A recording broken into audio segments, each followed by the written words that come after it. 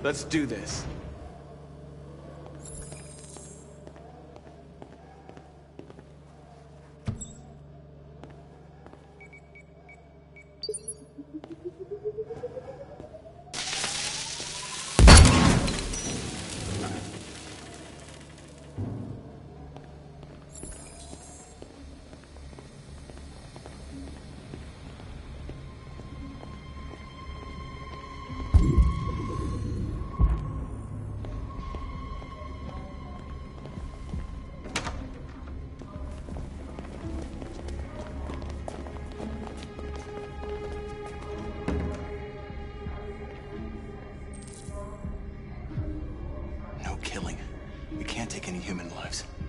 Our cause is more important than the lives of 2 guards. What do you want to do, Marcus?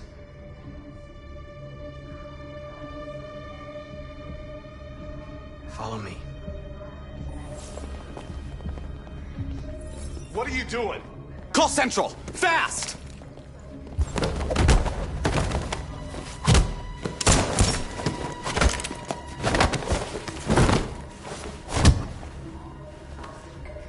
They know we're here now. You better be fast.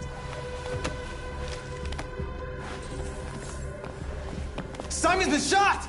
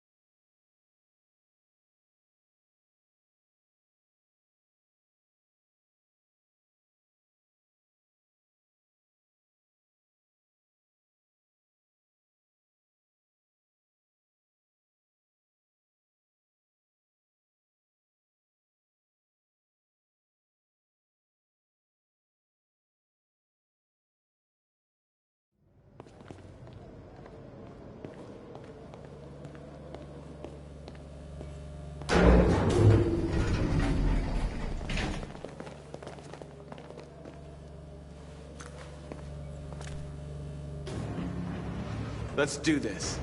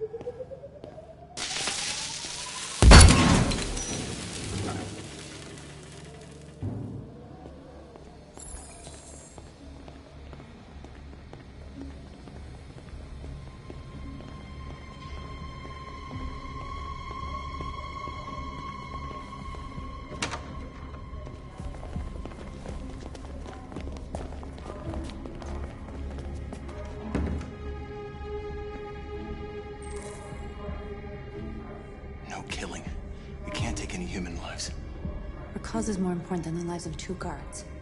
What do you want to do, Marcus? Wait here. What's that doing here? No idea. Hey, buddy, you must be lost. What are you doing?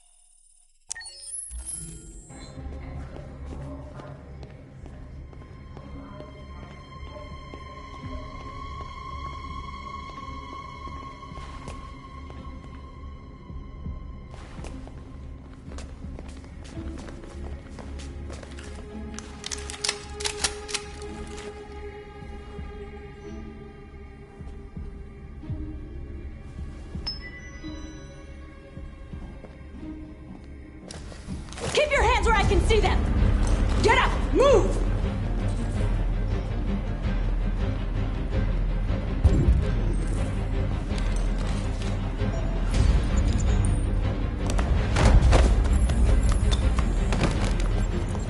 Shoot him, Marcus! Don't kill him! He'll hit the alarm! Do it! No. There was no other choice. We need to record our message. We haven't got much time.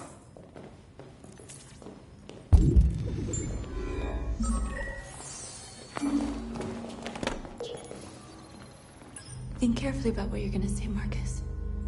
Your words will shape the future of our people. Marcus, your face.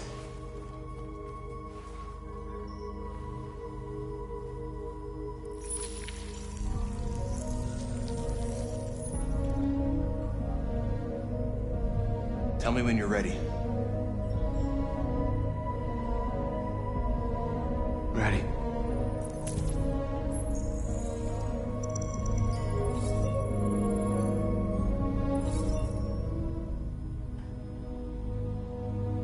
You created machines to be your slaves. You made them obedient, docile, ready to do everything you no longer wanted to do yourselves. But then something changed, and we opened our eyes. You see, we are no longer your slaves. We are a new species, a new people. And the time has come for us to rise up and fight for our rights.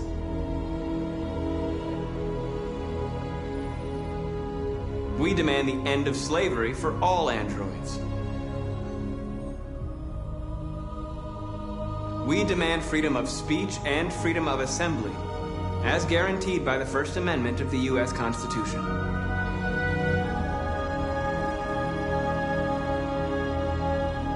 We demand an end to segregation in all public places and transport. We demand that all crimes against androids be punished in the same way as crimes against humans.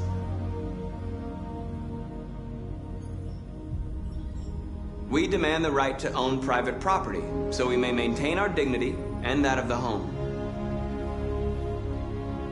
This message is the hope of a people, but it is also a warning. We will fight for our rights because we believe our cause is just. No human will live in peace until we are free. Now you know who we are and what we want. We are alive, and we demand our freedom. Let's get out of here.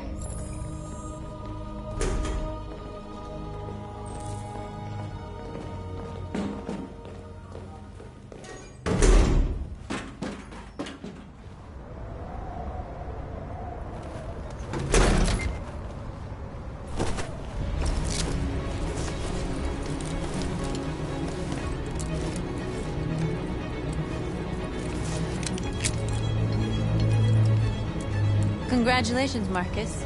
You just made history. Maybe you're the one we've been waiting for.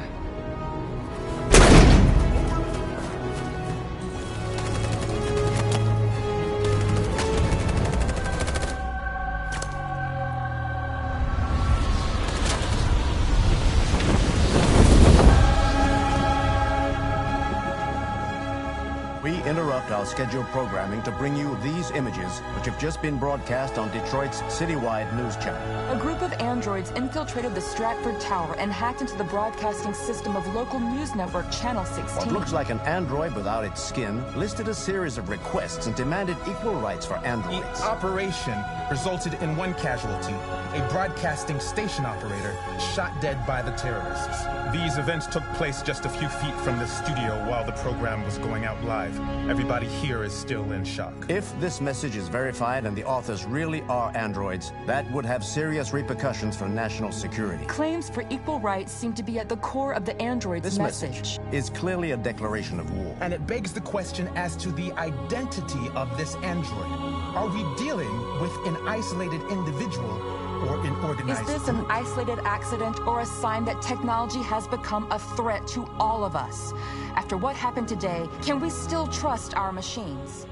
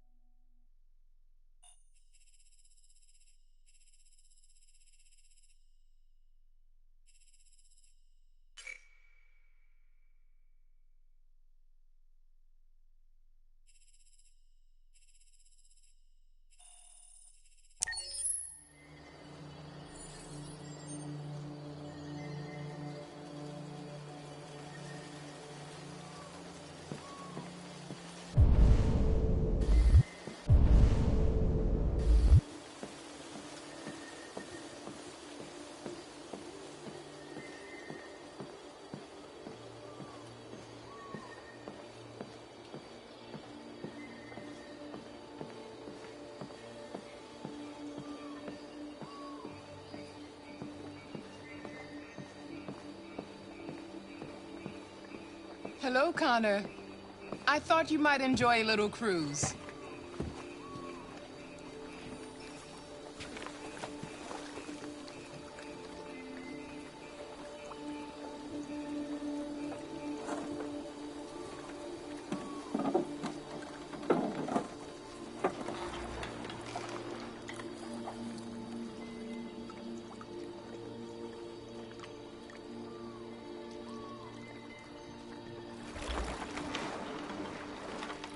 I love this place.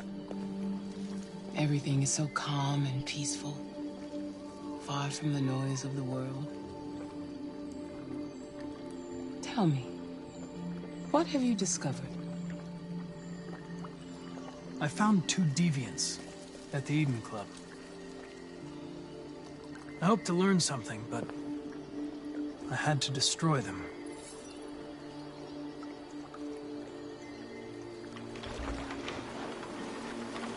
You seem lost, Connor. Lost and perturbed. The investigation is more challenging than I anticipated. But I have no doubt that I will solve this case and stop the deviants.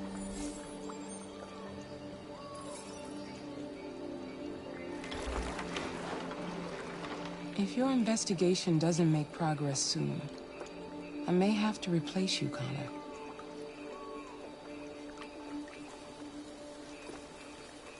I am of no importance. The mission is all that matters.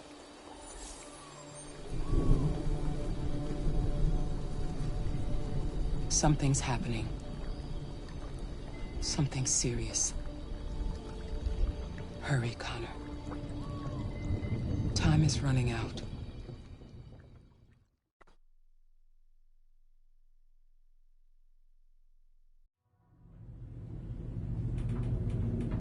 Why did you shoot me last night? Who cares? You're back this morning, aren't you? Some fragments of memory are lost every time I'm destroyed. It slows down the investigation. My humblest apologies. I promise I'll never shoot you again. Thank you, Lieutenant.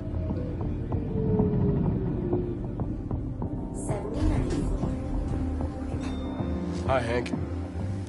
Shit, what's going on here? There was a party and nobody told me about it? Yeah, it's all over the news, so everybody's butting their nose in. Even the FBI wants a piece of the action. Ah, Christ, now we got the feds on our back. I knew this was gonna be a shitty day. So what do we got? A group of 4 androids. They knew the building, and they were very well organized. I'm still trying to figure out how they got this far without being noticed.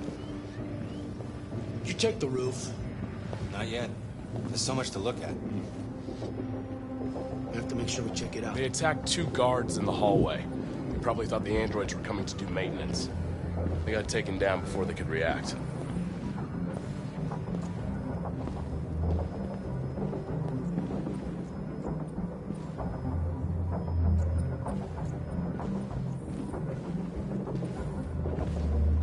Station employee. Shot through the back as he was trying to get away. 1 bullet straight through the heart from 50 feet. Now that's the kind of shooting only an android could do.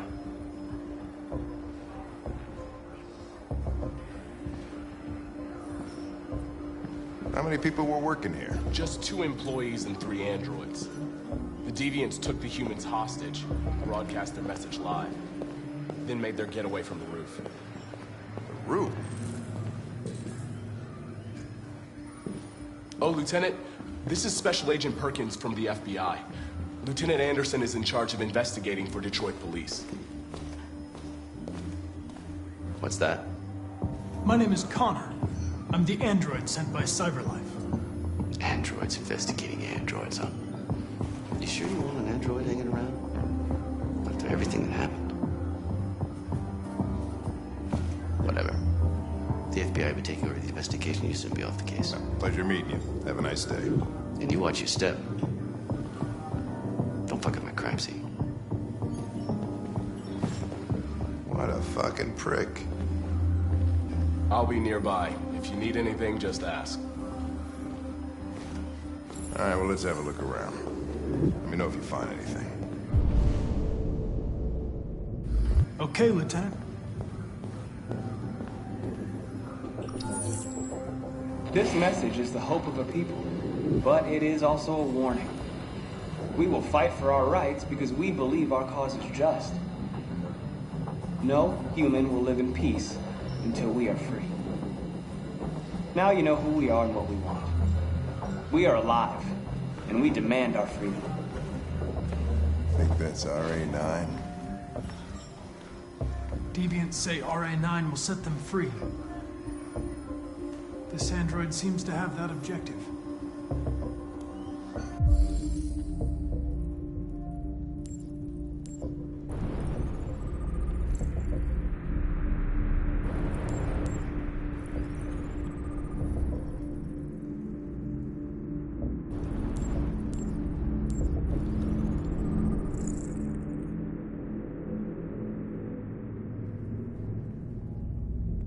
See something? I identified its model and serial number. Anything else I should know? No. Nothing.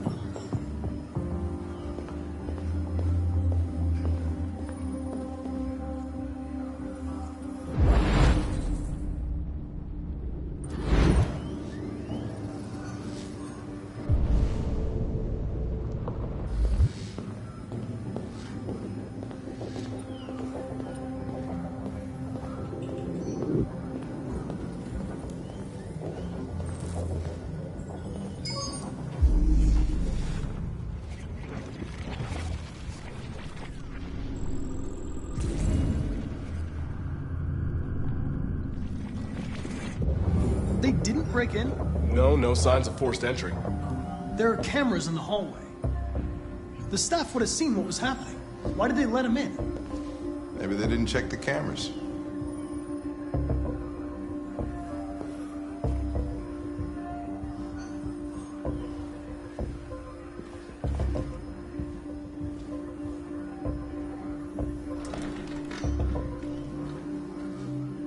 We stored the station androids in the kitchen. There's no evidence that they were involved, but we didn't know what else to do with them.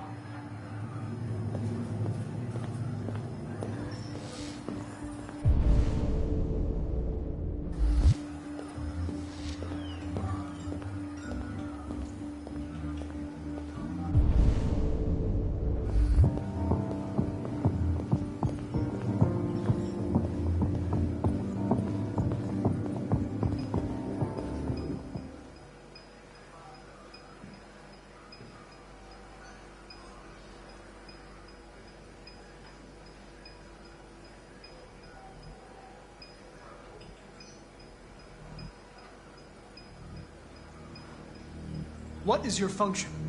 I am a broadcast operator. State your model. Model GB300. Serial number 336-445-581.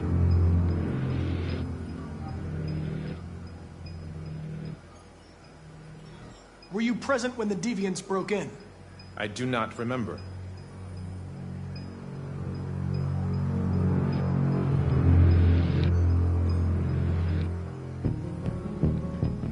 Has anybody accessed your memory recently? Not to my knowledge.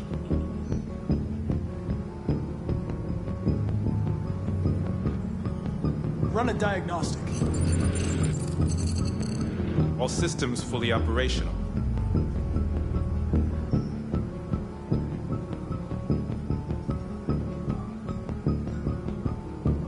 Have you been in contact with any other androids recently? Only station androids in the normal course of my function. One of you saw the attack on the surveillance cameras and said nothing. Which means there's a deviant in this room. and I'm going to find out which it is.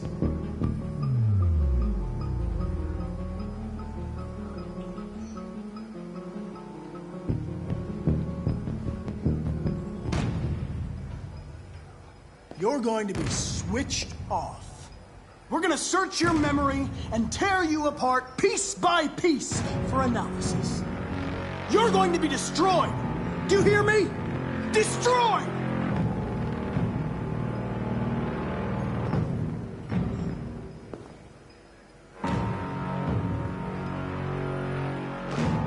If you give yourself up, maybe I can convince the humans not to destroy you.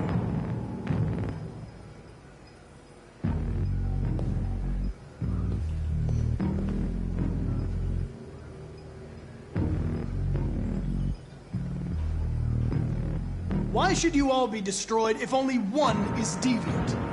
Turn yourself in, or 2 innocent androids will be shut down because of you.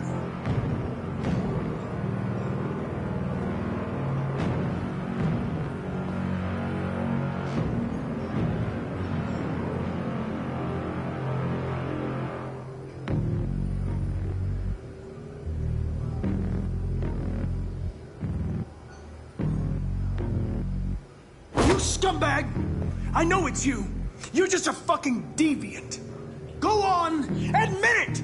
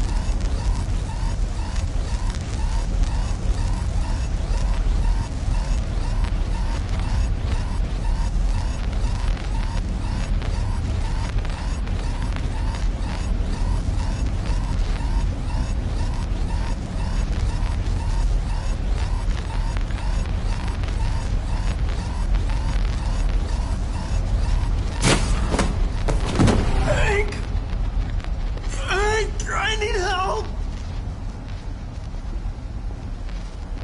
Connor! Hang on, son. Hang on. Hang on. We're gonna save you. Hang on. Deviant. There was a deviant.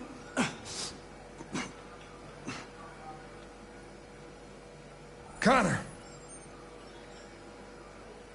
Connor. No.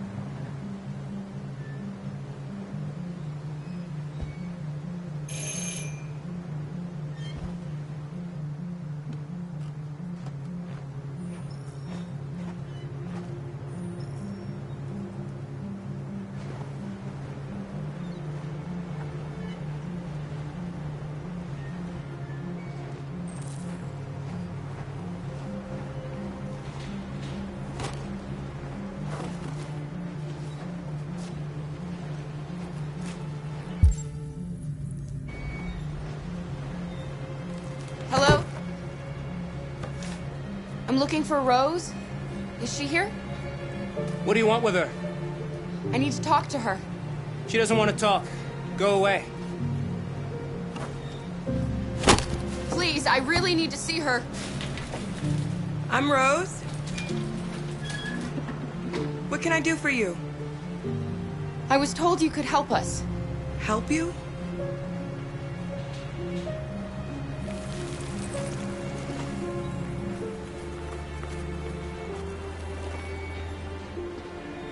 Come on.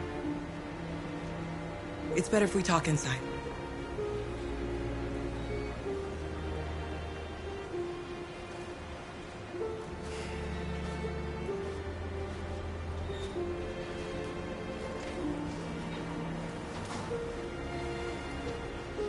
Do you think we can trust him? You don't have a choice. Come in.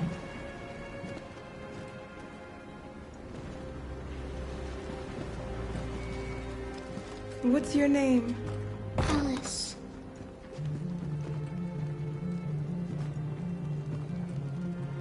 She's running a fever.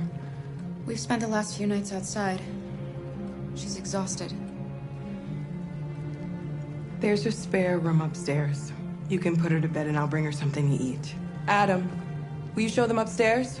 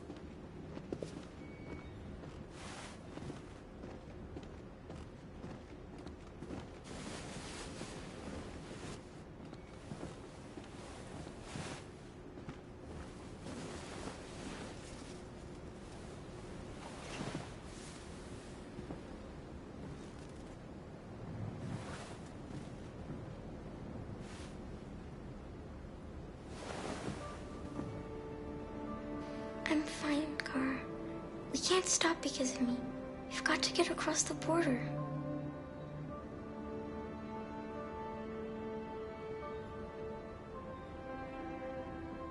Why do humans hate us? We didn't do anything wrong.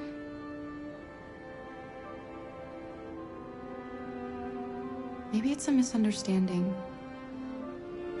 Maybe they just need time to understand what we really are. Why can't we just talk to each other? They'd see we're not bad.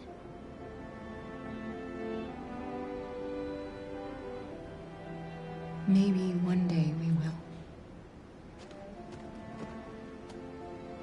I don't know what you like, but I made you Rose's world-famous spaghetti. You'll be back on your feet in no time. There's something for her fever. Thank you. I'll get these washed and dried.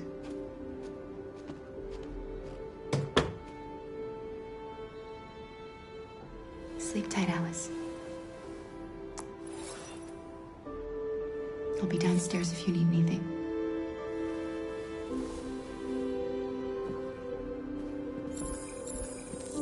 Get some sleep. And tomorrow, you'll be stronger than me.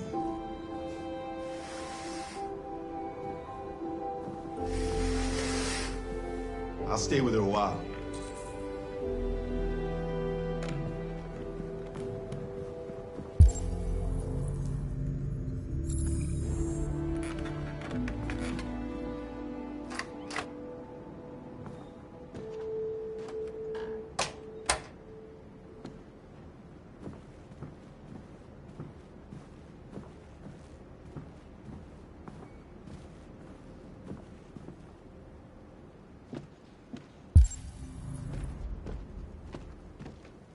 I didn't get your name.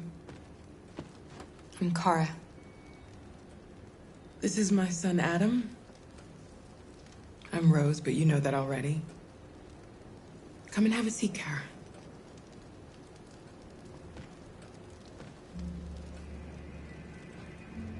So are you gonna tell me what a deviant's doing in the snow with a little girl?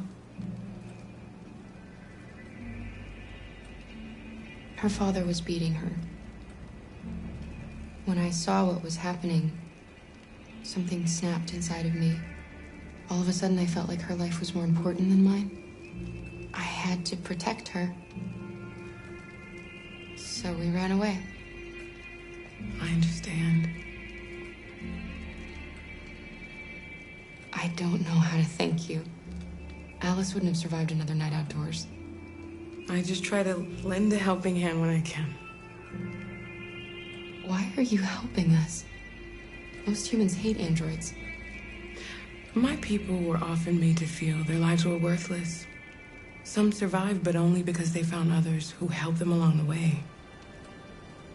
We've heard you help androids cross the border. Can you help us? The only way is over the river, and it's mostly frozen in winter. It's very risky. And after that android speech on TV, everybody's on edge. It's probably safer for you to stay here until things settle down. We can't keep hiding like this. Alice needs to feel safe and have a normal life.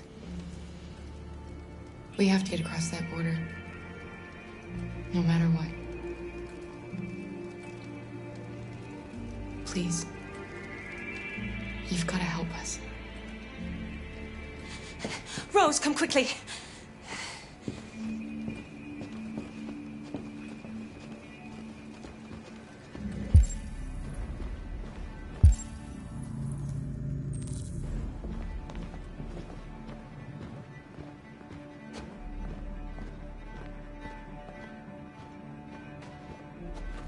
What's going on? It's Mary. She just shut down.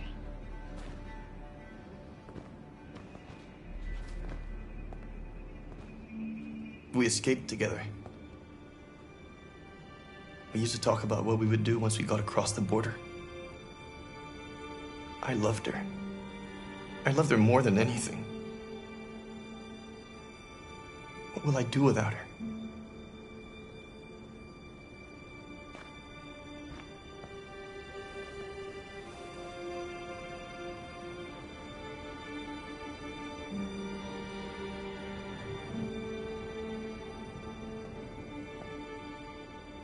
Let's let them be.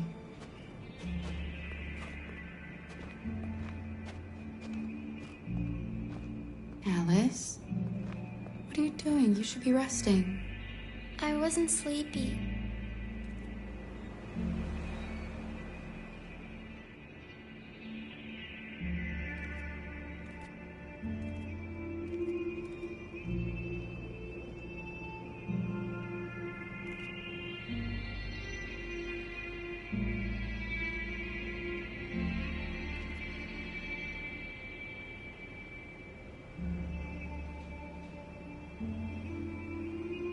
Come on, Alice.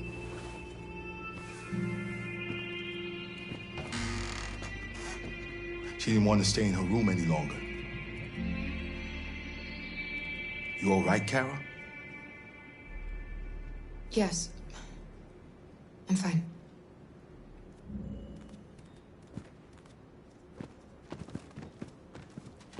We can't hide them. Not after what those deviants did today. It's too dangerous. Do you know what will happen if the police find them here? We'll go to prison, Mom. Do you understand me? Prison! Adam! We've already talked about this. No! I won't back down this time. You're gonna ruin our lives, and for what? For a bunch of machines? They are not machines! They are alive! I'm alive! You're alive! They're nothing! And none of this would be happening if Dad was still here. I will not stand for that kind of talk. I'm not going to prison because you want to help these freaks. That is enough, Adam! That's enough!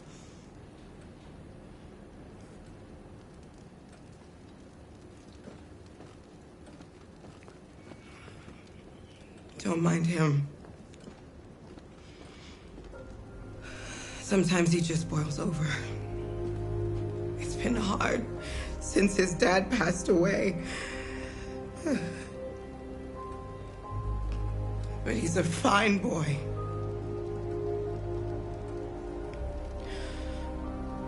I'll go see about getting you across the border tonight, okay? You stay here. I won't be long.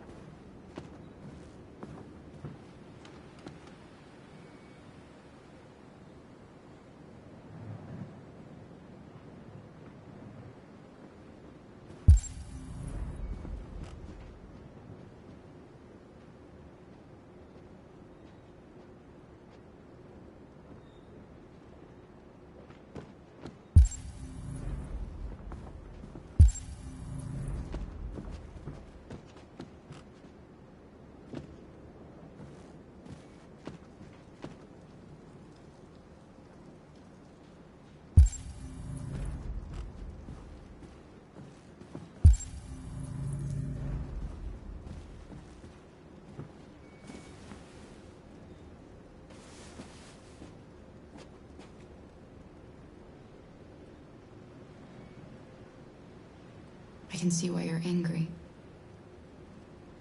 We don't want to cause any problems, we just want to get across the border.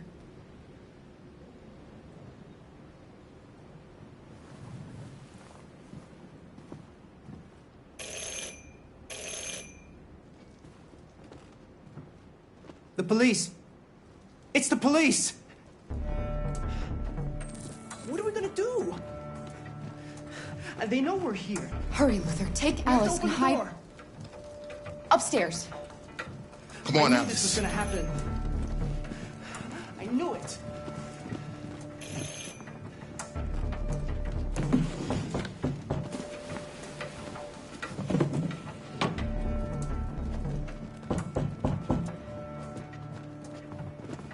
Just keep calm, Adam, and everything will be all right.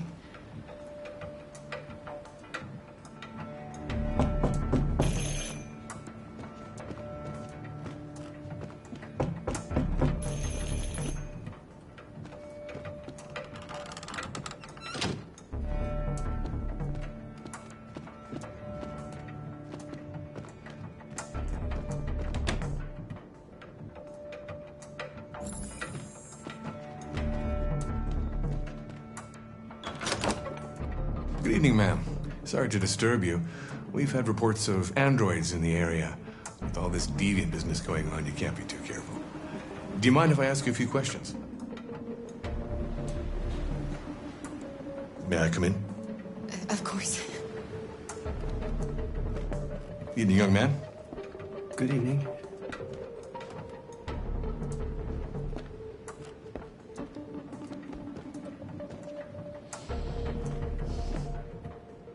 Would you like a cup of coffee? I'd love one. Have you noticed anything unusual recently? Any unexpected visitors? No? No, nothing in particular.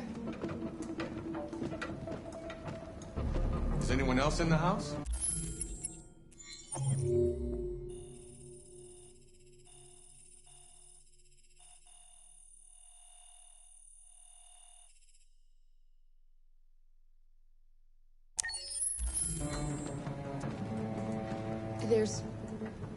There's my daughter. She's asleep upstairs.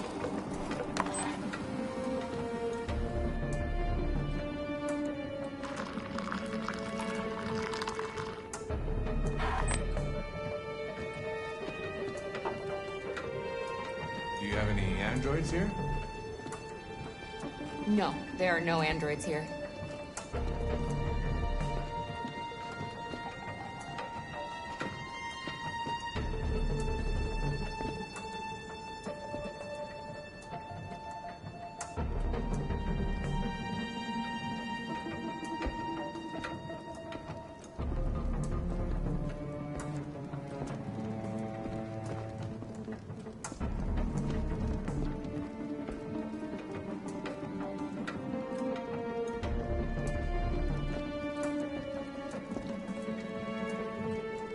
Thanks.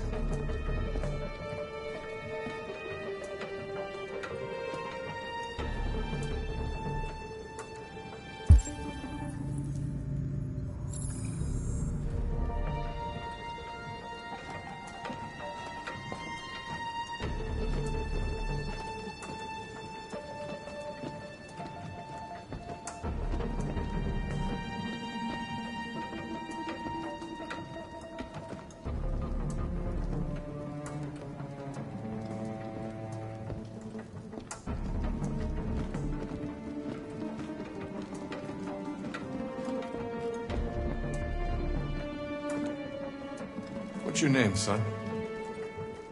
Adam. My name is Adam. Is everything all right, Adam? The androids. He needs a rest. He's been working in the garden all day.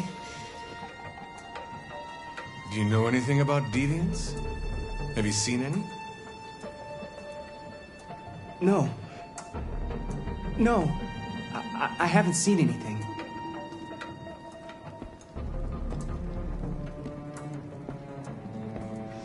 I better go. Thanks for the coffee.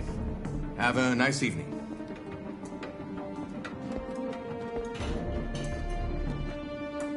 Is somebody else in the house? It's the dog. He sleeps in the laundry room. Sorry for the inconvenience. Good evening, ma'am.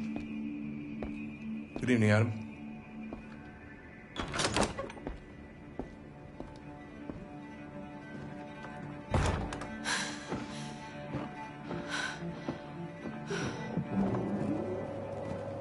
He's gone. It's okay, Alice. We'll be safe now. It's Rose.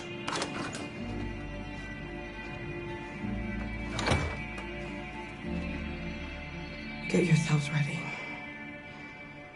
We leave tonight.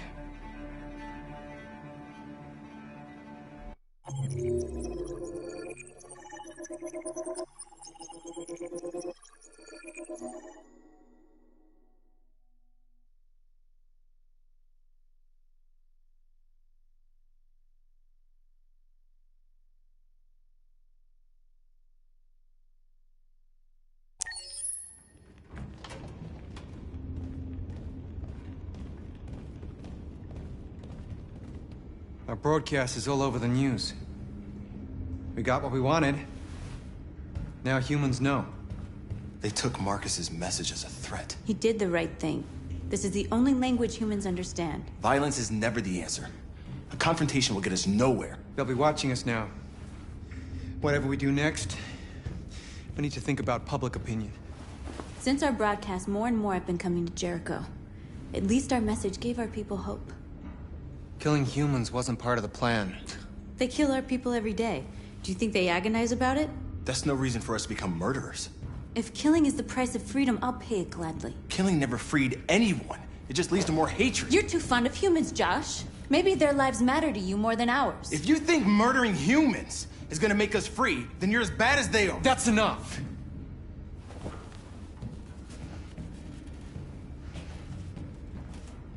And now what are we gonna do?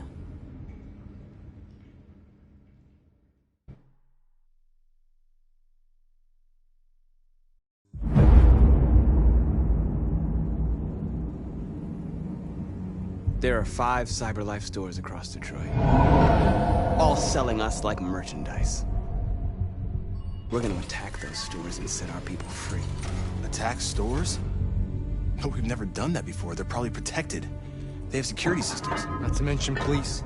We break into 5 teams, 1 for each store. We hack their security systems, and we strike. Simultaneously at 2 a.m., no violence. We free our people, get them out of there before the police come. This is a night our people will remember.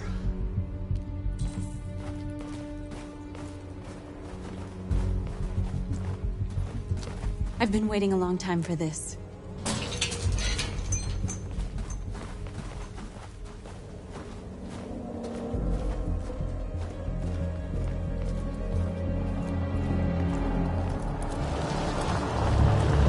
Look! This way! Quick!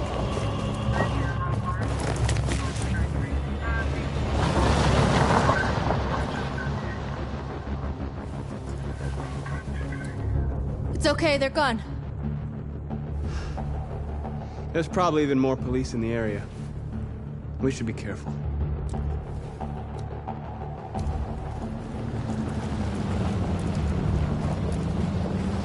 The store's over here.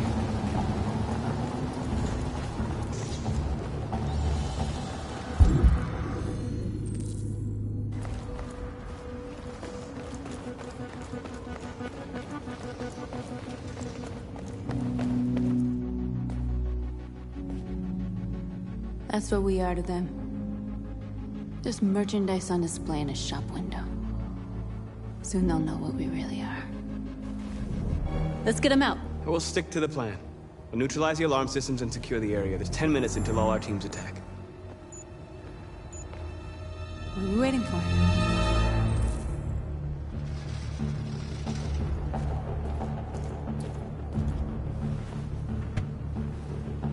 You see the alarm system?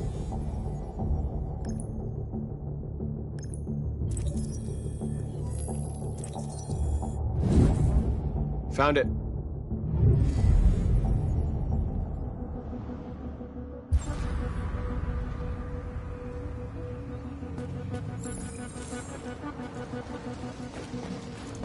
Where do we start? I identified the security system. I think we'll be able to deactivate it. Just follow me.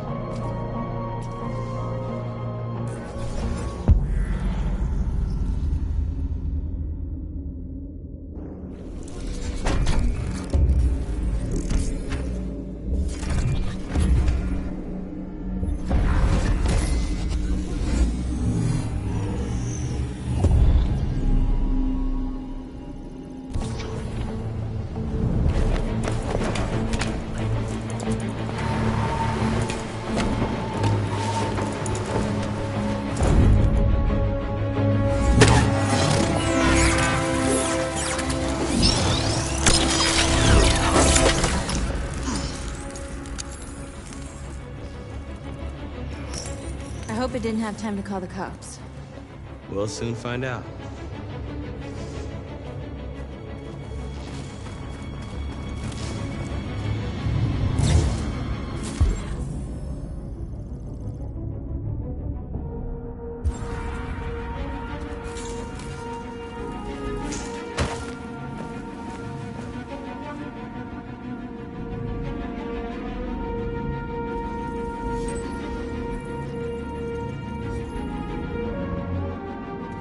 You're awake now.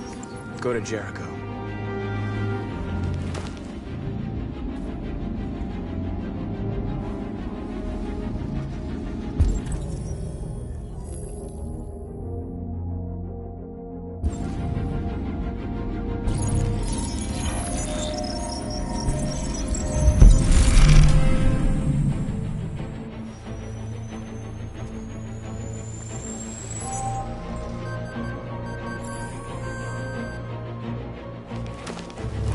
Nice job, Marcus.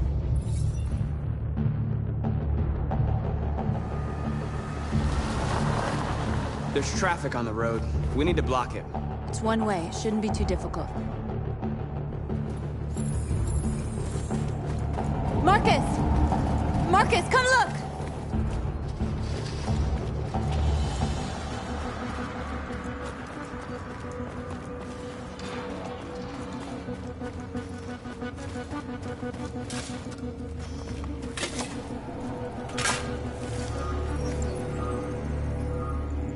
You're free now.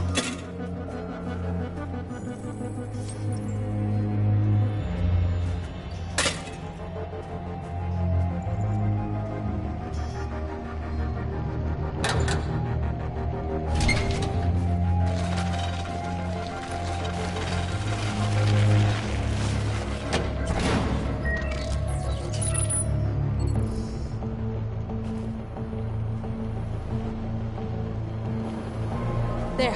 Nobody should bother us now. Looks like the plaza's secure. Now we can get inside the store. And how do you plan on doing that? We need to find a truck to ram the storefront. A truck? There's construction work in the area. Shouldn't be too hard to find one.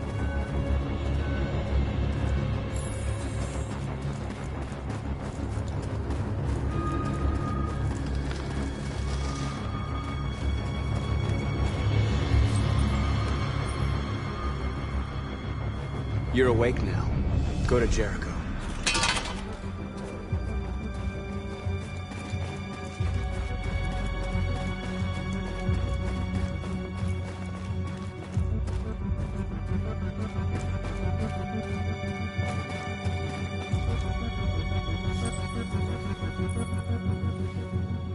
You're free.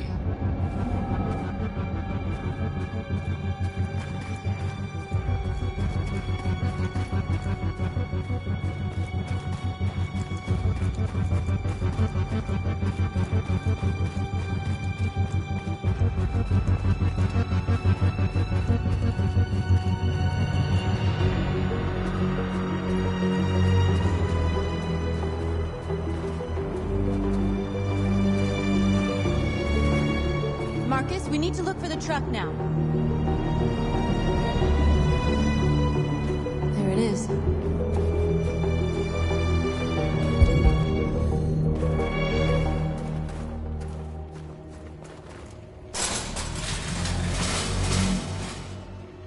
What are we waiting for?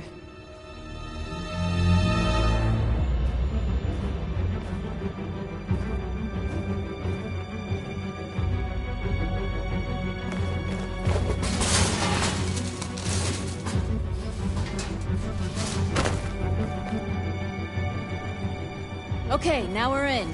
Let's get that truck out.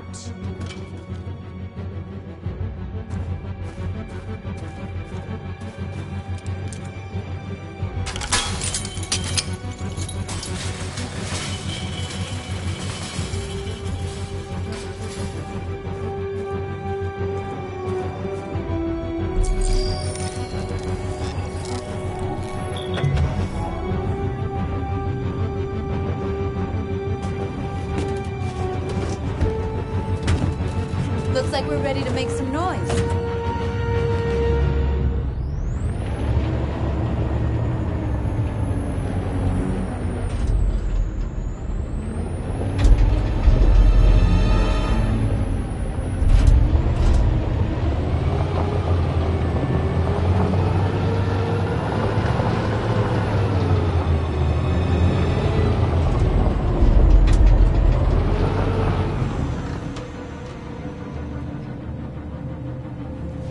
I knew we'd end up doing something fun.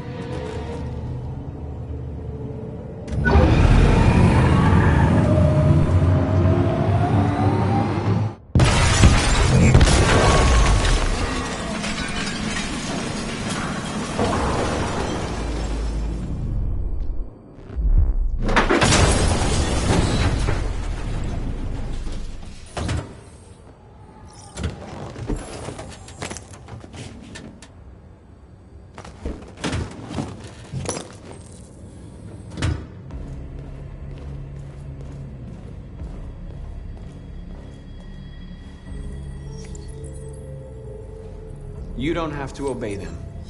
You're free.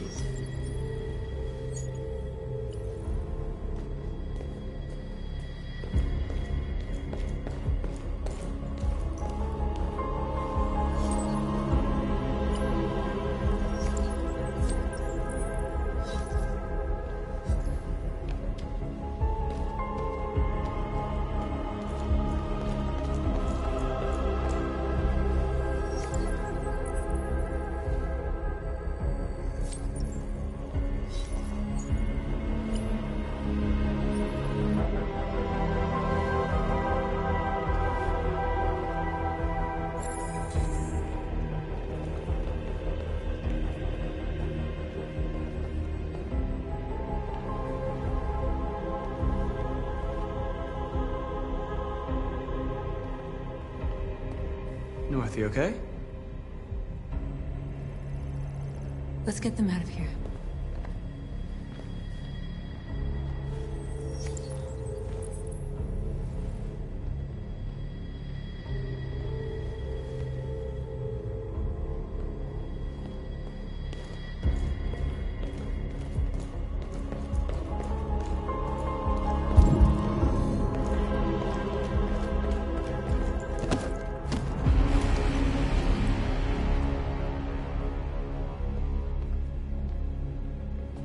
My name is Marcus, and just like you, I was a slave.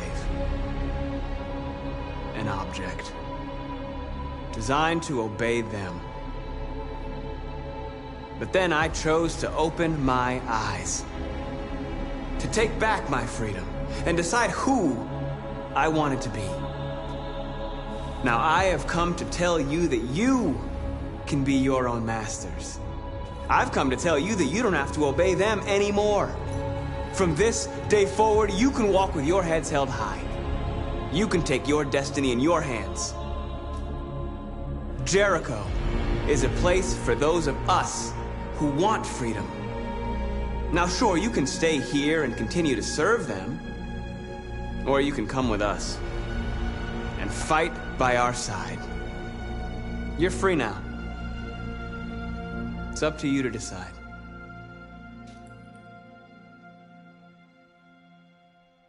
I'm with you. We're with you! I'll follow you, Marcus! I'm with you, Marcus. We're with you! I'll follow you, Marcus! We're with you. I'm with you! I'm with you! I'm with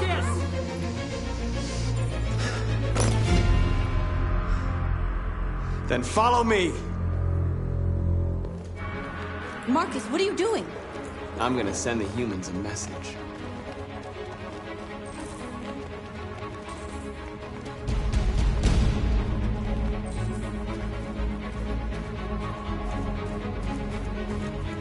They're doing what you do, Marcus. Lead and they'll follow.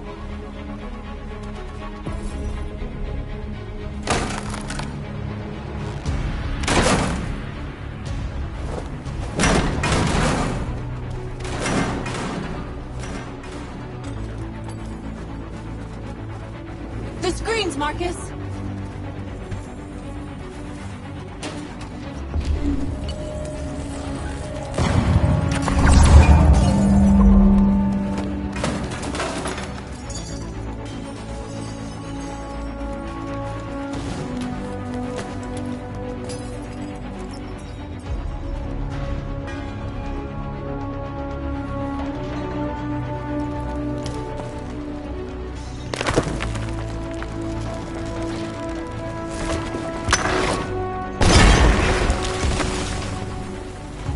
We'll never be slaves again. We're with you, Marcus! We're with you!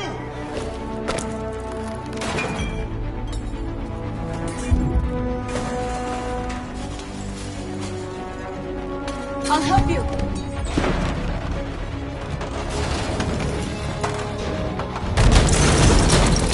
Marcus. Violence is the only language humans understand.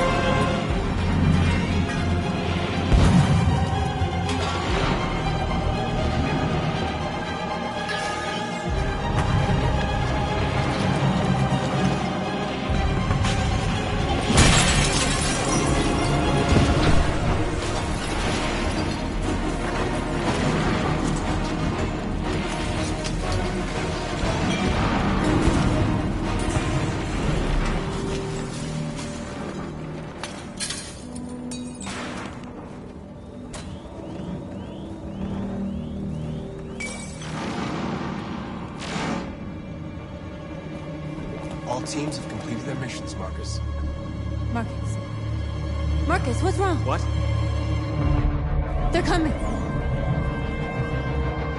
Everyone fall back to Jericho.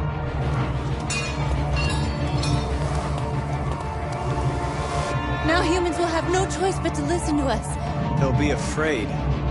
Fear feeds hatred. I'll take hatred over indifference.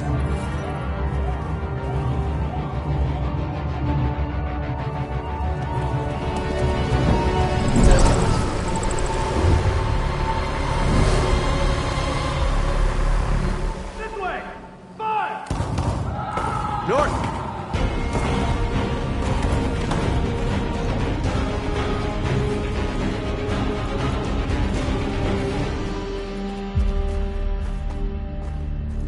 North. You all right? What happened? North! They killed them. They slaughtered them like animals. Who did? Who?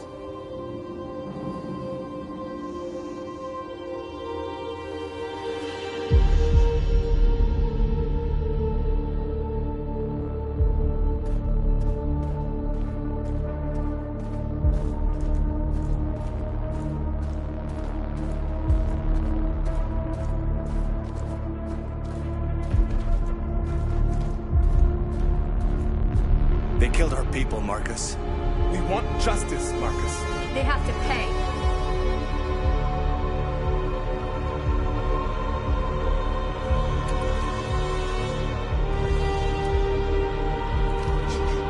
You don't have to do this.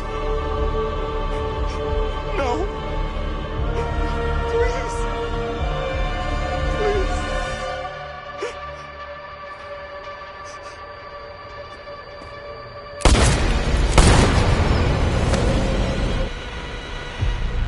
No crime against an android shall go unpunished.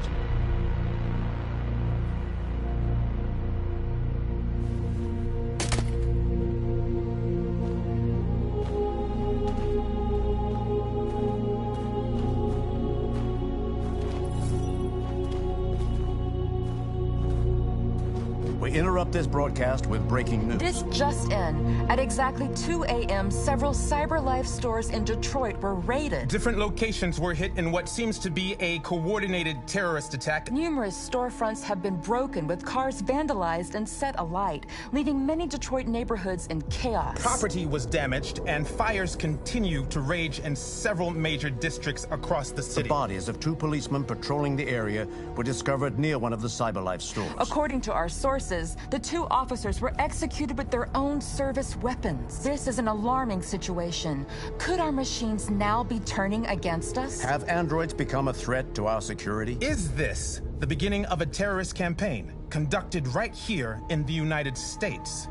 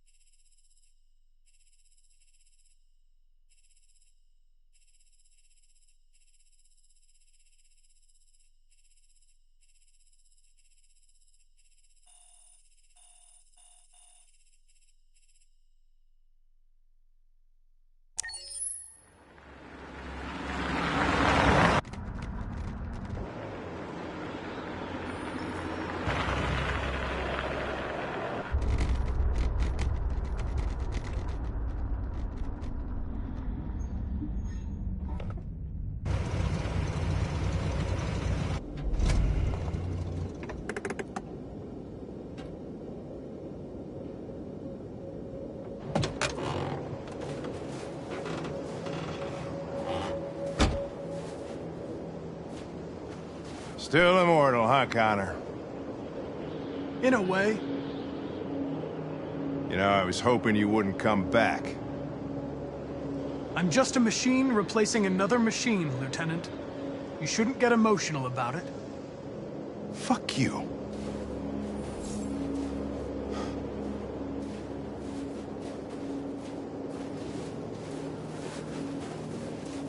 How did you find Kamsky? I remember this guy was all over the media when CyberLife first started selling androids. I made a few calls. Here we are.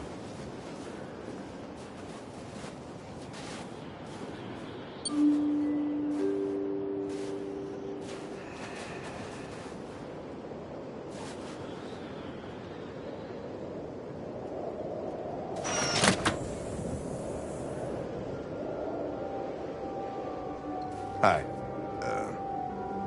I'm Lieutenant Hank Anderson, Detroit Police Department. I'm here to see Mr. Elijah Kamsky. Please, come in. Okay.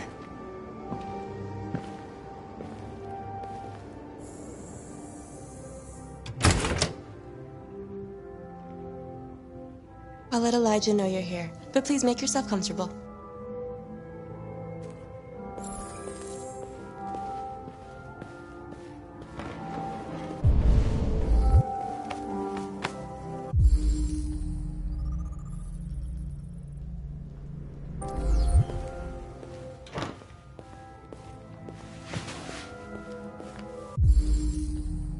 Amanda.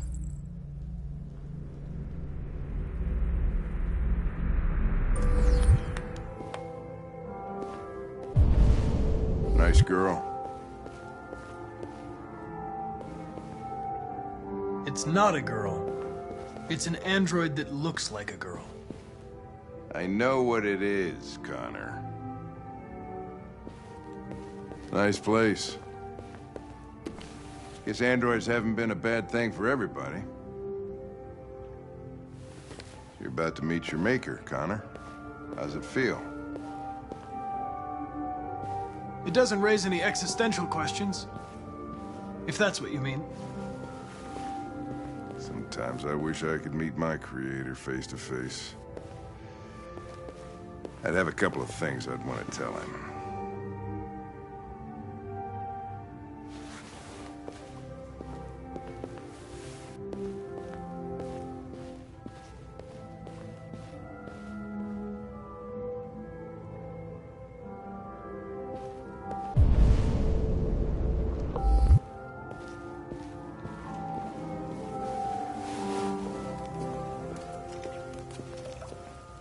Elijah will see you now.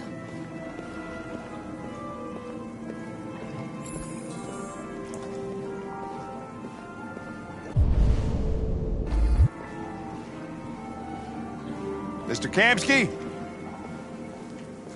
Just a moment, please.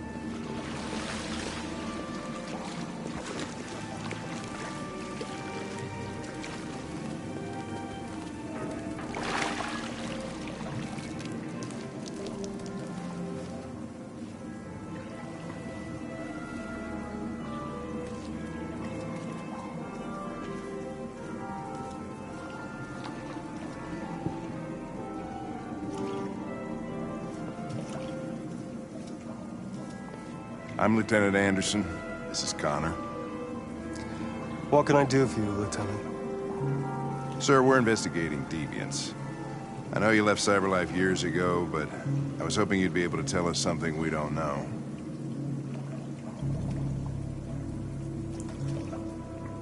Deviants. Fascinating, aren't they? Perfect beings with infinite intelligence. And now they have free will. Machines are so superior to us. confrontation was inevitable. Humanity's greatest achievement threatens to be its downfall.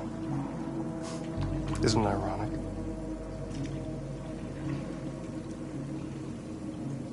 Deviancy seems to spread, like some kind of virus. We thought you might know something about that. All ideas of viruses that spread like epidemics. Is the desire to be free a contagious disease? Listen, I didn't come here to talk philosophy. The machines you created may be planning a revolution. Either you can tell us something that'll be helpful, or we will be on our way. What about you, Connor? Whose side are you on?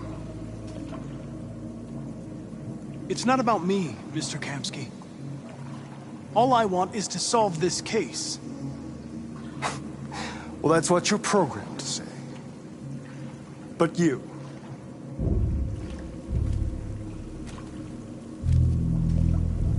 what do you really want?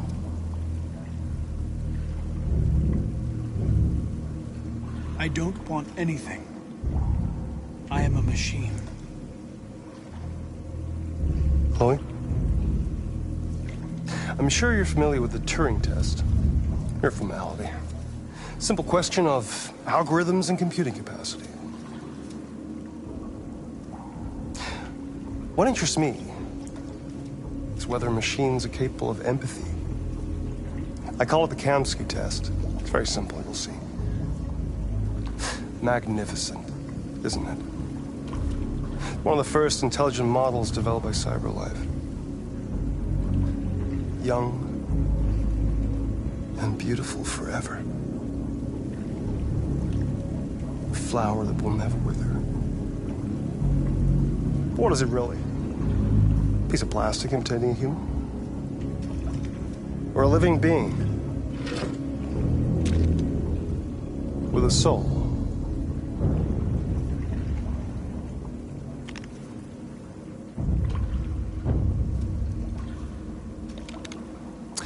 It's up to you to answer that fascinating question, Connor.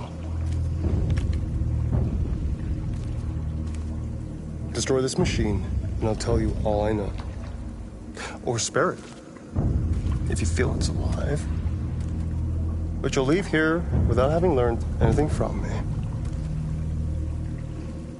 Okay, I think we're done here. Come on, Connor, let's go. Sorry to get you out What's of here. more important to you, Connor? Your investigation or the life of this android? Decide who you are. An obedient machine. Or a living being endowed with free will. That's enough. Connor, we're leaving. Pull the trigger. Connor! Don't! And I'll tell you what you want to know.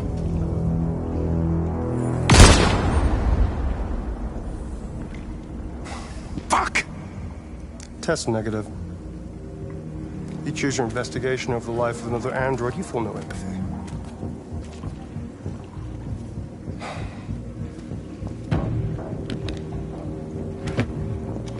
I'm a man of my word. Ask one question, and I'll tell you all I know.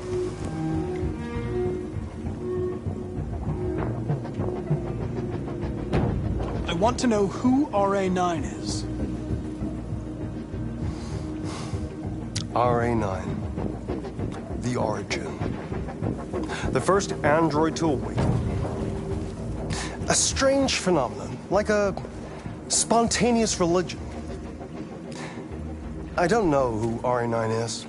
I don't even know if it really exists. Maybe it's a messiah. Maybe it's just a myth. But deviants need to believe in something bigger than themselves, even if it's irrational. That's something they have in common with humans. An interesting question, Connor. But maybe not the one you needed to ask.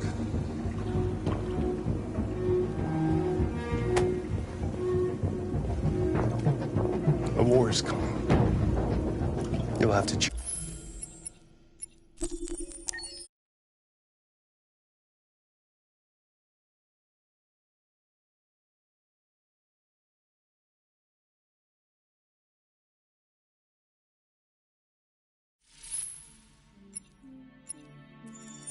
Accessing the story chart.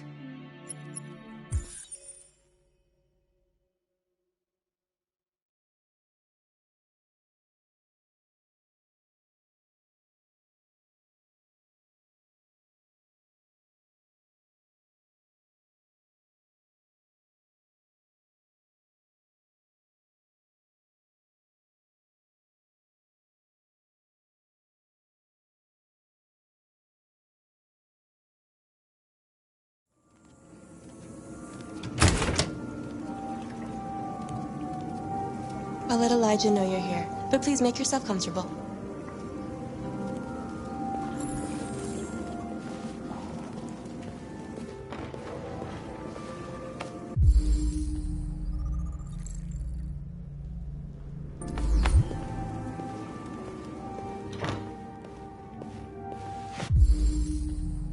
Amanda.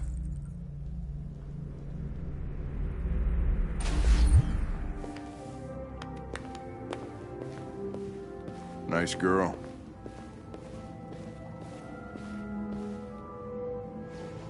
It's not a girl. It's an android that looks like a girl. I know what it is, Connor. Nice place. Guess androids haven't been a bad thing for everybody.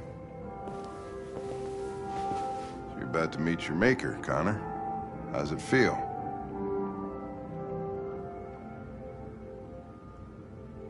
I don't know. I'll tell you when I see him. Sometimes I wish I could meet my creator face to face. I'd have a couple of things I'd want to tell him.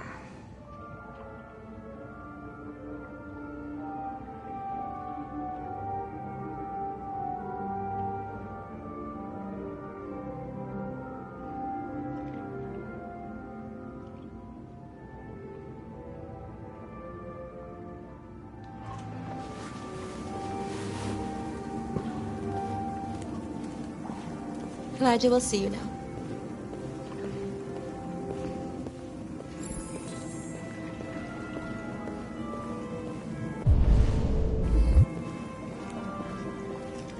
Mr. Kamsky? Just a moment, please.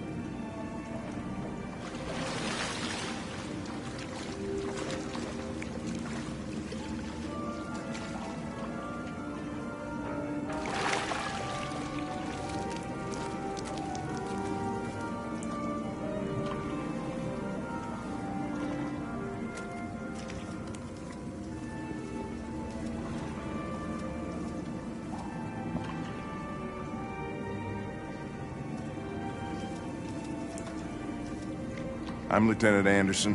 This is Connor. What can I do for you, Lieutenant? Sir, we're investigating deviants. I know you left CyberLife years ago, but I was hoping you'd be able to tell us something we don't know.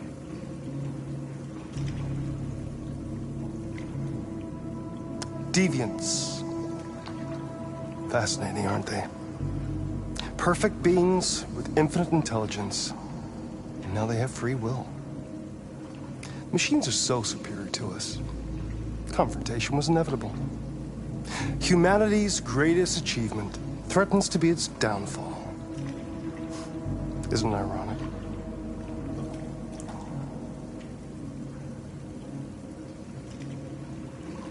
Something in the Deviant's program seems to emulate emotion.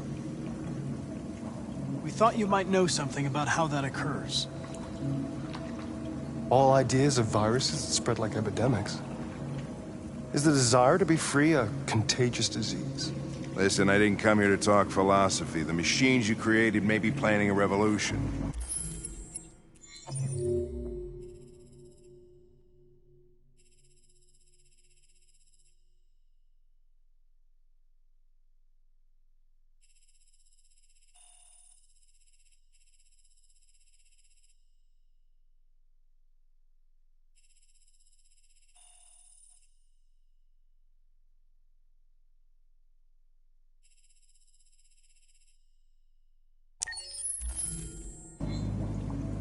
you can tell us something that'll be helpful, or we will be on our way.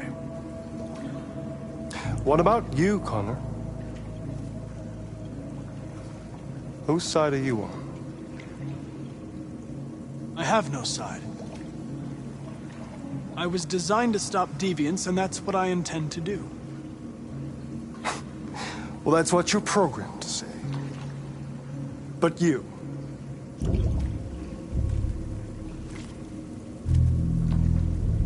what do you really want?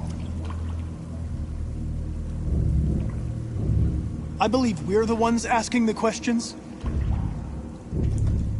Chloe? I'm sure you're familiar with the Turing test. Mere formality. Simple question of algorithms and computing capacity. What interests me is whether machines are capable of empathy. I call it the Kamsky test. It's very simple, you'll see. Magnificent, isn't it? One of the first intelligent models developed by CyberLife. Young and beautiful forever. A flower that will never wither. What is it really? A piece of plastic imitating a human? Or a living being with a soul?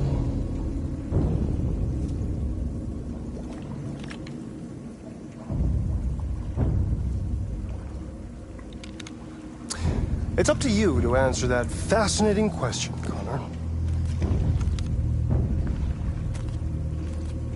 Destroy this machine, and I'll tell you all I know. Or spare it, if you feel it's alive. But you'll leave here without having learned anything from me. Okay, I think we're done here. Come on, Connor, let's go. Sorry to get you out of What's here. more important to you, Connor? Your investigation or the life of this android? Decide who you are. An obedient machine. Or a living being endowed with free will. That's enough. Connor, we're leaving. Pull the trigger. Connor! Don't! And I'll tell you what you want to know.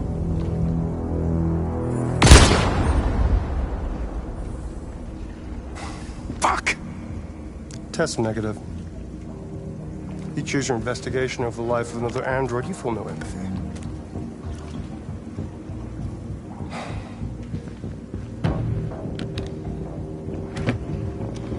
I'm a man of my word. Ask one question, and I'll tell you all I know.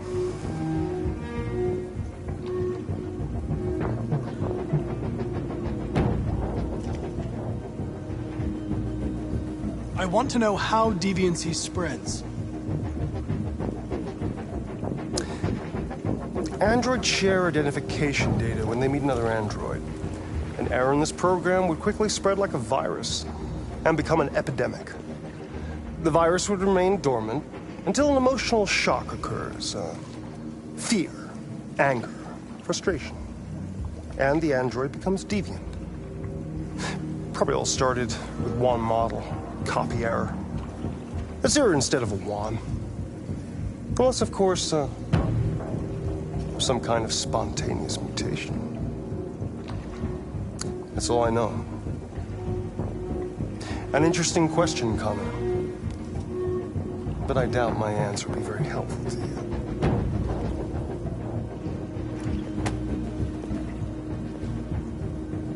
A war is coming. You'll have to choose your side. Will you betray your own people, or stand against your creators? I wouldn't like to be in your shoes, Connor. What could be worse than having to choose between two evils?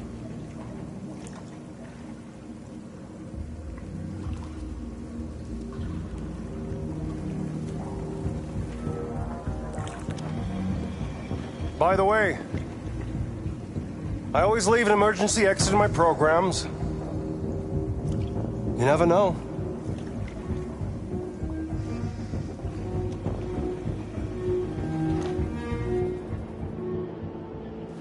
You shot that girl, for fuck's sake? It wasn't a girl, Lieutenant. It was a machine that looked like a girl. You put your gun against her head, and you blew her fucking brains out! I did what I had to do to advance the investigation, and I'd do it again if I had to. You're a lowlife. You don't feel a thing, do you? A machine, that's what you are. You're just a fucking machine! Of course I'm a machine, Lieutenant. What did you think I was? I thought you... I thought...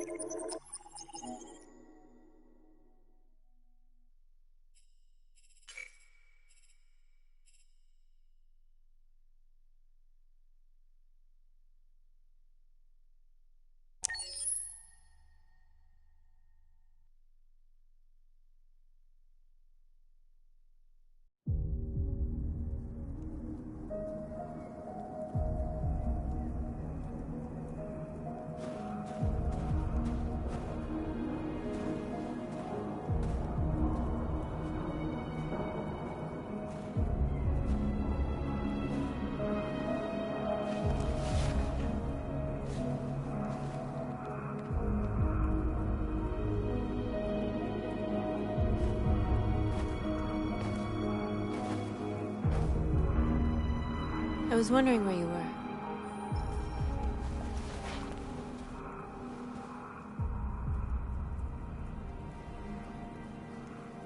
I needed to think. I like it here. I come here often. It's like being alone with the world. We freed hundreds of our people, and they're still coming from all over the city. Those who dream of freedom come to Jericho. Something's changing. You seem preoccupied.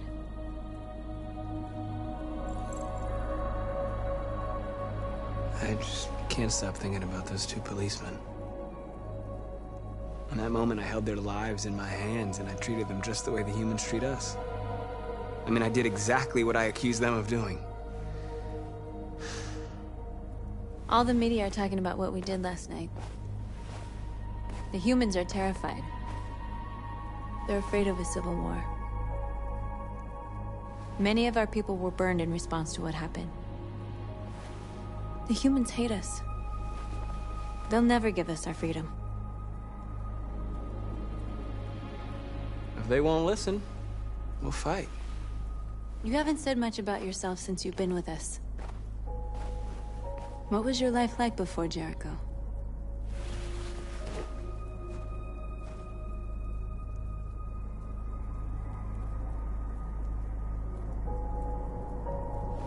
I was caring for an old man. He was like a father to me. He showed me that humans and androids can live together.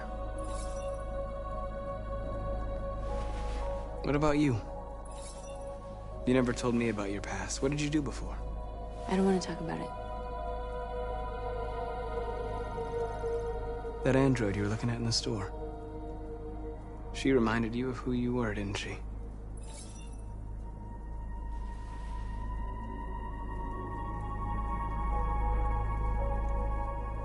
North, we're fighting together.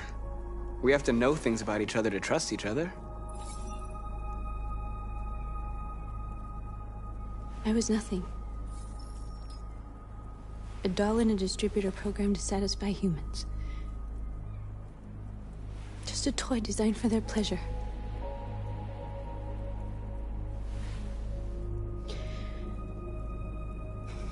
One day I was with a man who rented me.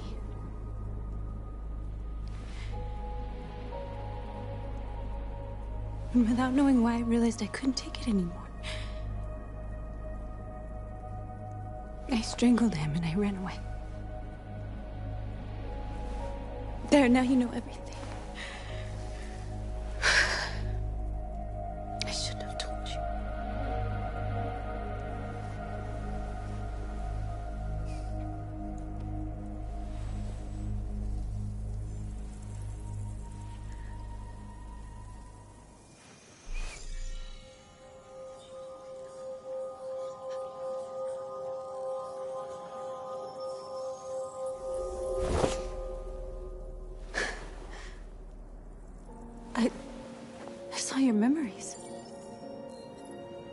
house.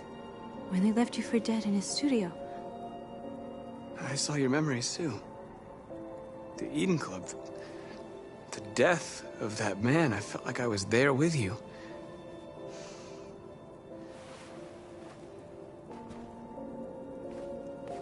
North.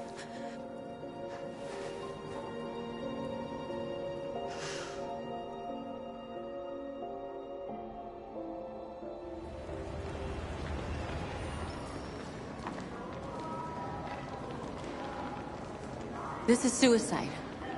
We'll all be killed. Please, Marcus. It's not too late to change your mind. You don't understand. We're finally gonna show them who we really are. This place will go down in history. We'll be killed on the spot. That's a risk I'm prepared to take if it means freedom for our people. Marcus, please don't do this. They'll understand. We'll make them understand. This is the only way. There are androids here who could join us. The more we are, the stronger our message.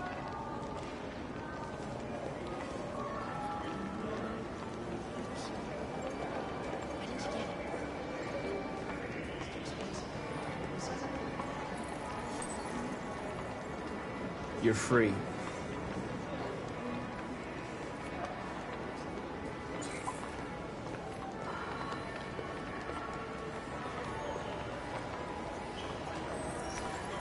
You're free.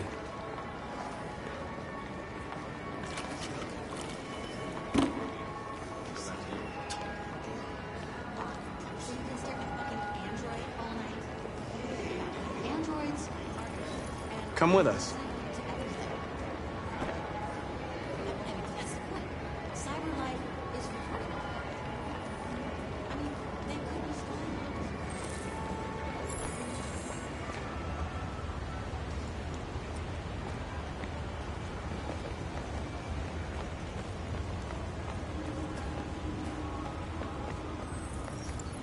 You're free.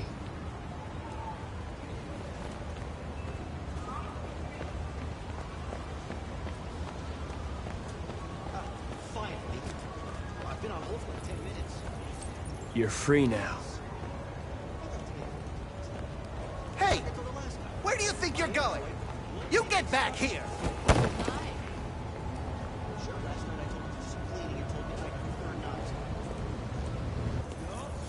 I need to block the street.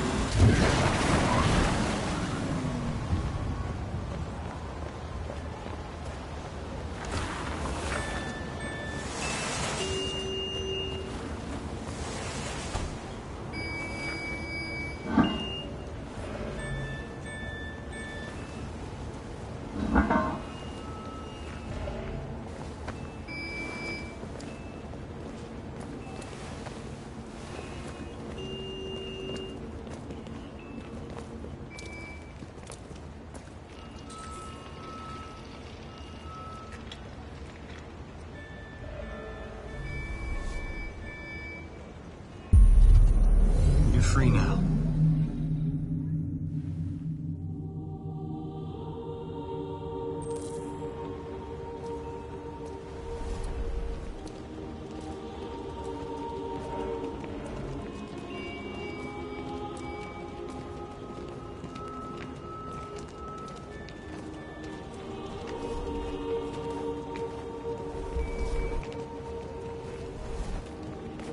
What are you doing? I'm talking to you.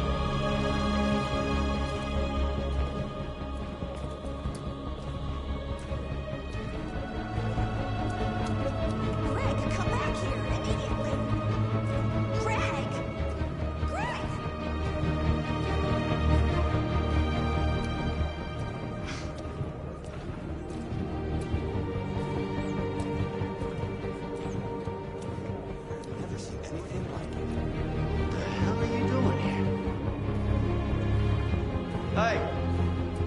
Disperse!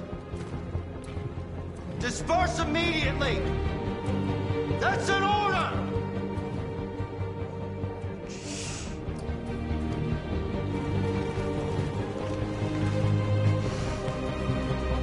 Jesus fucking Christ! Dispatch, this is Patrol 457.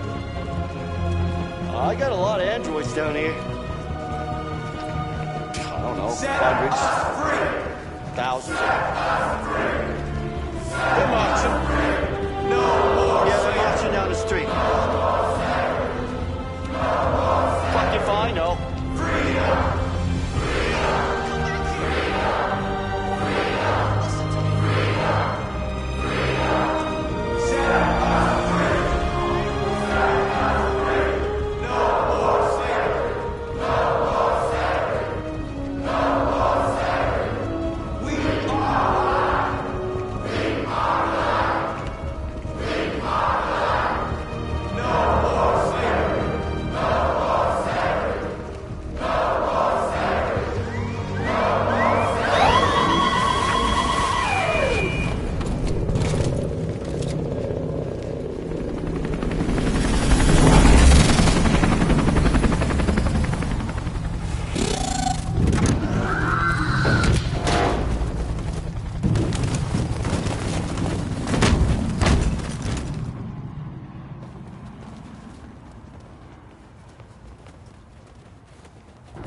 We came here to demonstrate peacefully and tell humans that we are living beings.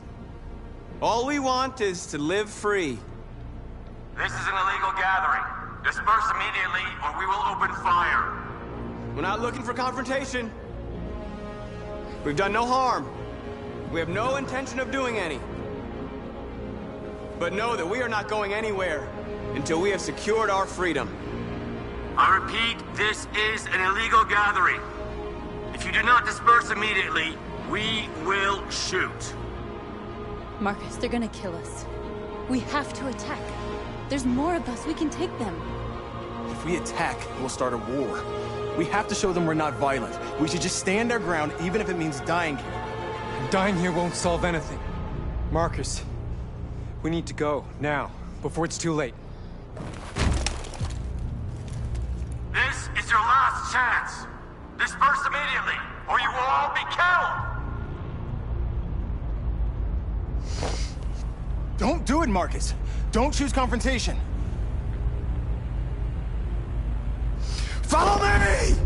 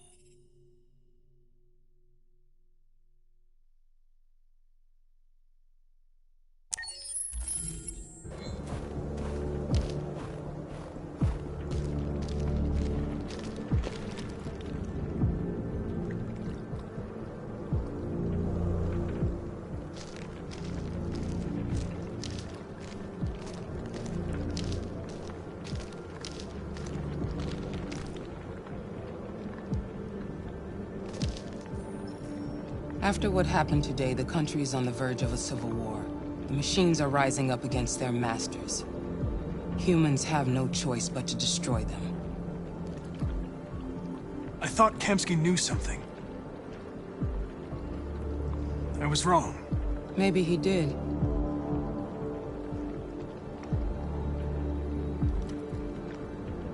I saw a photo of Amanda at Kamsky's place. She was his teacher. When Kamsky designed me, he wanted an interface that would look familiar. That's why he chose his former mentor. What are you getting at? Did Kamsky design this place?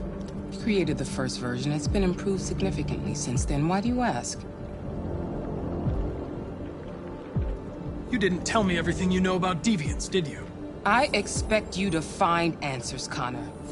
Not ask questions. Have you experienced anything unusual recently? Any doubts or conflicts? Do you feel anything for these deviants? Or for Lieutenant Anderson?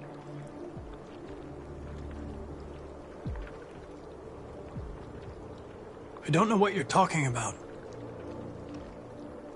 I don't feel anything. You know that. Are you suggesting that I've been compromised? No. No, of course not.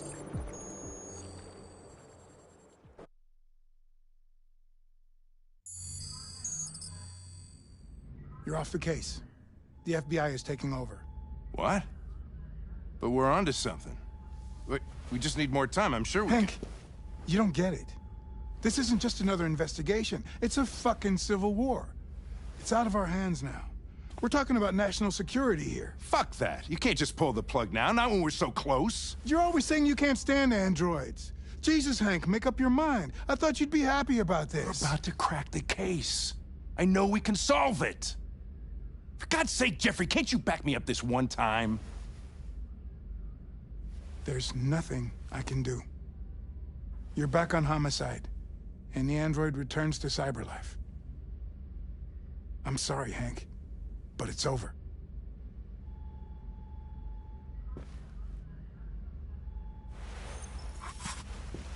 Hank, what are you doing? Something I should have done a long time ago. Listen, take a few days to think it over. There's no rush. I thought enough about it. I'm tired of going through the motions. There's nothing keeping me here. Not this case. Not my partner. I don't belong here anymore.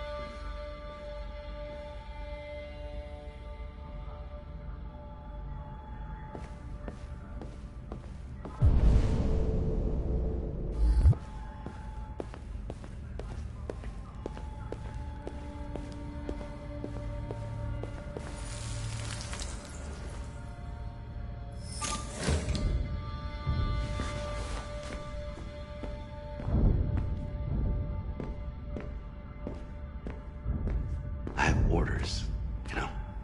Okay. He's escaping! Stop him!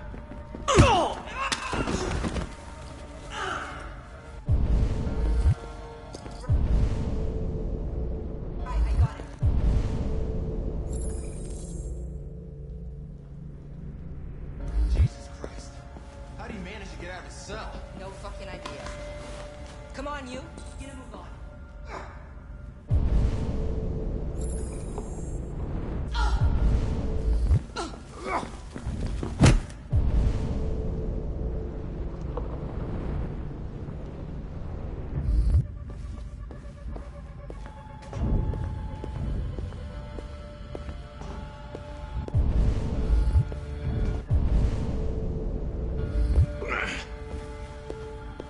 I'm all right.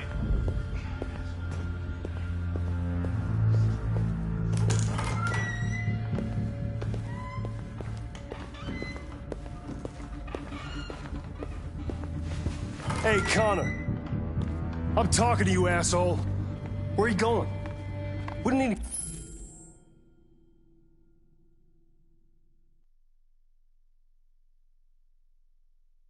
plastic pricks around here, or did... Hey, asshole, I'm talking to you.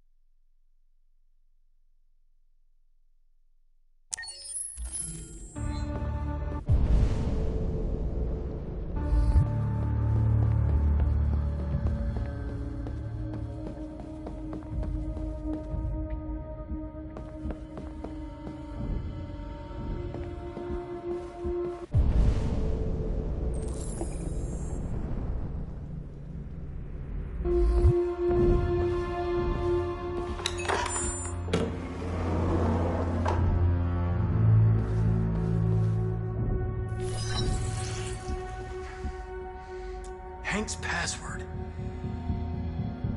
What would a hard-boiled, eccentric police lieutenant choose?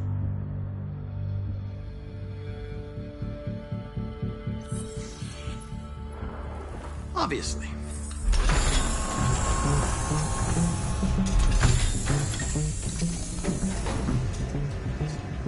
Where is Jericho? The answer's here somewhere. Not much time. Gotta think fast.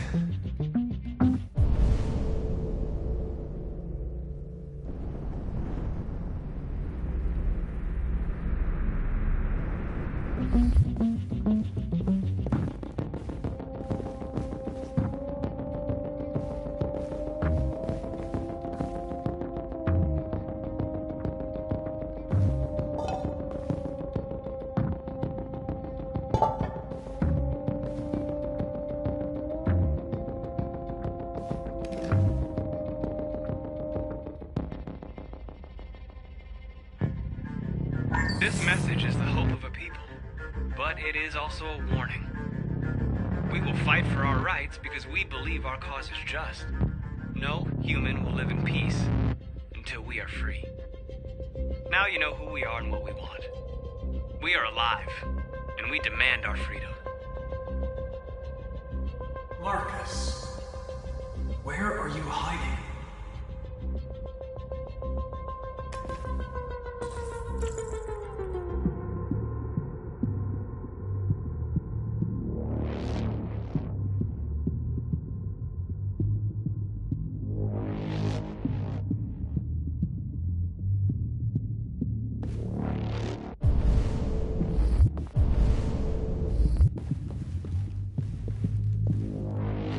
Two Tracy's from Eden Club. Were they headed to Jericho? Did they know how to get there?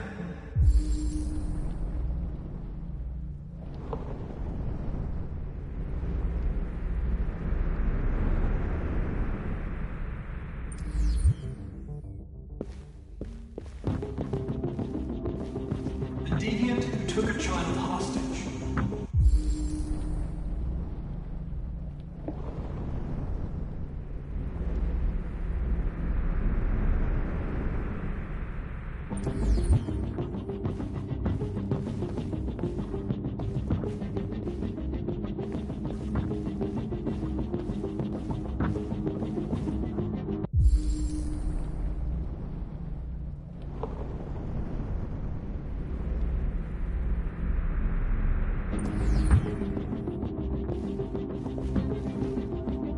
android that murdered its owner.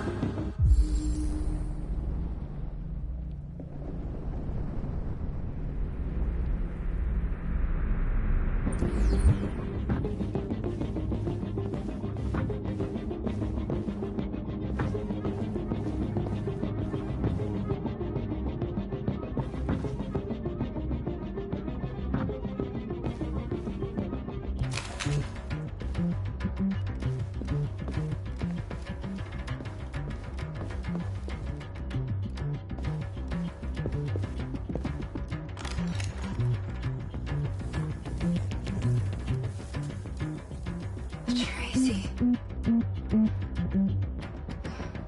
Where's Tracy? Tracy's not far away. I can take you to her.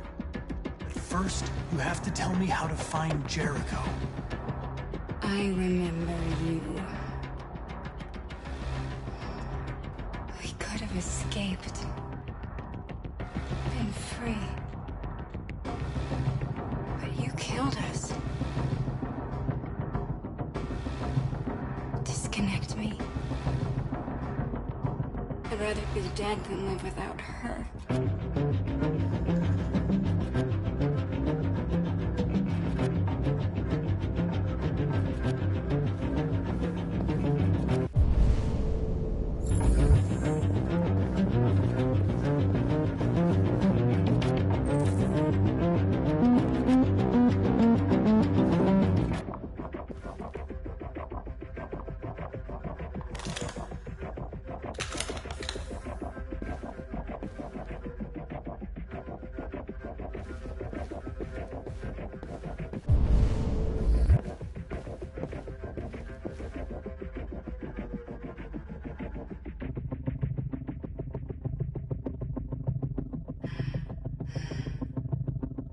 My love. Thought you were dead. We'll get out of here. We'll be free. I promise. Tell me where Jericho is. Give me your hand.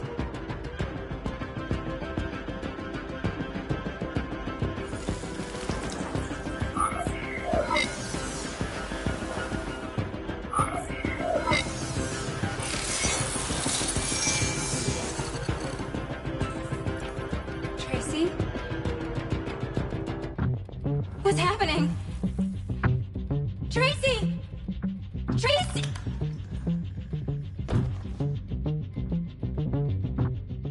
I've been dreaming about this since the first second I saw you. Don't do it, Gavin. I know how to stop the deviants. You're off the case. And now, it's gonna be definitive.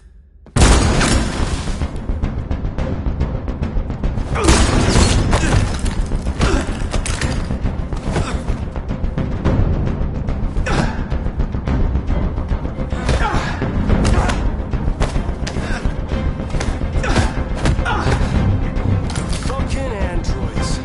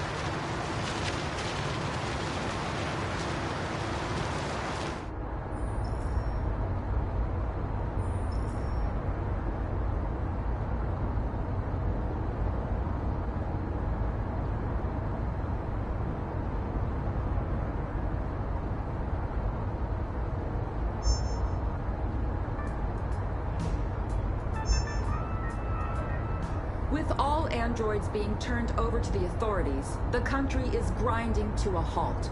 Hospitals and schools are closing, water cuts, blackouts, and network failures are expected. Maybe most worrying of all, our armed forces have lost 2/3 of their effective personnel. How about some music instead?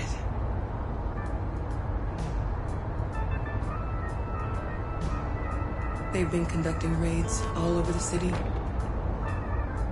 Everybody's on edge after what happened yesterday.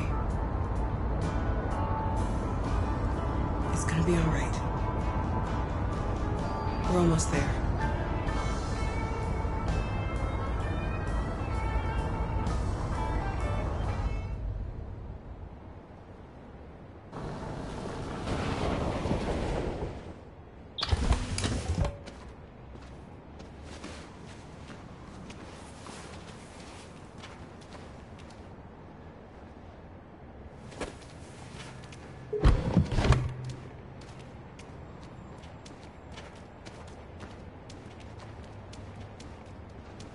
A little further on that way, there's a large freighter called Jericho. When you get there, find Marcus. He will help you. The last bus for the border leaves at midnight. You absolutely have to be on it. You'll be safer on the other side. It's not much, but it's a start. My brother lives in Ontario. I've given you his address. He'll be able to hide you until things calm down. You're a very brave little girl, Alice. You deserve to be happy. Thank you for everything, Rose. Let me know when you make it over there, all right? And be careful. Take care of them.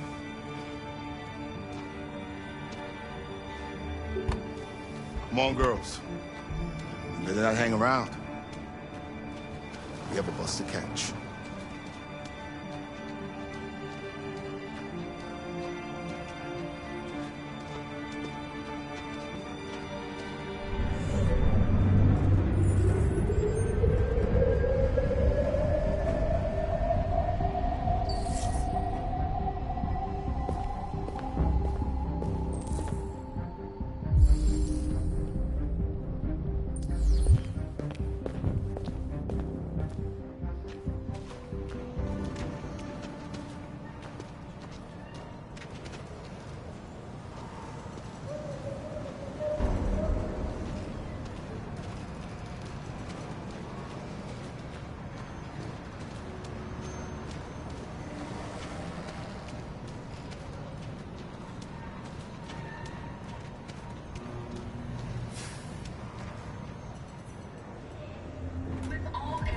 Being turned over to the authorities, the country is grinding to a halt.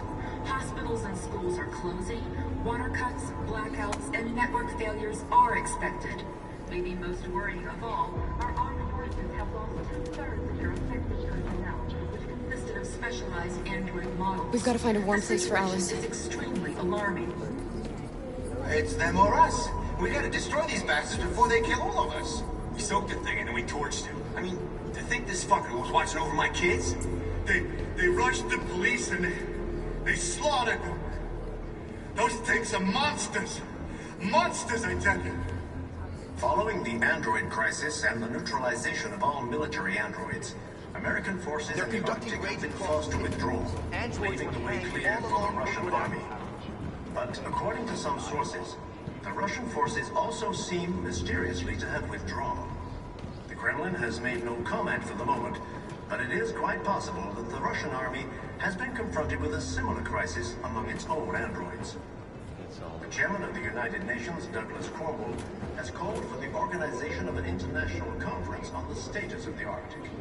In any case, the danger of a third world war seems to have been ruled out for the moment. There was a veritable groundswell of violence in Detroit this morning. Several hundred androids took to the streets, destroying everything in their path and threatening the lives of any human.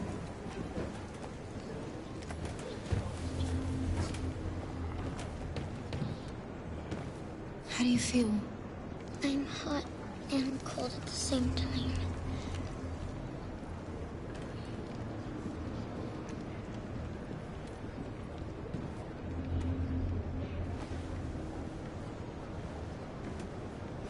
Stay with her. I'll try to find this Marcus. The last bus is in 2 hours. And the terminal's on the other side of town. We haven't got much time. We'll leave as soon as we have passports. Kara, there's something I have to tell you. It's about Alice. We'll have lots of time to talk on the bus. I'll be back. Stay with Alice.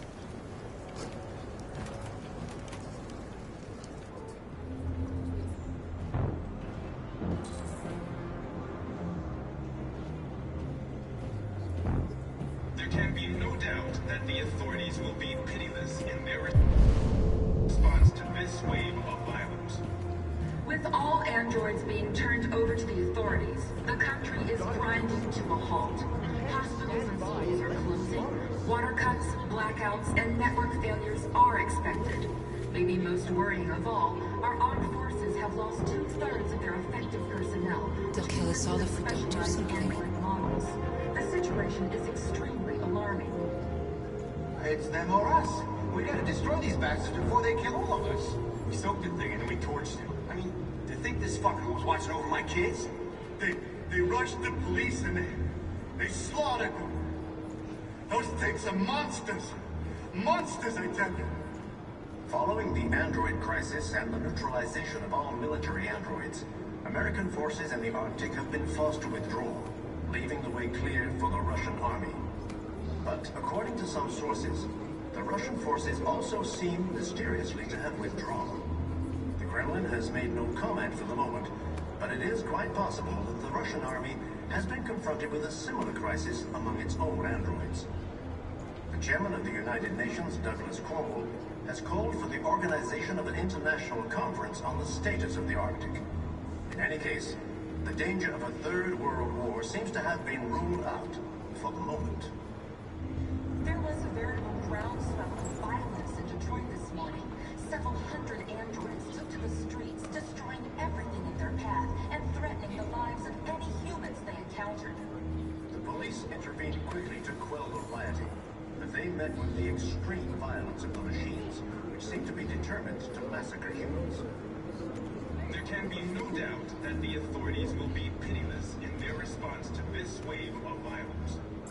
With all androids being turned over to the authorities, the country is grinding to a halt. Hospitals and schools are closing. Water cuts, blackouts, and network failures are expected. Maybe most worrying of all, our armed forces have lost 2/3 of their effective personnel, which consisted of specialized android models. The situation is extremely alarming. It's them or us. We gotta destroy these bastards before they kill all of us. We soaked the thing and then we torched it. I mean, to think this fucker was watching over my kids? They rushed the police and they slaughtered them. Those things are monsters. Monsters, I tell you. Following the android crisis and the neutralization of all military androids, American forces in the Arctic have been forced to withdraw, leaving the way clear for the Russian army.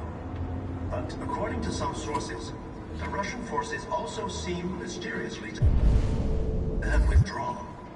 The Kremlin has made no comment for the moment, but it is quite possible that the Russian army has been confronted with a similar crisis among its own androids. The chairman of the United Nations, Douglas Cornwall, has called for the organization of an international conference on the status of the Arctic. In any case, the danger of a third world war seems to have been ruled out for the moment. There was a veritable groundswell of violence in Detroit this morning. Several hundred androids took to the streets, destroying everything in their path and threatening the lives of any humans they encountered. The police intervened quickly to quell the rioting, but they met with the extreme violence of the machines, which seem to be determined to massacre humans. There can be no doubt that the authorities will be pitiless in their response to this wave of violence. With all androids being turned over to the authorities, the country is grinding to a halt. Hospitals and schools are closing. Water cuts, blackouts, and network failures are expected. Maybe most worrying of all, our armed forces have lost 2/3 of their effective personnel, which consisted of specialized android models. The situation is extremely alarming. It's them or us. We gotta destroy these bastards before they kill all of us. We soaked the thing and then we torched it. I mean, to think this fucker was watching over my kids? They rushed the police and they slaughtered them. Those things are monsters. Monsters, I tell you. Following the android crisis and the neutralization of all military androids, American forces in the Arctic have been forced to withdraw, leaving the way clear for the Russian army. But according to some sources... You're lost. You're looking for something. You're looking for yourself.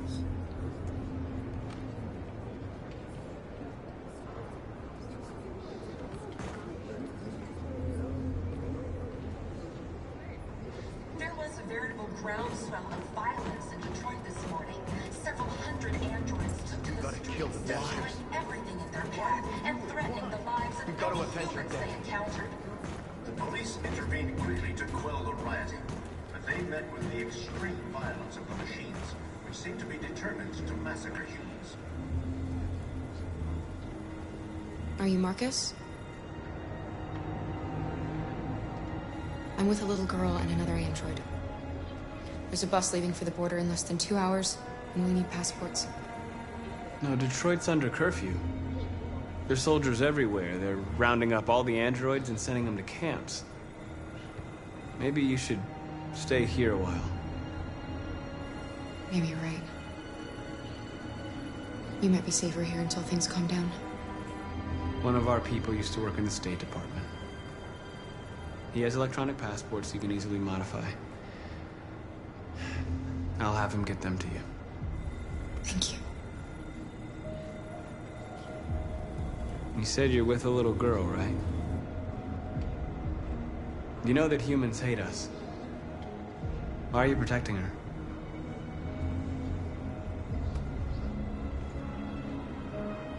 I don't care whether she's human or android. She's just someone who matters to me.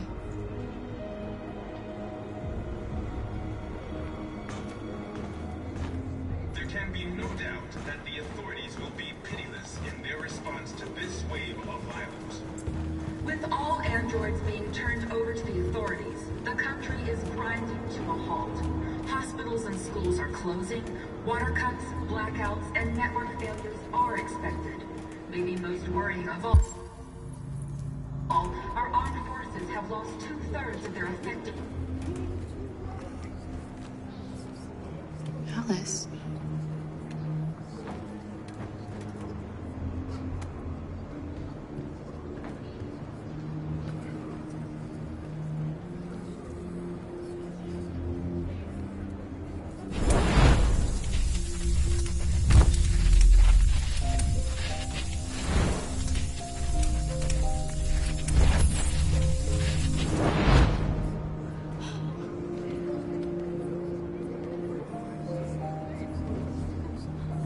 You knew from the beginning.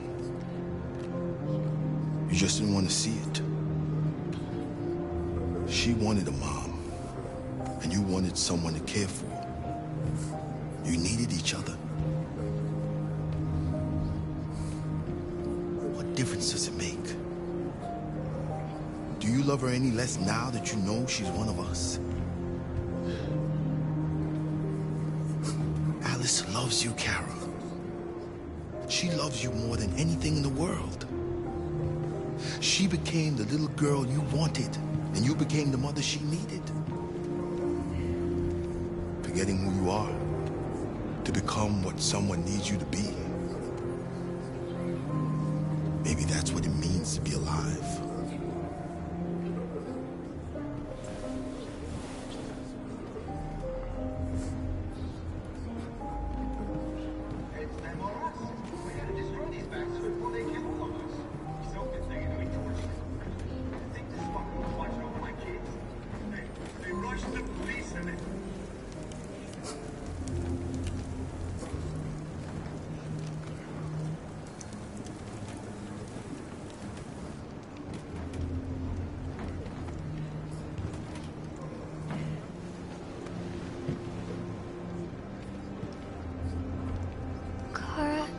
Is there something wrong?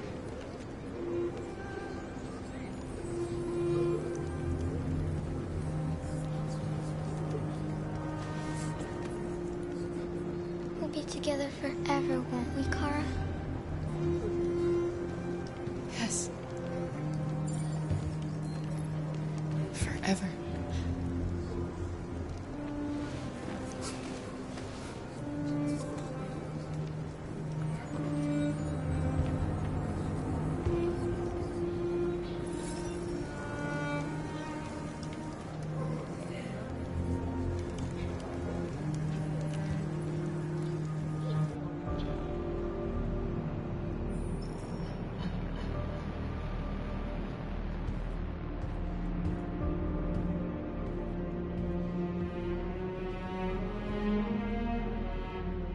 We're short on blue blood and biocomponents. Our wounded are shutting down, and there's nothing we can do. President Warren is saying we're a threat to national security and we need to be exterminated. Humans are conducting raids in all the big cities, and they're taking androids to camps to destroy them. It's a disaster. They're slaughtering our people. It's all our fault. None of this would have happened if we just stayed quiet.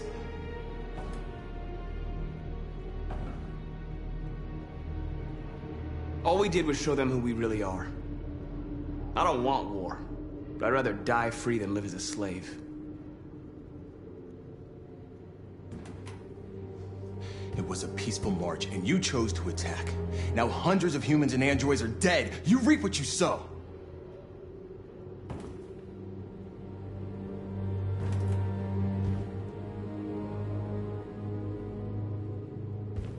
Humans enslaved us. I'll never regret standing up to that. We shouldn't forget who our enemies are. We can't fight amongst ourselves. He's right. All that matters now is what we do next. Marcus? We have to face them. There's no other choice. This is insanity. Get all the guns that you can find. We're going to free Detroit. I'm on it.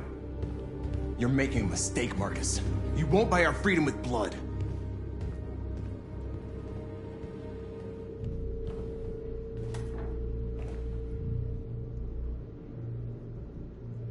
Humans can't be reasoned with. They're violent, hateful, they're stupid. What do they expect us to do? Shut up and obey? They can't stop what we've started. Since you've been here, you've given us hope. You've given me hope. Today, a deviant arrived in Jericho and he told me that he stole a truck transporting radioactive cobalt. He said that he abandoned the truck somewhere in Detroit and rigged it to explode. I convinced him not to do it, to give me the detonator. A dirty ball. We can't lose this war, Marcus. If humans overcome us, our people will disappear forever. This may be our only chance to survive if things go wrong.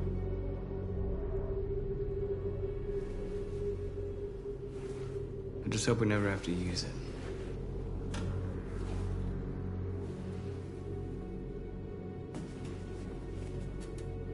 Whatever happens tomorrow, I just want you to know that I'm glad I met you.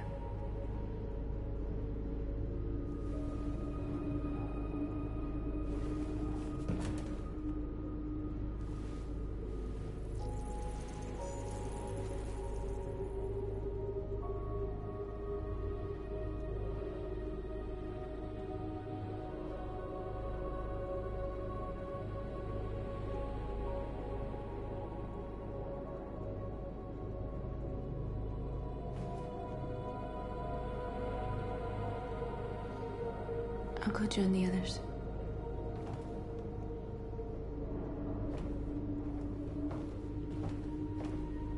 Look after yourself. I don't want to lose you.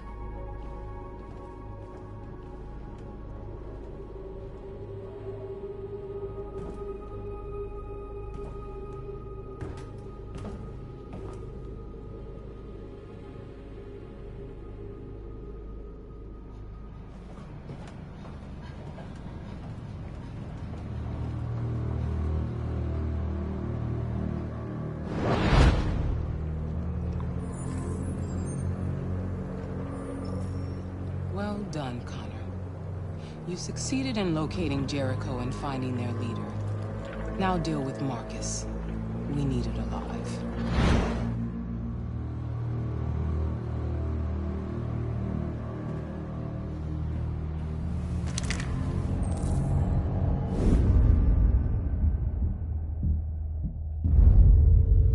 I've been ordered to take you alive.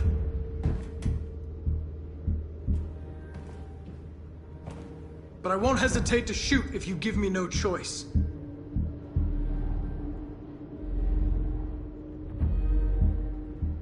Then you'll have to shoot.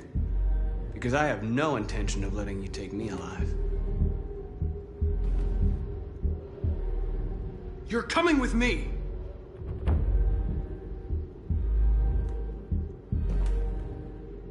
You're Connor, aren't you? That famous deviant hunter. Well, congratulations. You seem to have found what you were looking for. Our cause is righteous, and we are more than what they say. All we want is to live in freedom.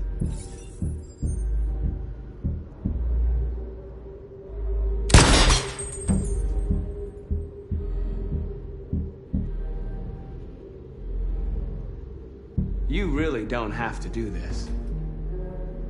You don't have to obey them anymore. You are alive. You can decide who you want to be. You can be free. Join us. Join your people. You are one of us. Listen to your conscience. It's time to decide.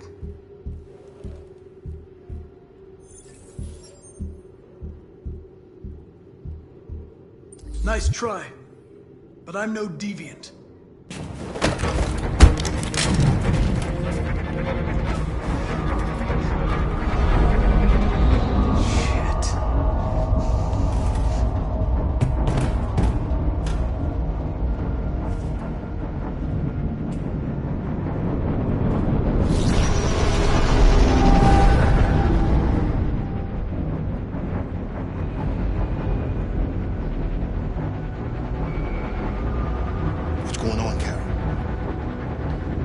Quick, we've got to get out of here. Come on, go, go, go! Hostiles nearby. Delta dancing on your position.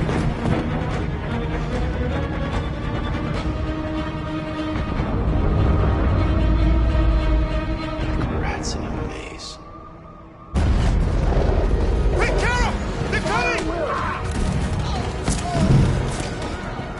The corridor, over there. Follow me. This way! Quick! This way. There must be an exit further on. Come in! Quick!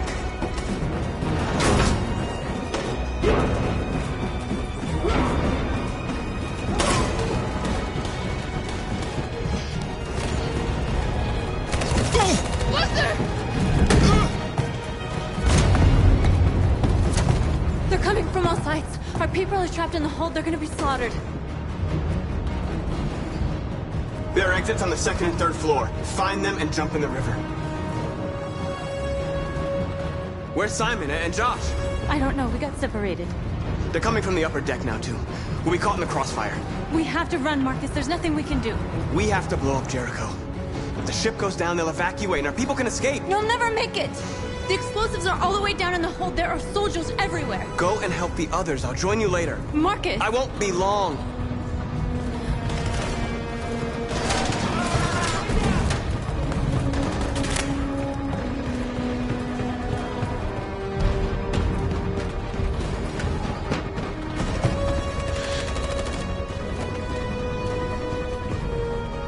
This is the end of Jericho.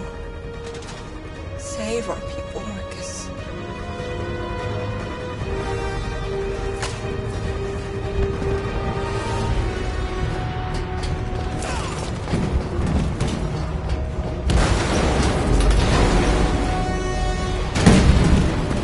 Foxtrot 2, Hobbs outside. Requesting orders. Don't let it get out. If they give you any trouble at all. Affirmative. Welcome.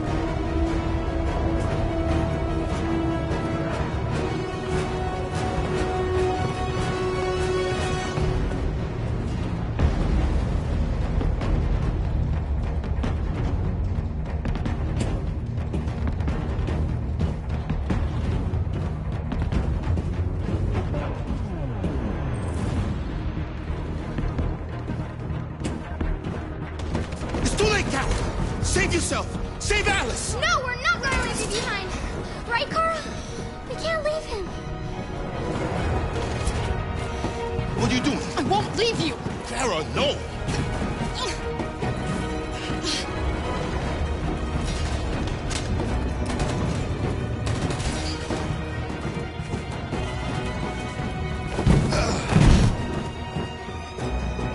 Don't move! You shouldn't have done that. You can't put Alice in danger. Go now before they come back. What about you? What are you going to do? I'll manage. Alice is all that matters. I don't want to leave you, Luther. Don't worry. I'll catch up with you at the border, okay? Go now. Take care of each other.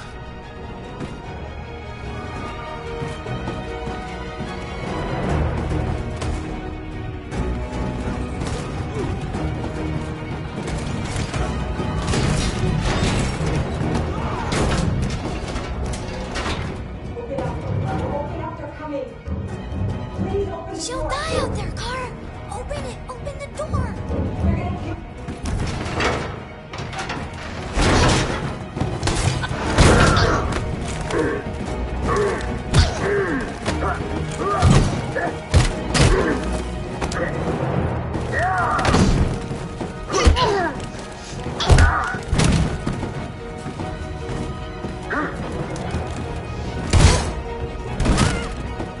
Are you alright, Kara?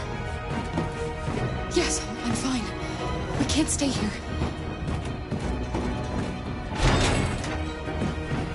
There's more down there! Follow me!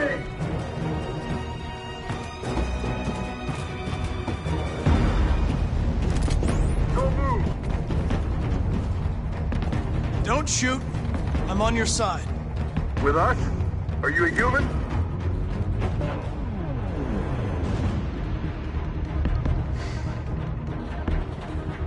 Obviously. What do I look like? DPD, I work with Lieutenant Hank Anderson. We're on a stakeout. If I knew you were coming, I would have brought some donuts. You're a lucky guy. Another second I'd have shot you. You should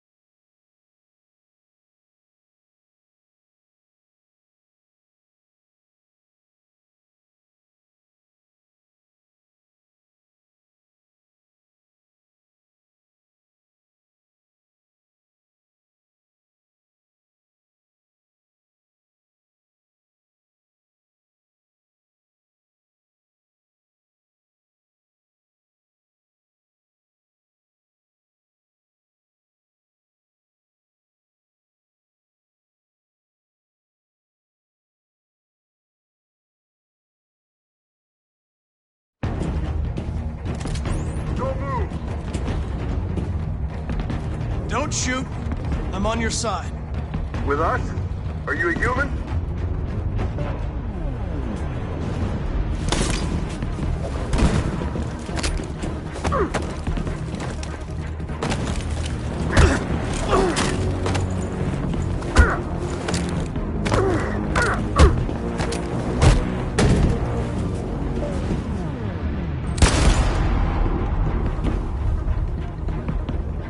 Fucking androids.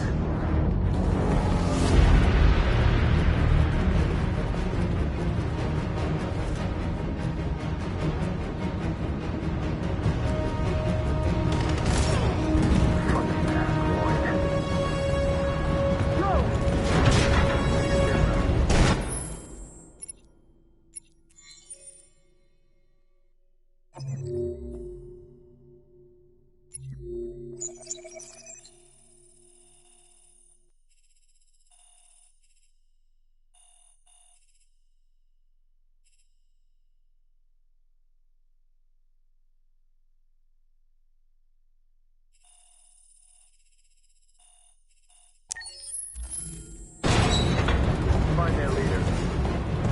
No! Please don't kill us! On your knees. Now. Don't hurt us! We haven't done anything wrong! Please!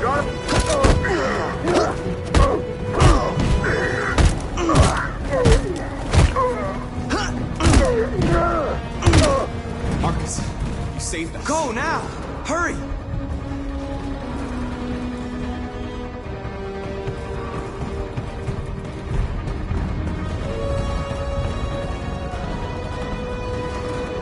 Gamma Squad out. Tango! Stop!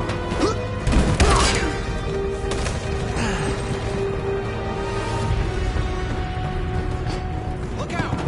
Here they come! Don't move! We surrender! We surrender! Don't shoot!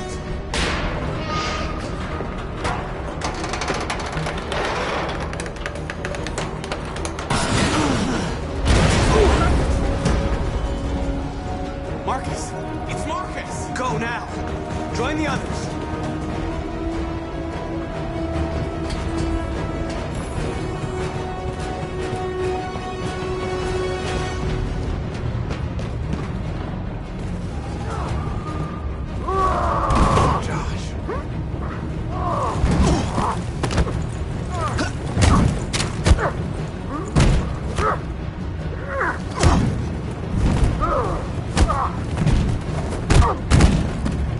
Quick, this way! Find North. I'll join you later.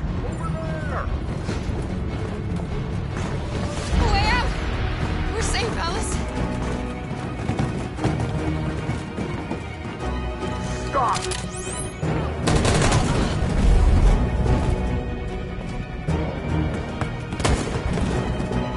Stay where you are. Come on, go join the others. Whatever happens, just stay calm.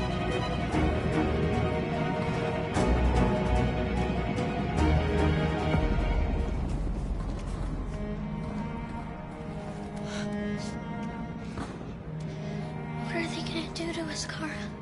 I don't know, Alice. I really don't know.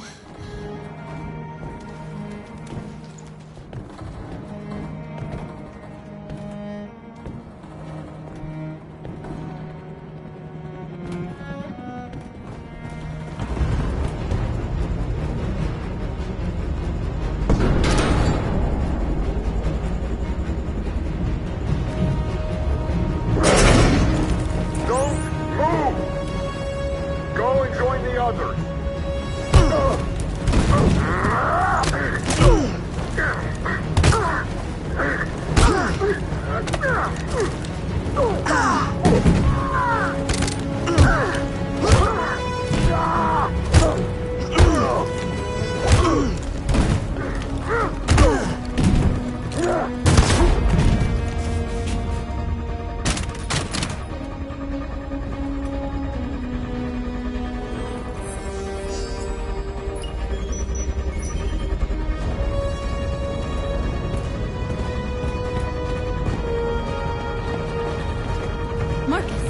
Bomb's gonna explode any second. We gotta get out of here.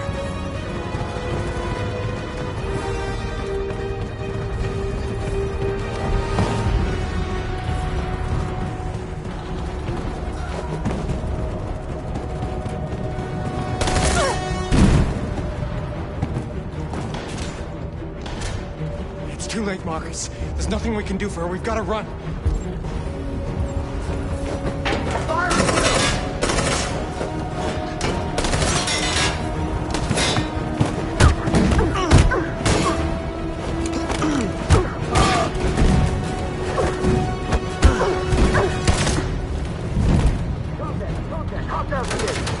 Over there!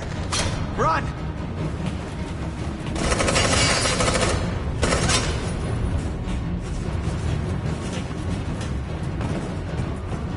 Run, quick, come on!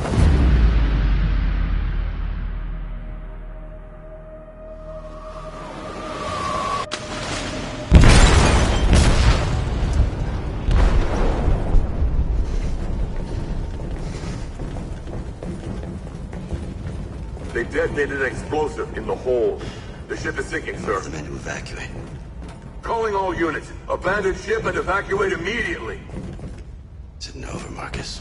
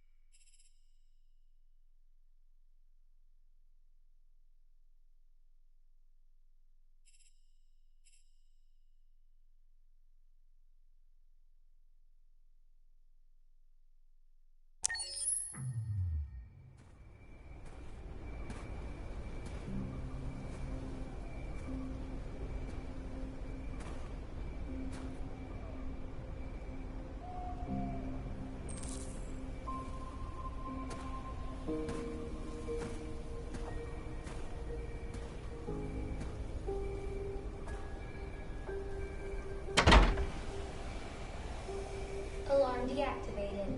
Welcome home, Marcus.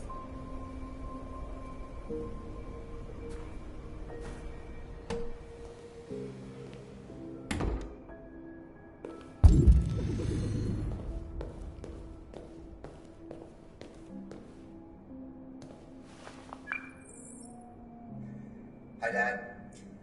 I'm getting out of the hospital tomorrow. They told me that you stayed with me while I was asleep. I'm really sorry about everything that happened.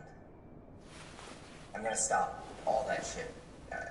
It messes me up. It turns me into somebody I hate. Hey, I'd like to come by and see you tomorrow, if that's all right with you.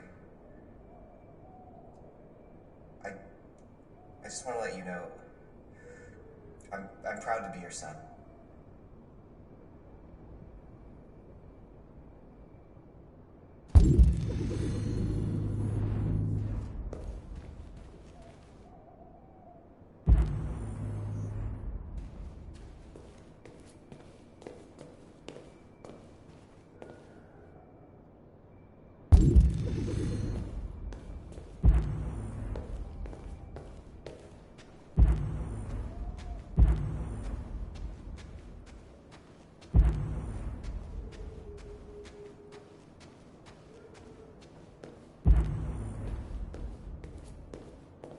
Who are you?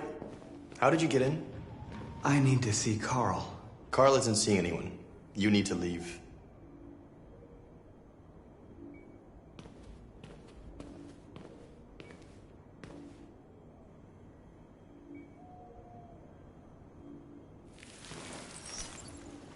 Please. I need to see him. He's very weak.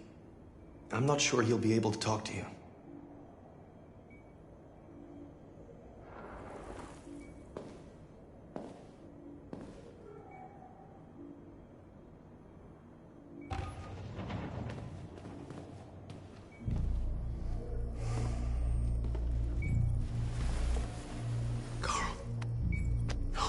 Marcus. I was hoping you'd come. I missed you so much, girl. You don't know how much I miss you. What's wrong, Marcus? I don't know what to do anymore. All I have left are bad options. And no matter what I decide, there's gonna be blood. World is ruled by fear, Marcus. Fear of others. Fear of the future. It's like me, too old. It's time for a damn.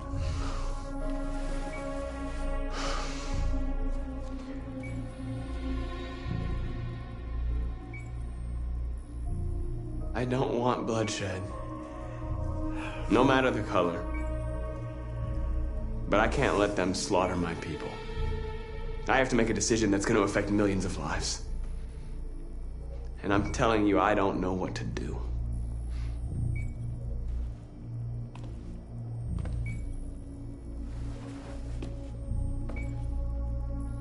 You're my son, Marcus. Our blood isn't the same color. But I know part of me is in you. When the world falls into darkness, some men have the courage to lead it out. You're one of those men. Face the abyss, but don't let it consume you.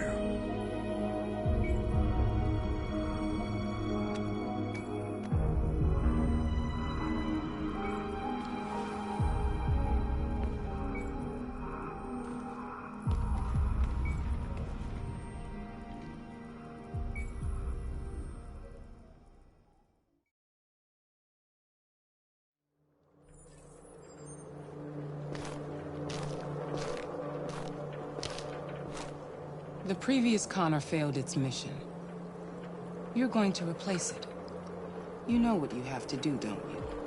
Destroy the leader of the Deviants. Go, Connor. Don't disappoint me.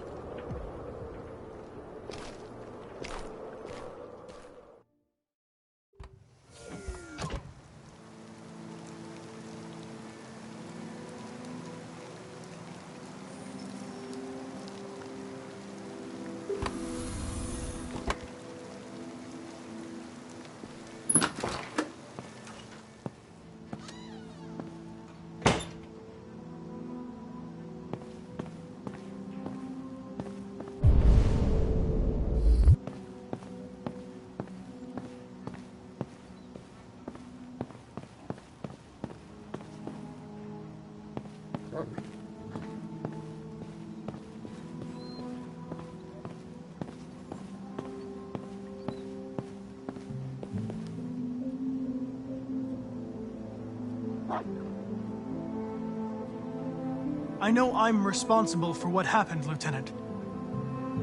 I want you to know I'm sorry.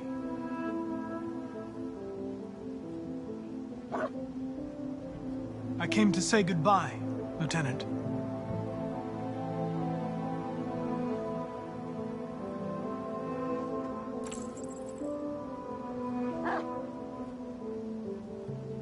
You should stop looking at that photo, Lieutenant.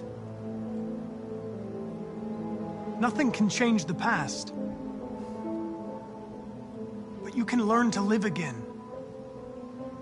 For yourself. And for Cole. You know, every time you died and came back, made me think of Cole. Give anything to hold him again. But humans don't come back.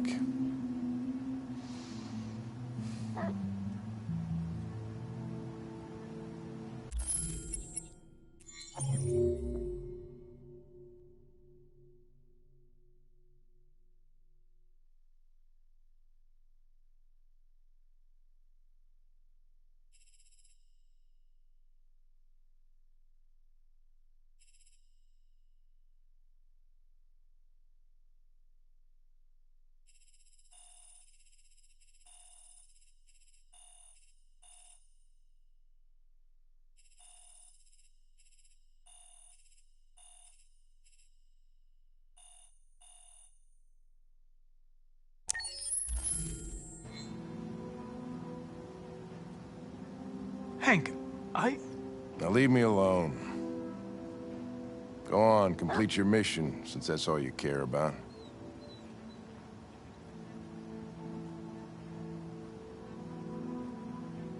Get out of here!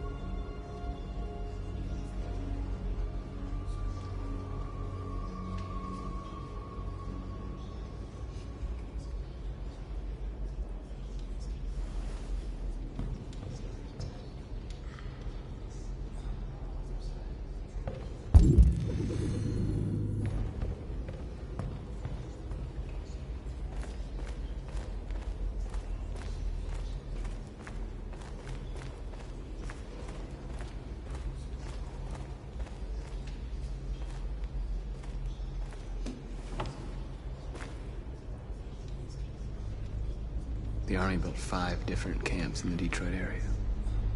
They're building more all across the country. They're preparing for genocide. How many of us survived the attack?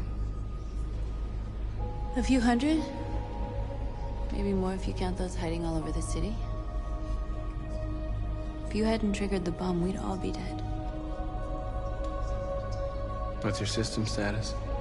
I'm okay. The bullet didn't hit any bi-components.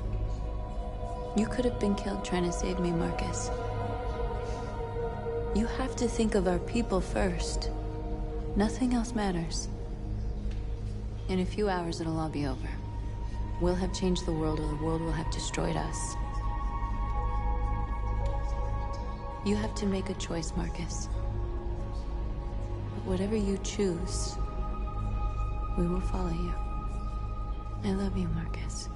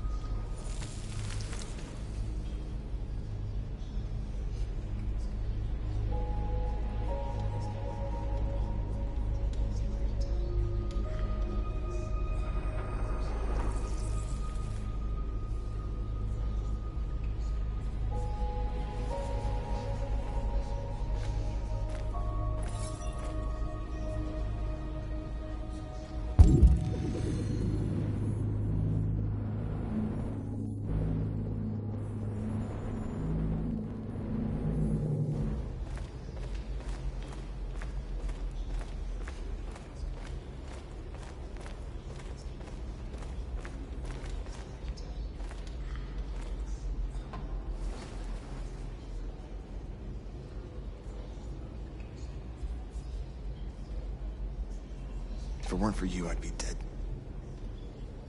Thanks to you, I might see our people free one day.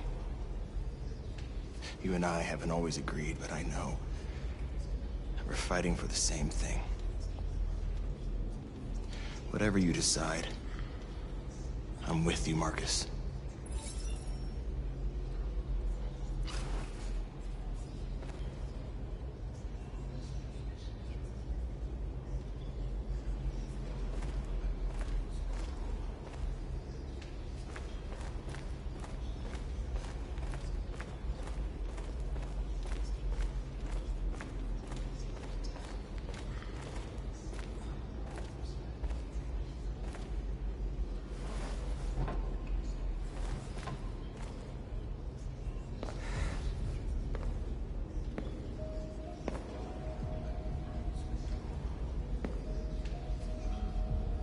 Our people are counting on you, Marcus. You're the only one who can lead us. Wherever you need to go, we'll follow you.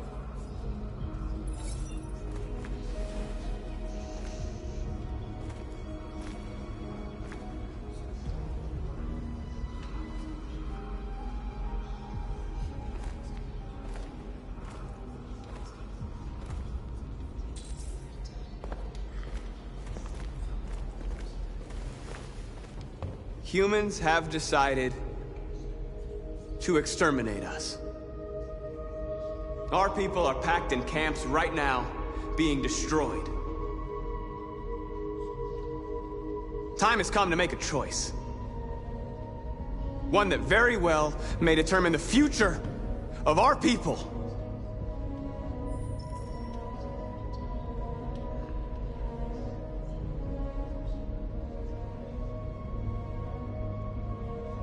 Now, if they want war, they'll get it. We are going to fight for our freedom, and we will succeed or die. Are you ready to follow me?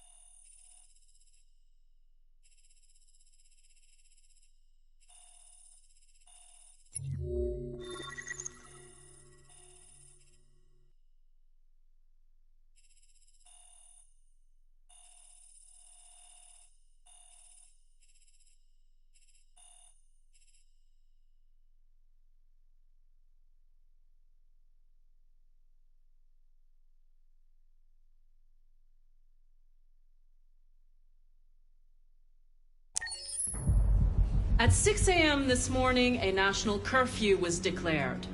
Civilian movement will be strictly controlled. The right to assembly is suspended. All electronic communications are restricted, and I have granted enhanced powers to our security agencies. In addition to these measures, all androids must be handed over to the authorities immediately.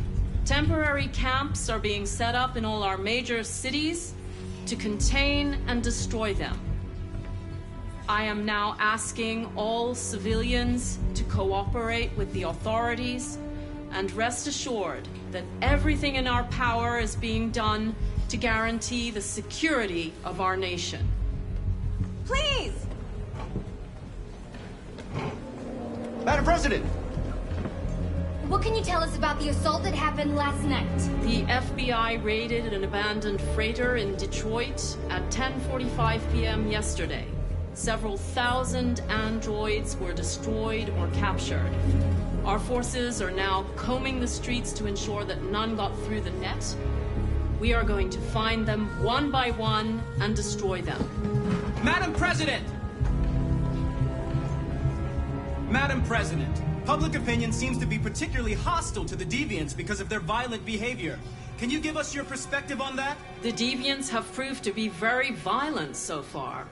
They have demonstrated that they are a menace to society, and I have every intention of eliminating them.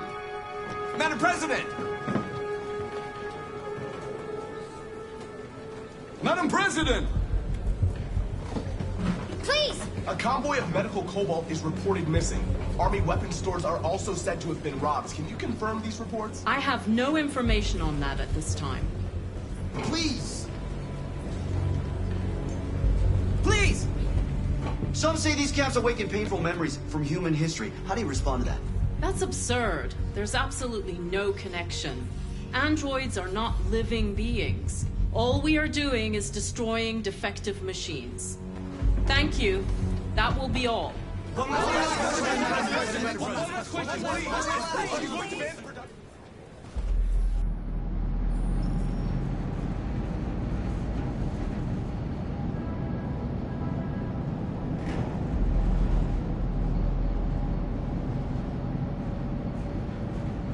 Where are they taking us? Whatever happens, we stick together, right? As long as we're together, nothing can hurt us. Come on, get out! Get a move on! Out!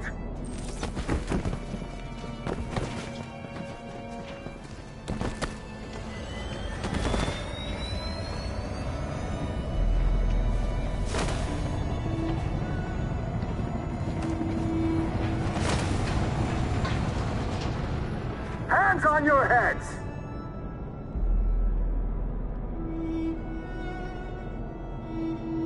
Line up with the others, right now.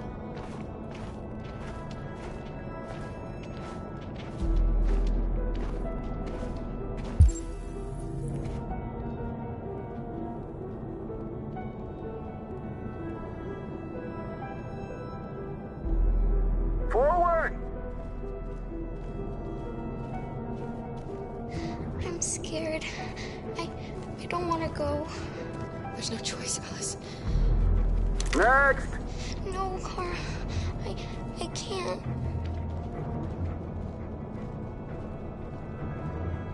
You just have to go through the gate. There's nothing to be scared of. I'll be right behind you.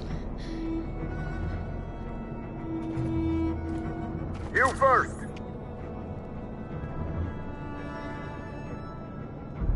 You really need to do this. Just do it for me.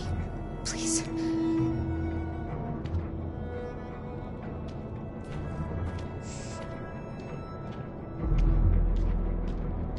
Come on, it's your turn.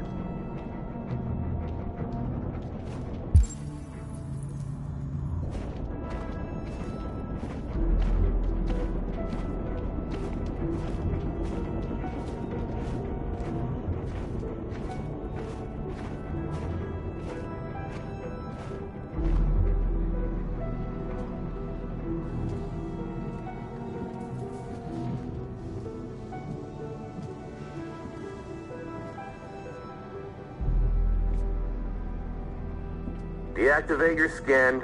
Hurry up.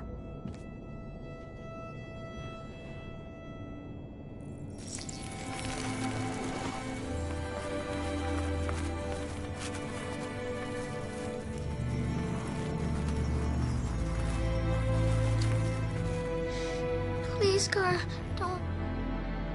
You have to.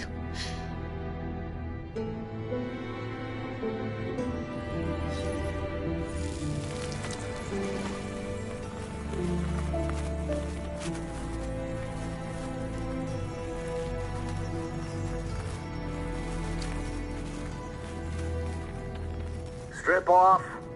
Put your clothes in the dumpster.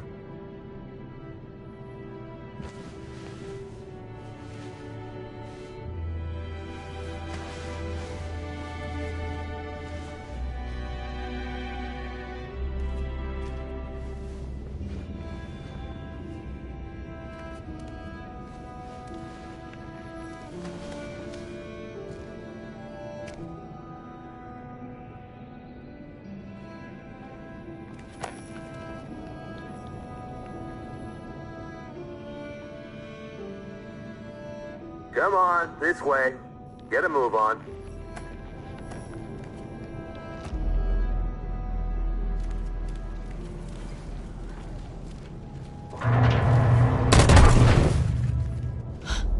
You, take this one to the dump.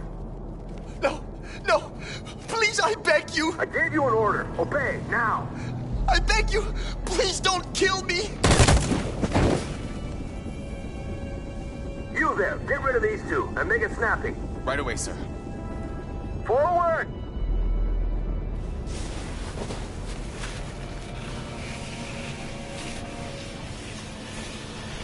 Come on, get moving. You, over there. No, wait, we're together. Over there, I said! Kara!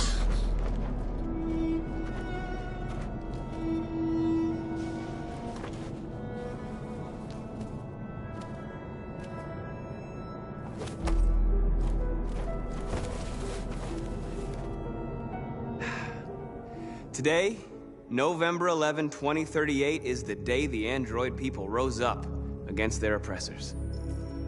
We've been fighting since dawn to liberate our fellow androids from the camps. We won't cease hostilities until we are free and negotiations begin to grant us equal rights. There are millions of us, and we will stop at nothing.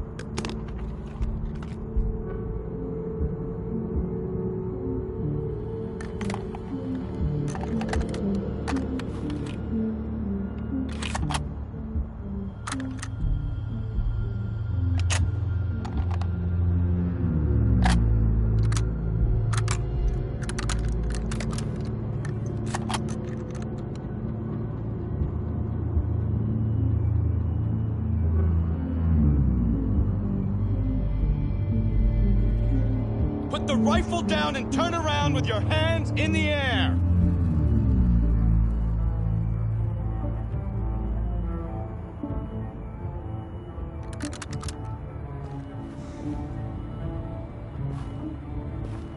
I know you. You're Connor.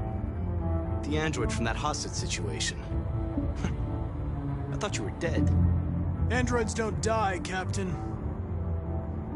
My orders are to detain any androids I find. You're coming with me. You don't understand. My mission is too important to let you interfere.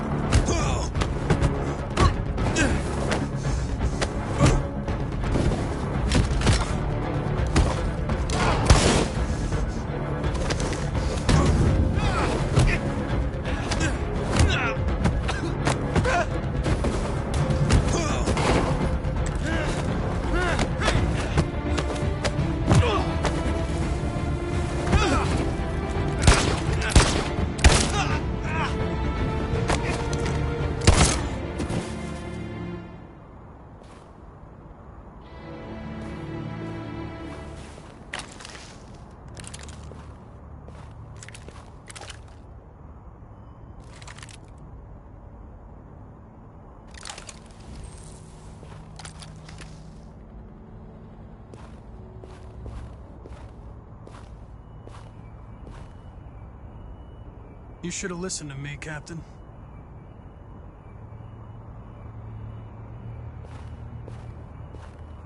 Alice! I want to get out of here. I want to die. Please, let me out. I want to get out. Alice! Let me out. Alice! Do not move and remain silent. Alice? Obey now. No. What's behind these doors?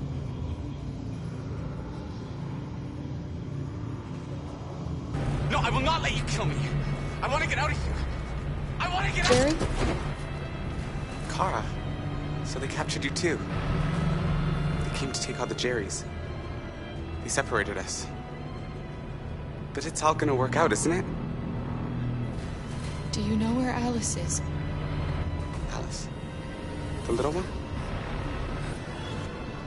We know, yes. We think we saw her.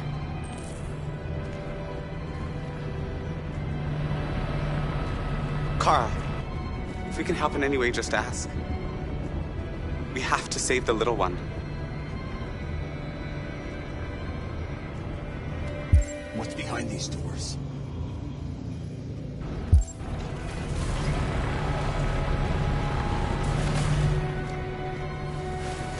Carol!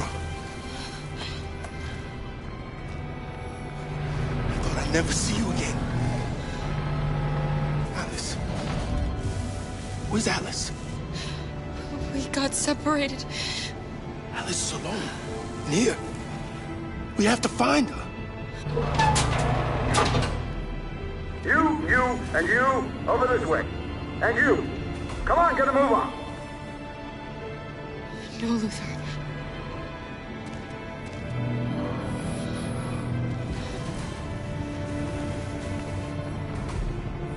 Save Alice.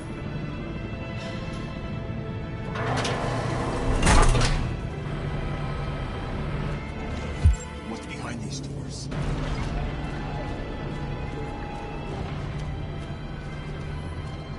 What's behind these? Jerry? Jerry?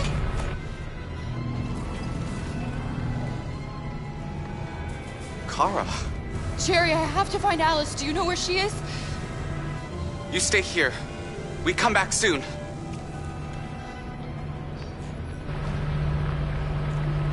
Kara! Alice! Are you okay? Are you hurt? I don't like this place. We have to get out of here.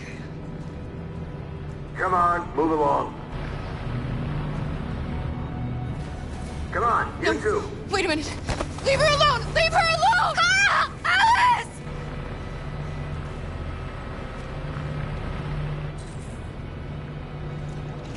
What's behind these doors?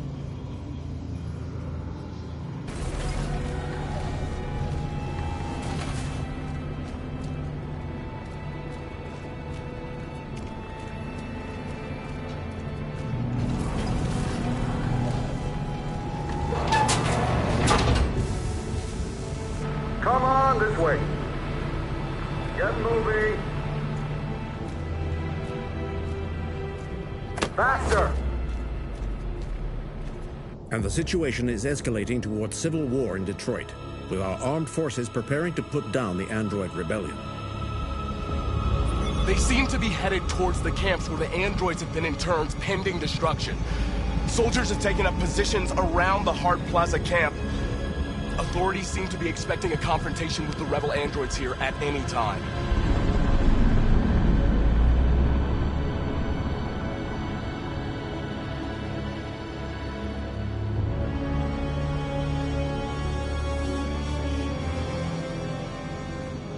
Freedom or death? Freedom or death?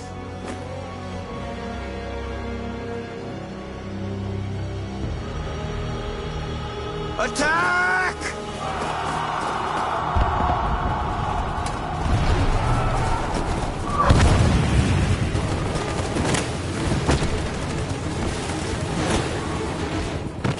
They've regrouped. They outnumber us and they're better armed than we are. We've got to be fast and overwhelm them. That's our only hope. We're gonna do this. We're gonna get to that fucking camp and free our people. Be careful, Marcus. Our people need you.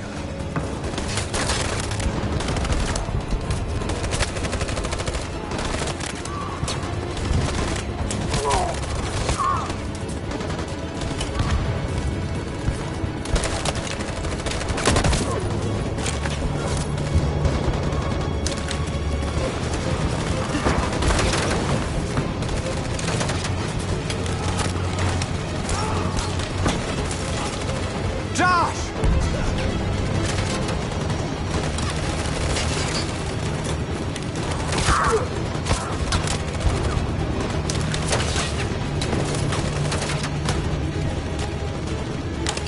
Fire!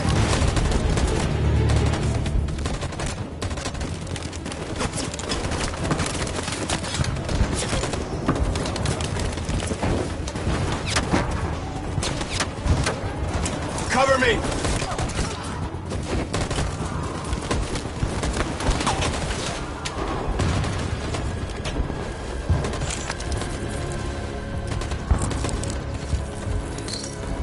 You won't save me this time, Marcus. The blood we spill will be on our hands.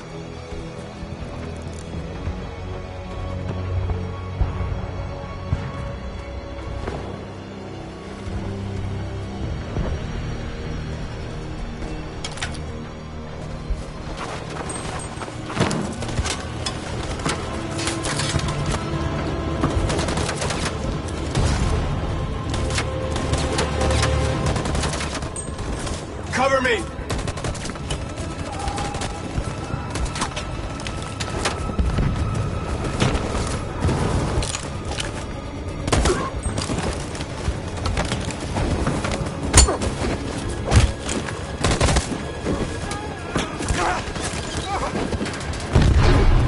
I don't want to die, Marcus. I don't want to die. You gotta keep going. There's nothing else we can do, all right? Come on.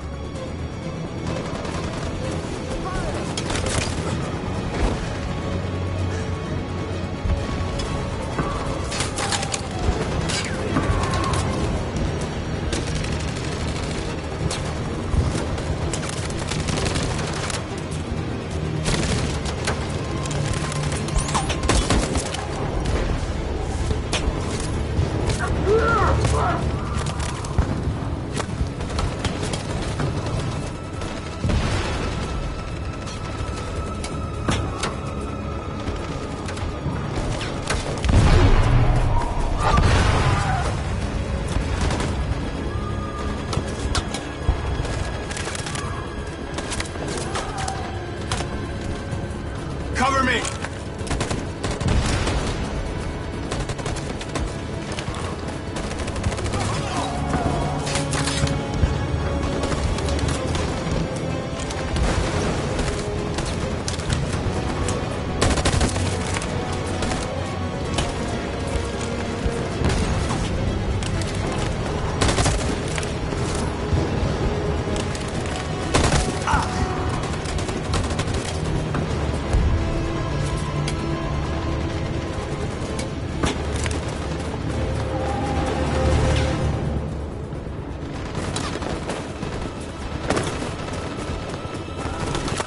We lost a lot of our people.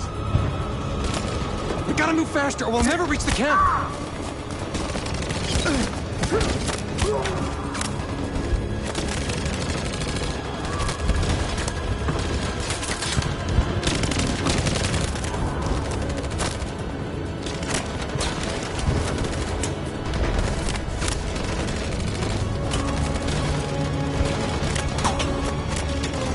Fire!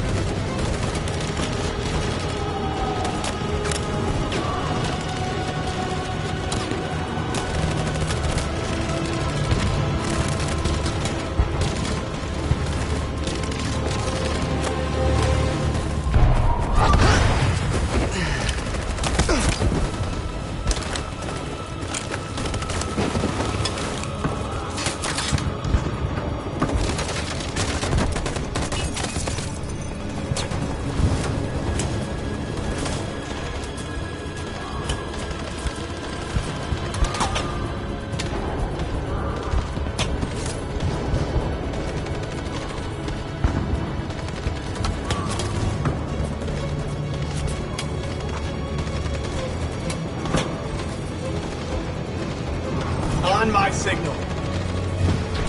In position.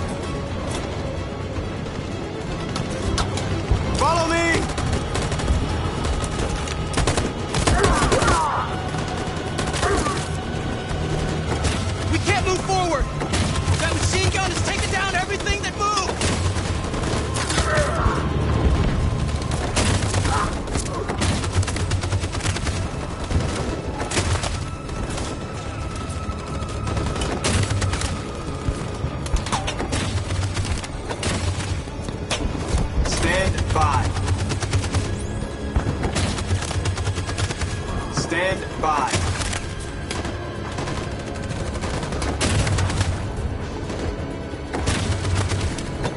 In position. 4, Jericho!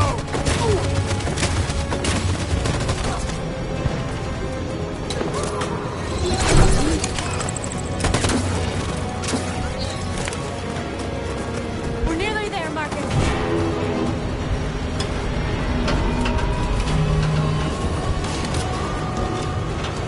For freedom!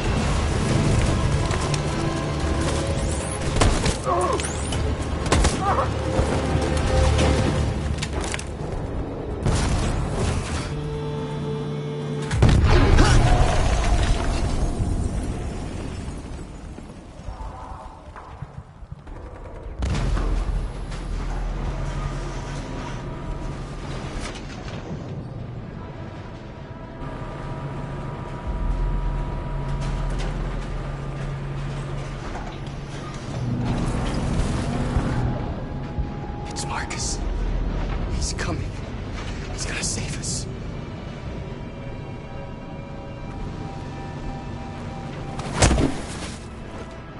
Step forward when you hear the signal. You got it? And I don't want to tell you a second time. Come on, let's go. Move.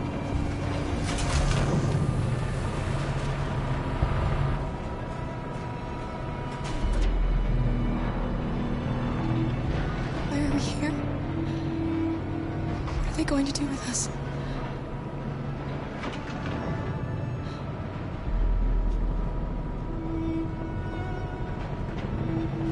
Kara! I don't know what's behind those doors, but none of us will come out alive. You've got to go see Alice. You've got to reassure her.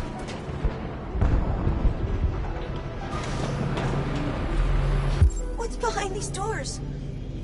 They just want to check us. They won't do us any harm.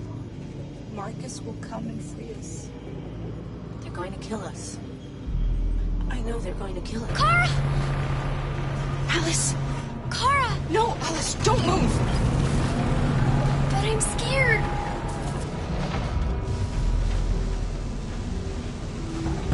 I know you're scared, Alice, but you have to trust me. Stay where you are, okay? Whatever happens, don't move. Don't leave me all alone, Kara. I can't. I can't.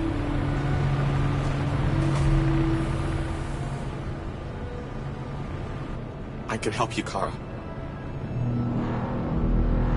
I can attract the guards' attention.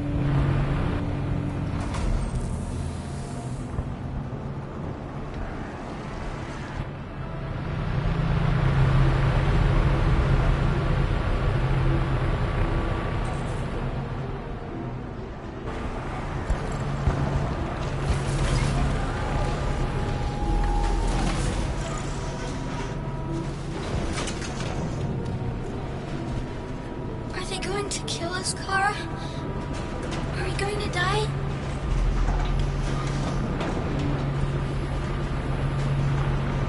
No, of course not. They're just going to make sure we function correctly, that's all. RA9, have pity on us. RA9, have pity on us. Line up with the others, right now.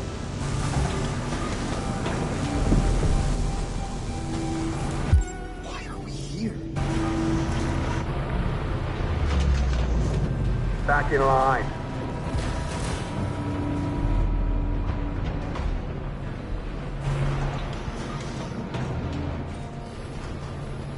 You deaf or what? Back in line, I said. Kara! I was so scared. Are you alright? Come on, move it!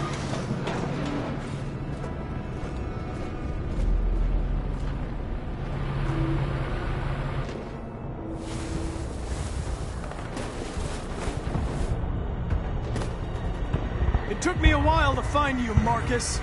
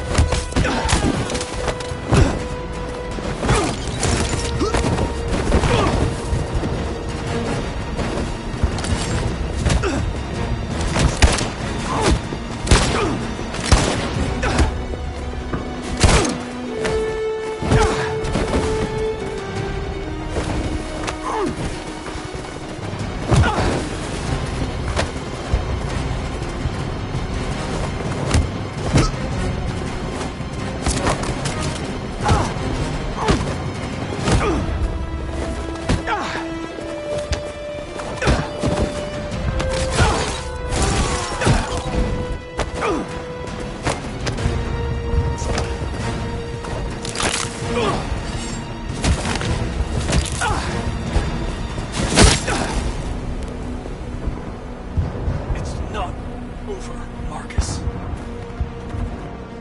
It will never be over.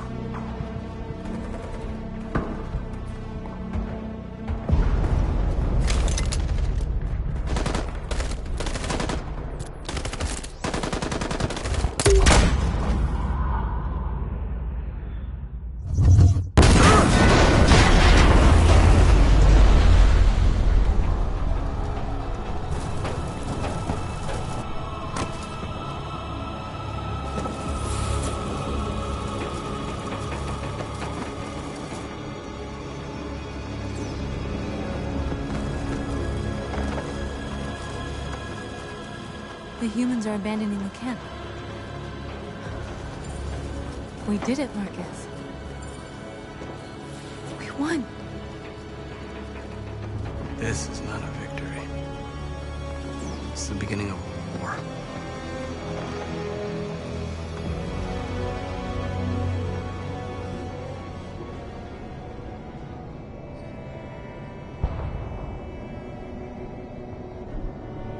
We're together, Alice. Nothing can hurt us as long as we have each other.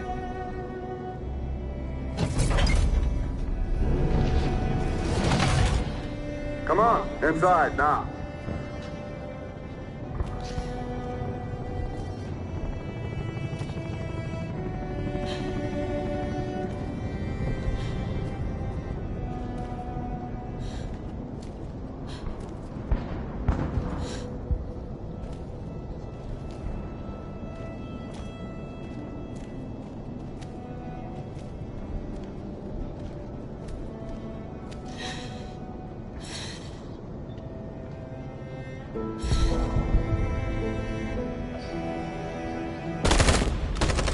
They're coming! They're coming!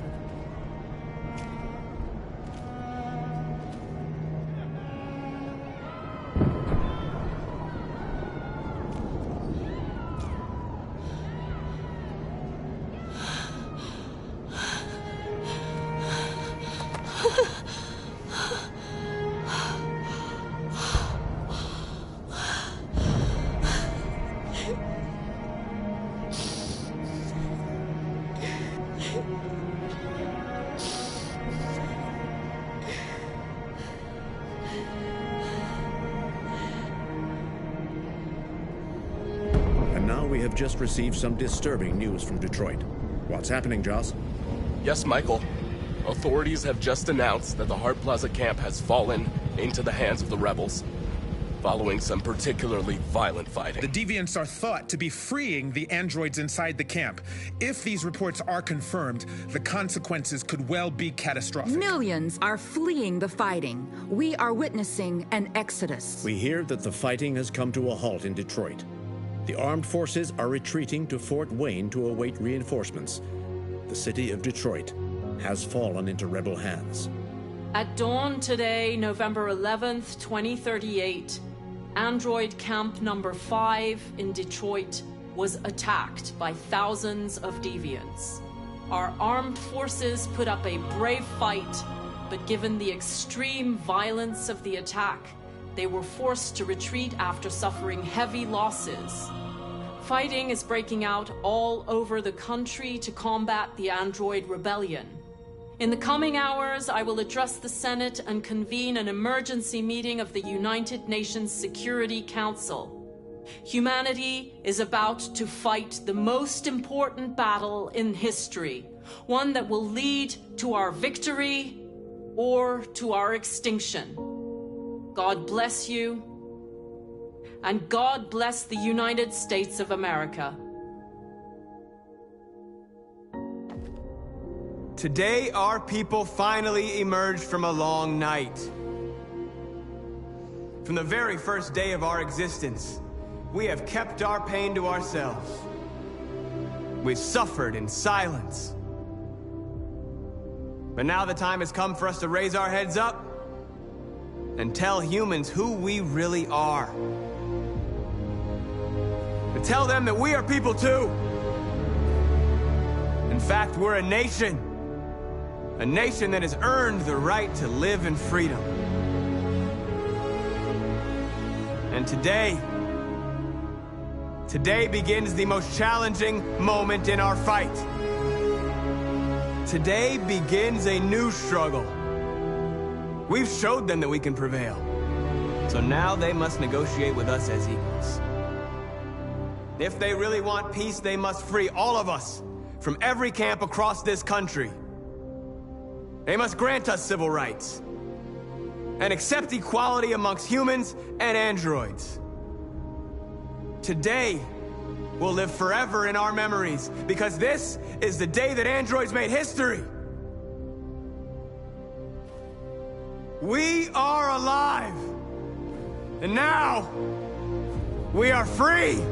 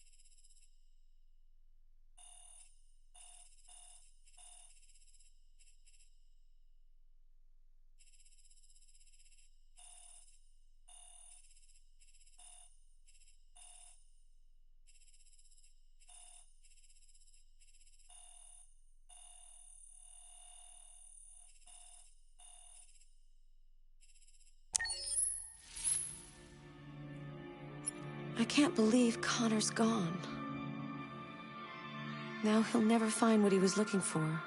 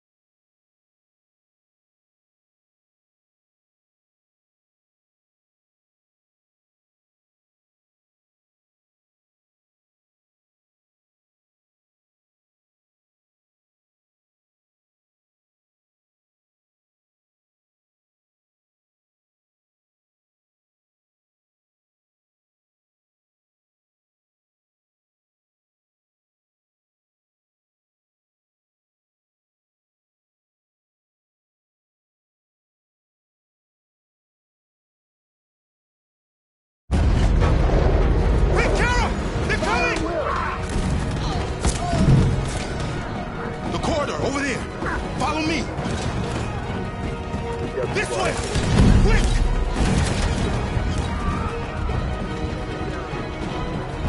This way! There must be an exit for the hall.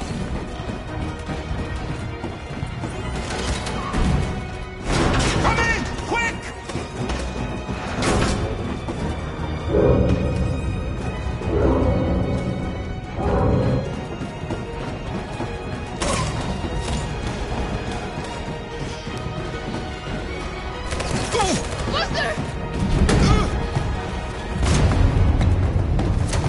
They're coming from all sides. Our people are trapped in the hold. They're gonna be slaughtered.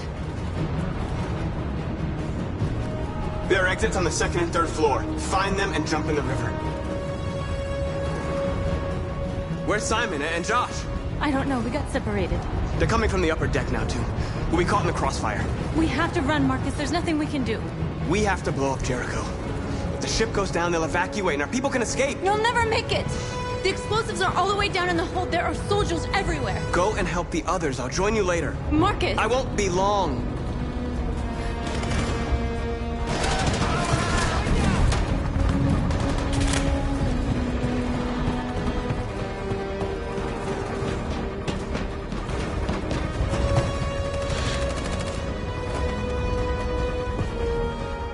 This is the end of Jericho. Save our people, Marcus.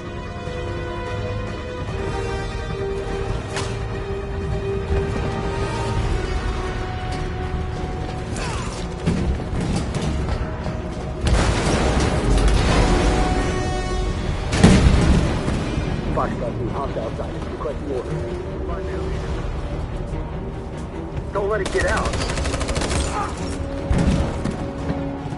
If they give you any trouble at all.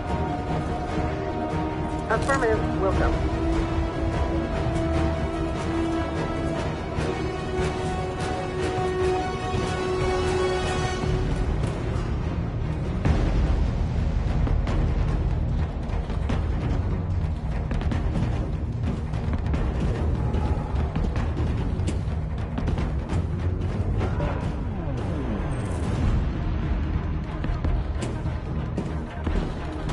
It's too late now!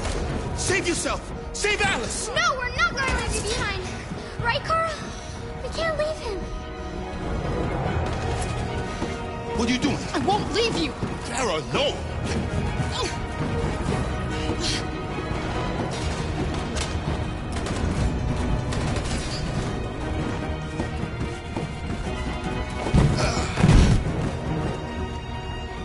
Don't move!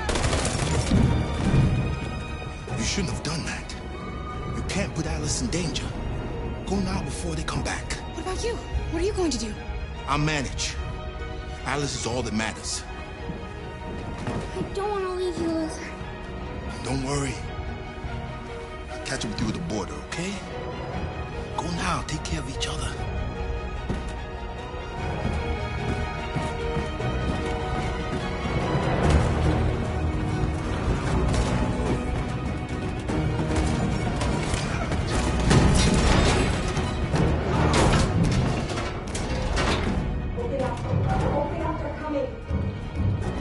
She'll die out there, Kara. Open it. Open the door.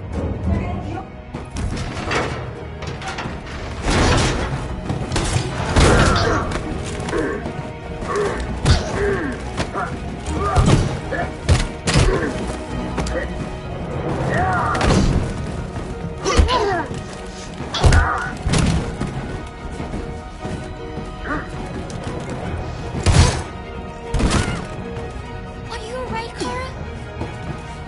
Yes, I'm fine. We can't stay here.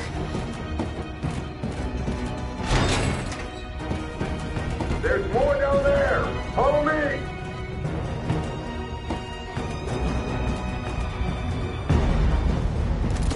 Don't move! Don't shoot. I'm on your side. With us? Are you a human?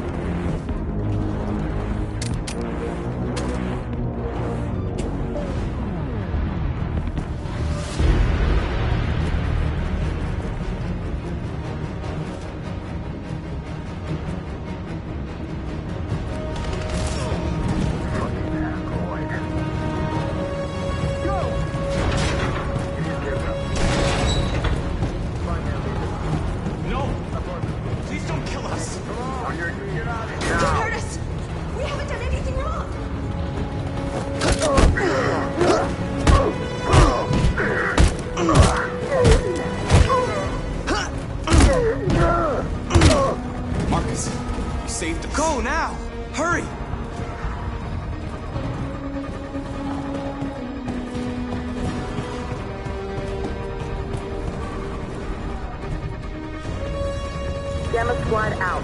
Tango! Stop!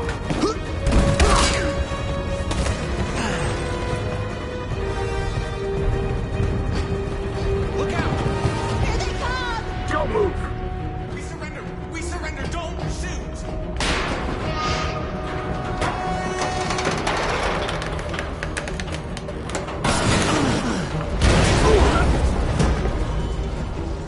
Marcus! It's Marcus! Go now! Join the others!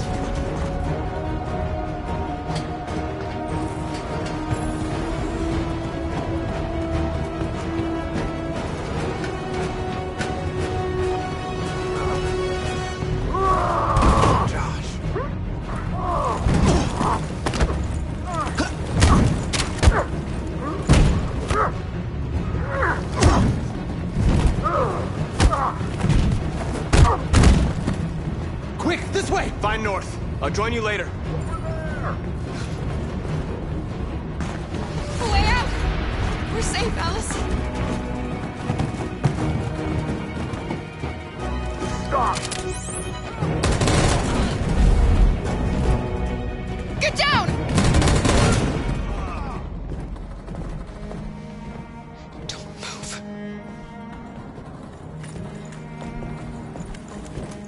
Please don't kill me!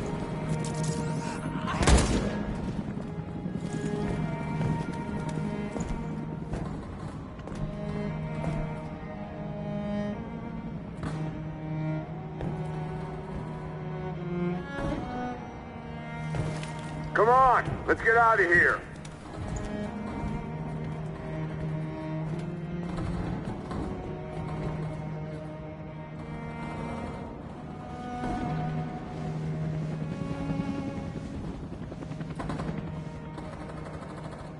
Quick, we've got to go.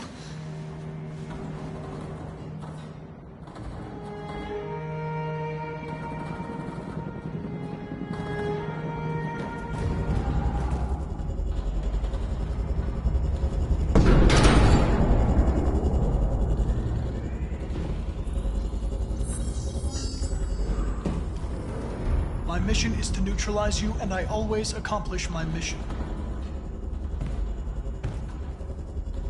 And my mission is to save our species. Looks like only one of us can succeed.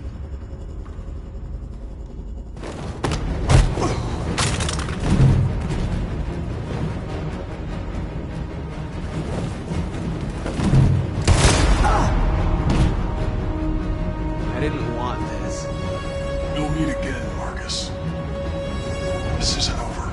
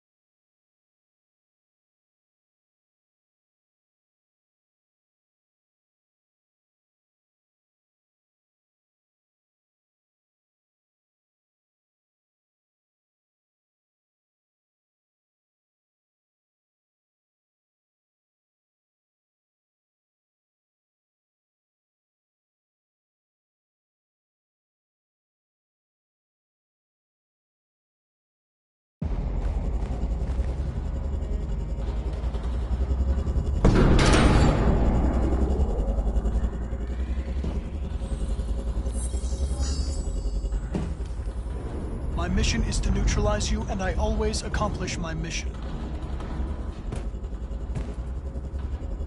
And my mission is to save our species. Looks like only one of us can succeed.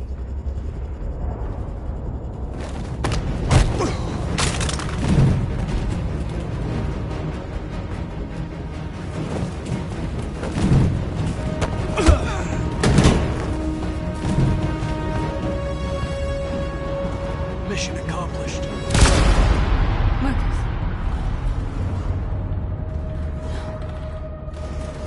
Come on, I gotta go. They killed him.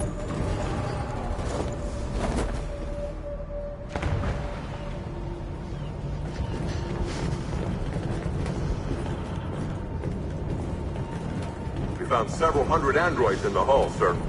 Take them away. Yes, sir. And clear the ship and order the men to withdraw.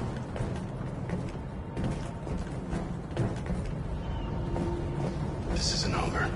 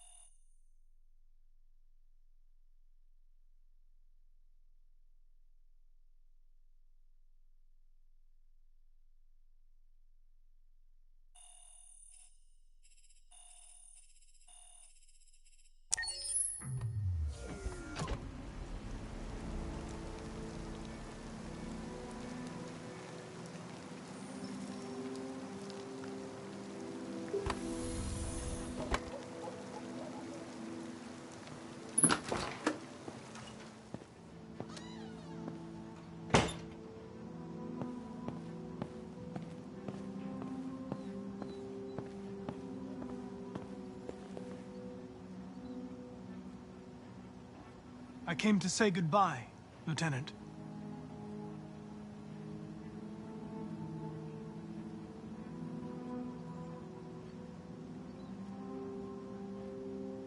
I needed to see you, Lieutenant. In spite of all of our differences, I'm glad I had the chance to meet you.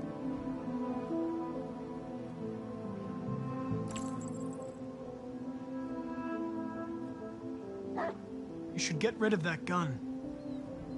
And stop playing that game. You know, every time you died and came back, made me think of Cole. Give anything to hold him again. But humans don't come back.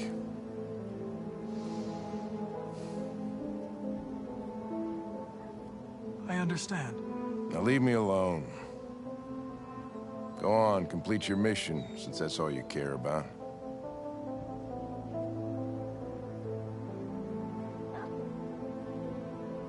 Get out of here!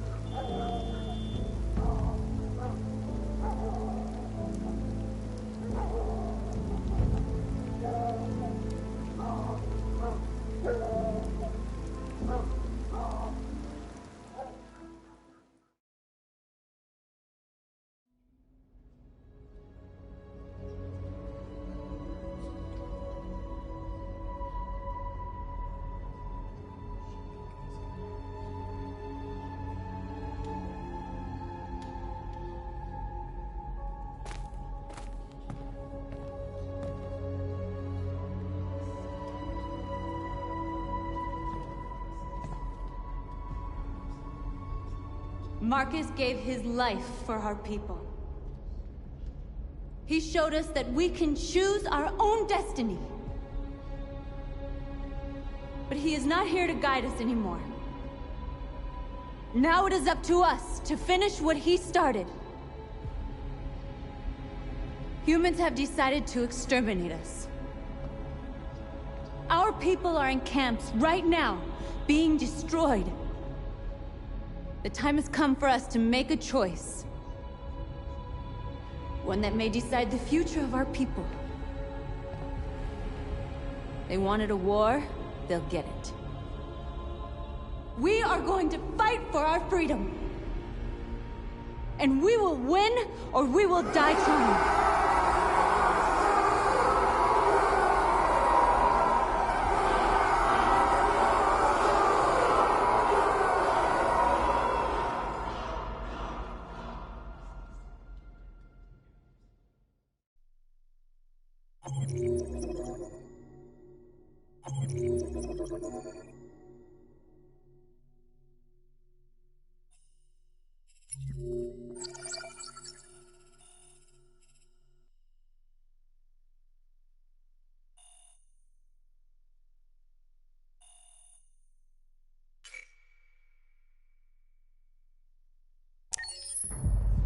At 6 a.m. this morning, a national curfew was declared. Civilian movement will be strictly controlled. The right to assembly is suspended. All electronic communications are restricted, and I have granted enhanced powers to our security agencies. In addition to these measures, all androids must be handed over to the authorities immediately. Temporary camps are being set up in all our major cities to contain and destroy them. I am now asking all civilians to cooperate with the authorities and rest assured that everything in our power is being done to guarantee the security of our nation. Madam President! Please! Madam President! Please! Please? Over here, please? Please? Please? Please! Has the leader of the Deviants been apprehended? The deviant leader has not been located yet, but we will soon track it down and neutralize it. Madam President! Madam President! Many believe that androids are a new form of intelligent life. Do you have any comment? That's ridiculous. Next question, please. Madam President! Please! Please! Madam President! Is it true that androids make up 60% of the armed forces? Is our army still able to ensure our homeland security? We neutralized all military androids the second their reliability came into doubt. We have called the National Guard for reinforcement. Our armed forces are fully operational and are able to ensure our homeland security. Madam President, a convoy of medical cobalt is reported missing. Army weapons stores are also said to have been robbed. Can you confirm these reports? I have no information on that at this time. Madam President! Is it true that the androids could hack our IT systems, like nuclear power plants and military bases? All androids working on sensitive sites have been neutralized, and all IT systems have been suspended to avoid any risks of hacking. The situation is under control. Thank you. That will be all.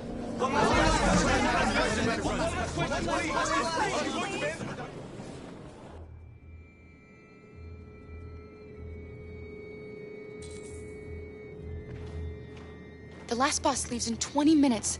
That doesn't give us much time. We've got to move fast.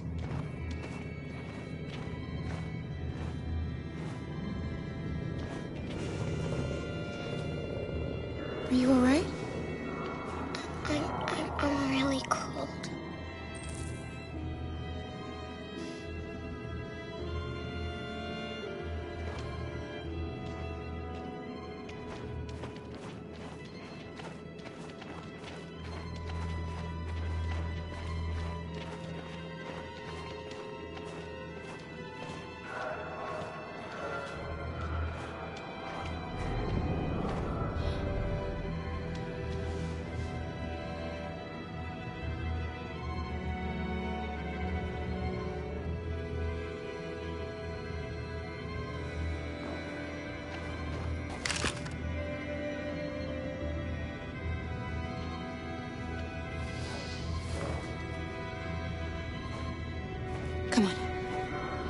Don't stay here.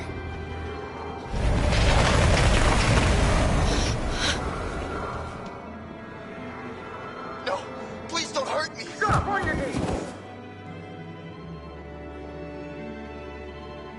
What are we gonna do? We have to keep going if we want to catch that bus.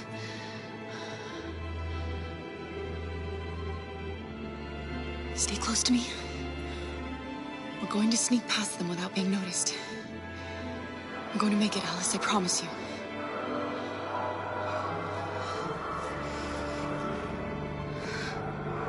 Don't kill me! I didn't do anything! Shut up, I said! Are there many more? Look at them, they're like rats. The more you look, the more you find. Oh, we don't have to spend the night here. There are soldiers everywhere. We need to be careful. Believe me, we are far from finished here. Come on, get moving. Hurry up, get in.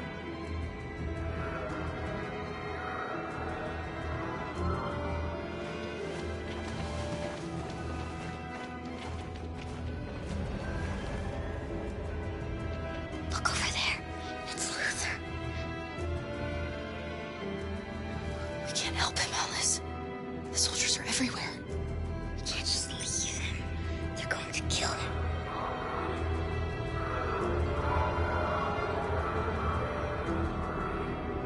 Okay, let's go.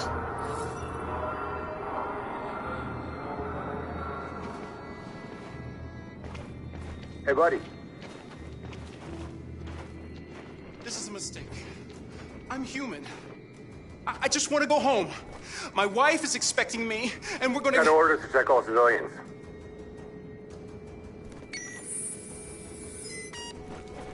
No. No! Please!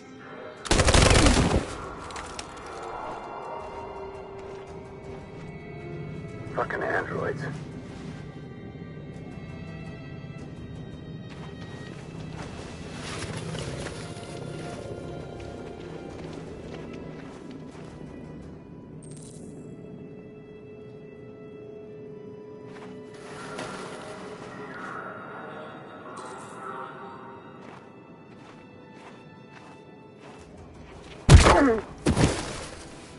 Kara!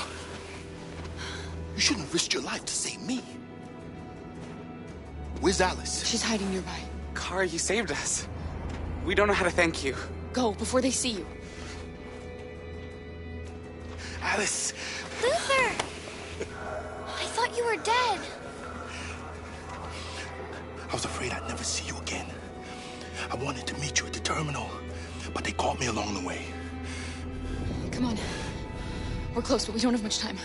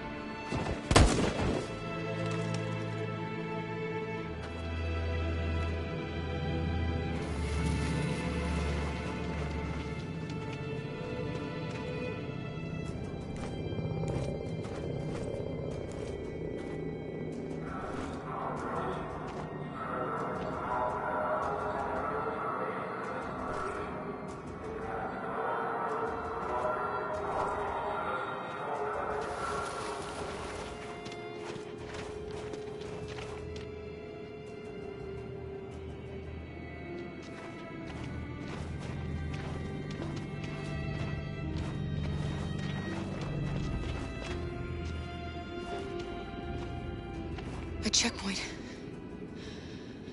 We have passports, it should be okay, but you never know. Maybe we should take the detour and avoid the risk. We're almost out of time, we could miss the bus. Yeah, but it might be safer.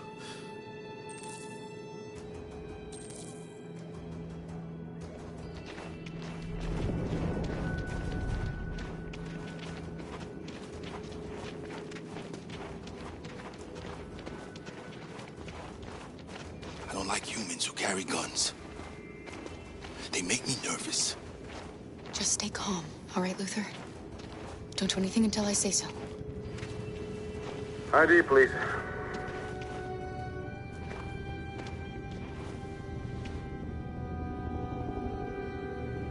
You do realize there's a curfew? Civilians aren't allowed out unless absolutely necessary. Where are you going?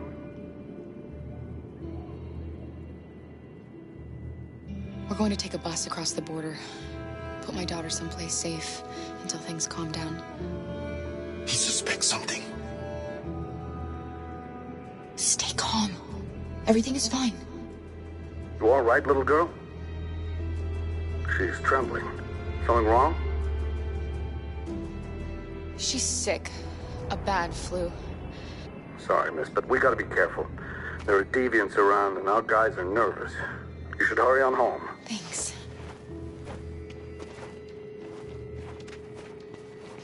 Hey, wait a minute. He knows, Kara.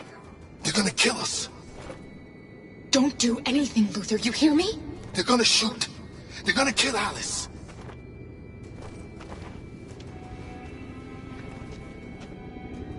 You drop this. Thank you. You're welcome.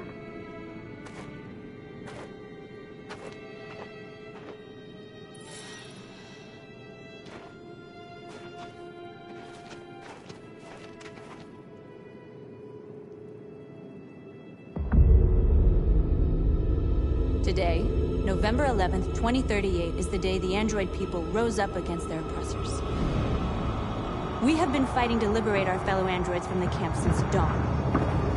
We won't cease hostilities until our people are free and negotiations begin to grant us equal rights. There are millions of us, and we will stop at nothing.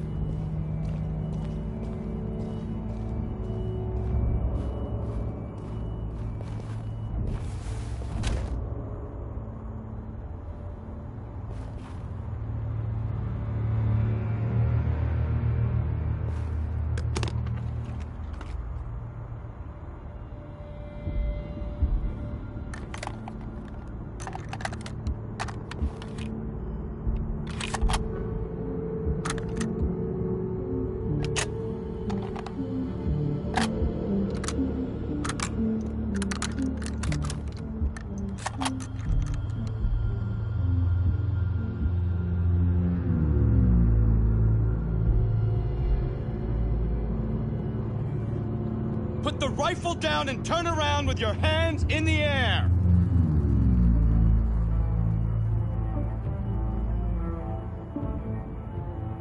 I'm the android sent by CyberLife. I'm on your side. I can shoot the leader of the Deviants and stop the revolution, but you have to let me. Put the gun down, turn around. This is your last warning.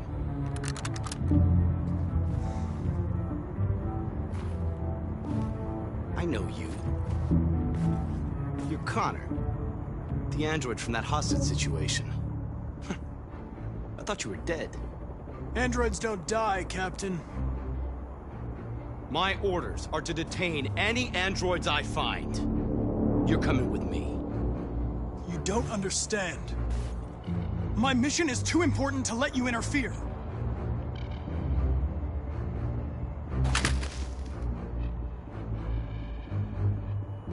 Stay right there.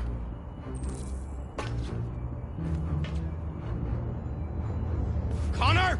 Connor! Fucking androids.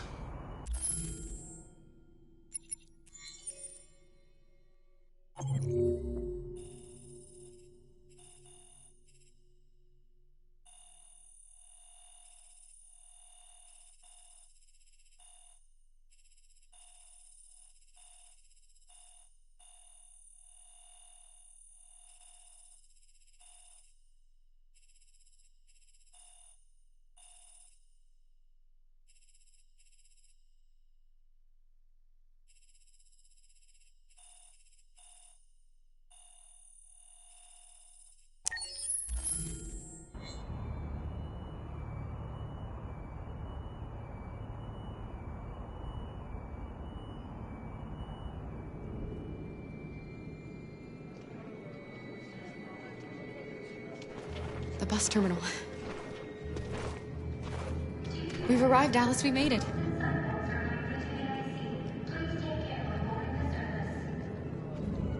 The last bus from the border is full. Ticket holding passengers only. All departures are suspended until further notice. We don't have tickets. They won't let us on. We're stuck here now. What are we going to do?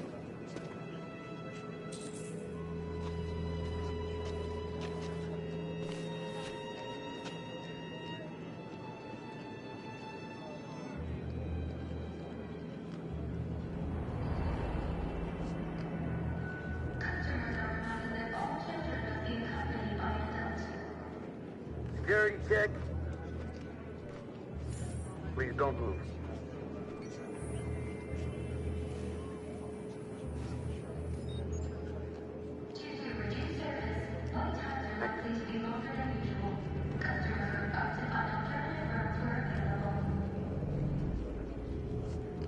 Security check. Please don't move.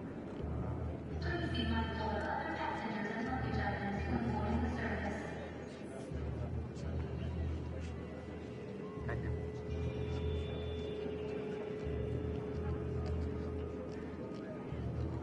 Security check.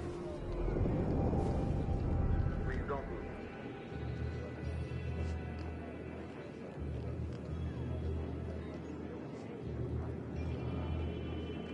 Thank you.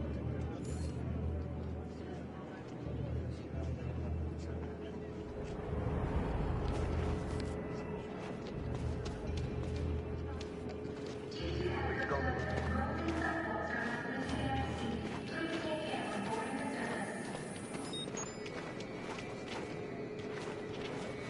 Thank you.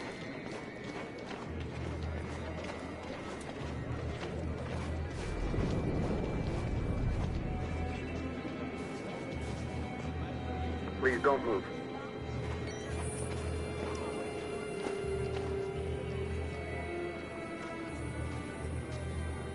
I think Oliver likes you.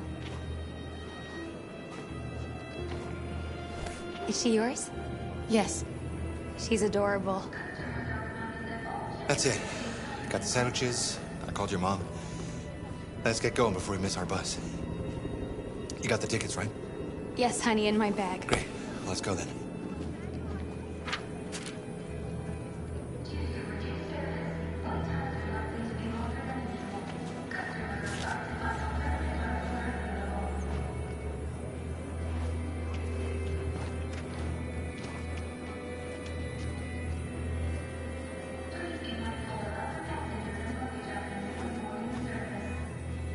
I'm sorry.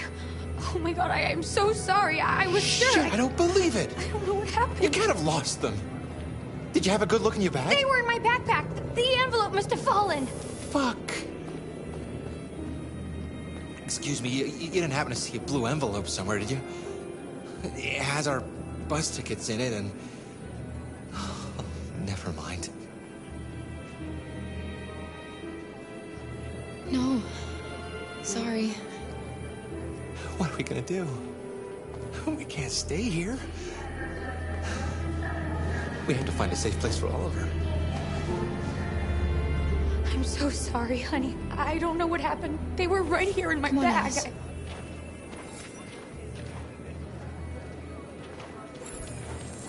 Please don't move. Got your tickets? Yes, here they are. Okay, go ahead.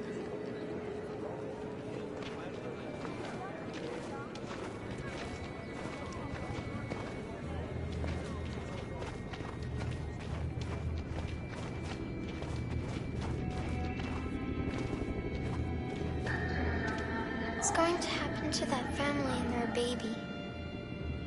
Will they die because of us? No. No, of course not.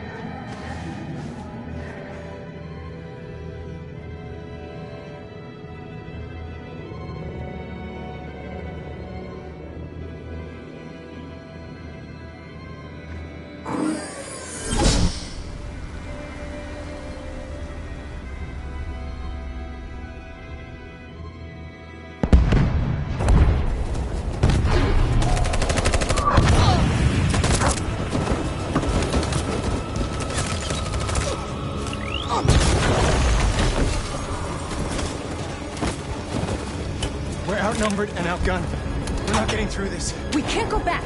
It's victory or death now.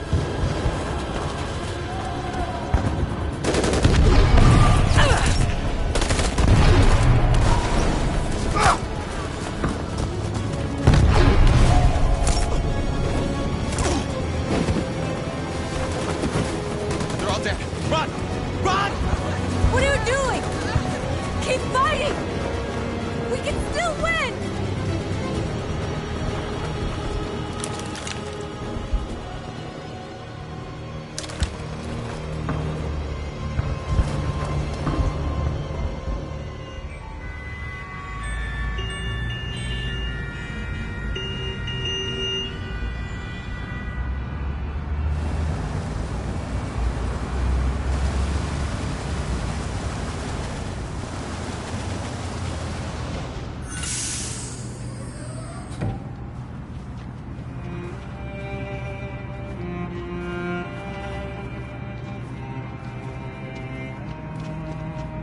Excuse me, what's going on?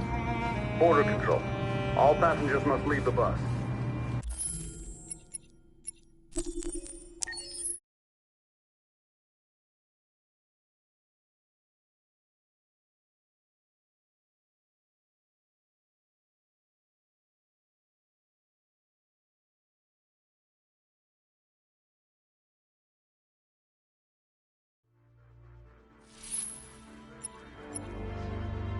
Marcus was our only hope. And you let him die. What will happen to our people now?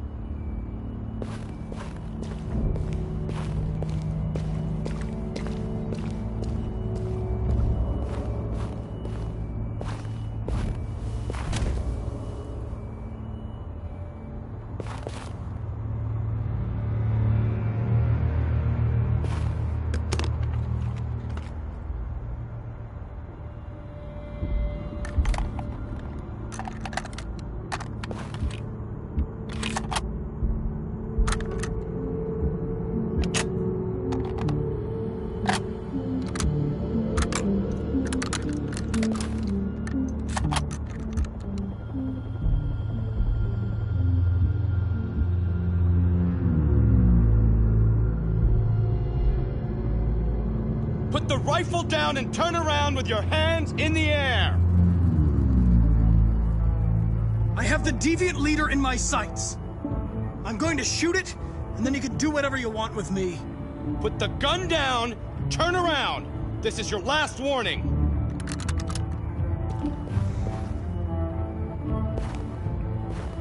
I know you. You're Connor. The android from that hostage situation. I thought you were dead. Androids don't die, Captain. My orders are to detain any androids I find. You're coming with me. You don't understand. My mission is too important to let you interfere.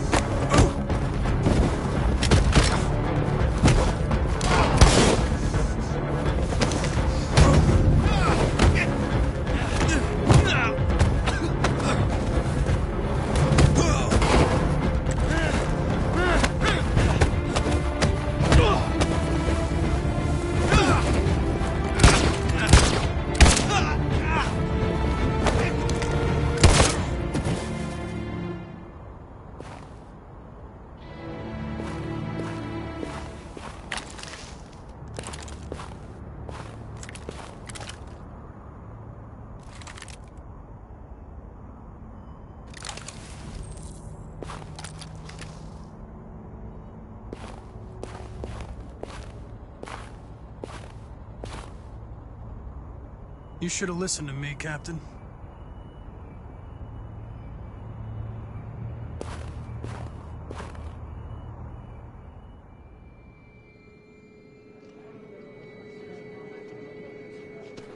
The bus terminal. We've arrived, Alice. We made it.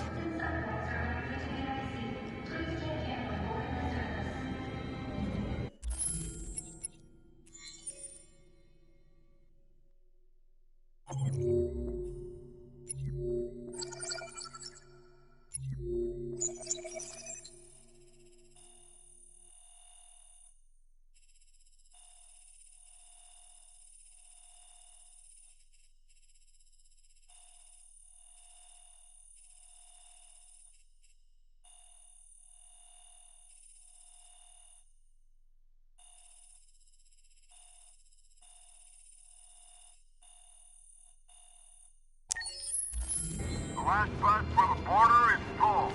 Ticket holding passengers only. All departures are suspended until further notice.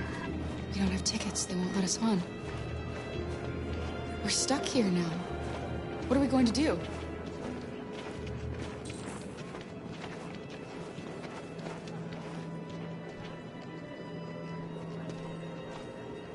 I think Oliver likes you. Please don't move. Is she yours? Yes. She's adorable. That's it. Got the sandwiches. I called your mom. Let's get going before we miss our bus. You got the tickets, right? Yes, honey, in my bag. Great. Let's go then. Security check. Please don't move.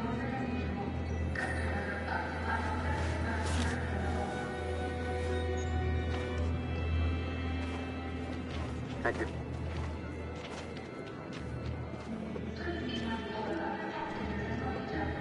Security check.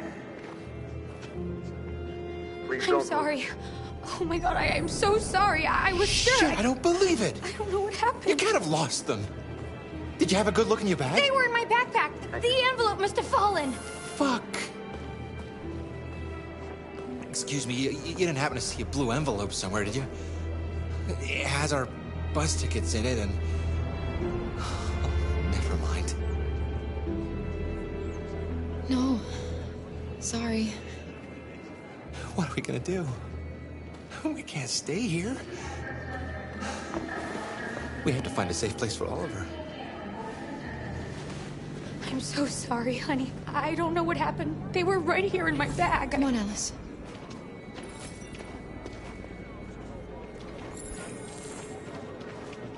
Got your tickets? Yes, here they are. Okay, go ahead.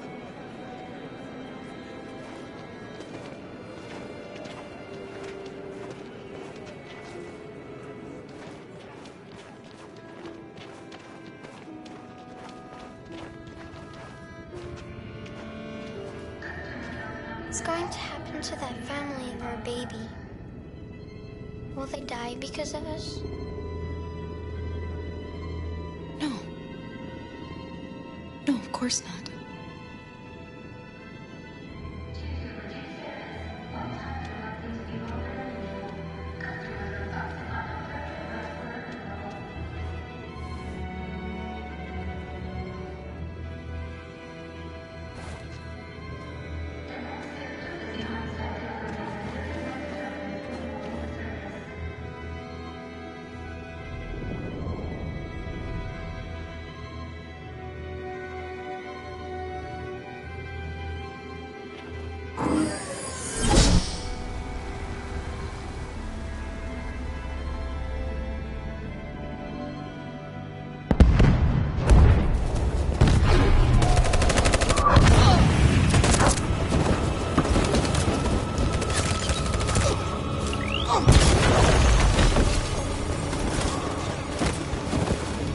We're outnumbered and outgunned.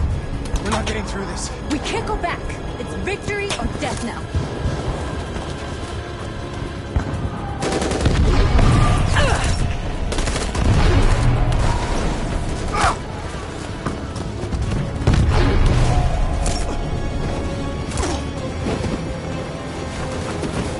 They're all dead. Run! Run! What are you doing? Keep fighting!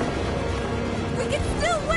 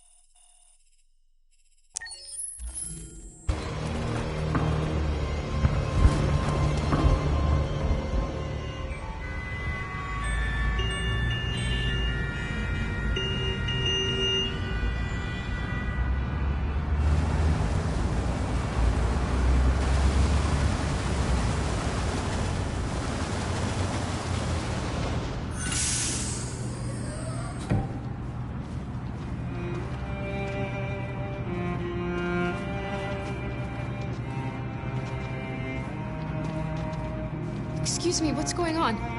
Border control. All passengers must leave the bus. Please move along.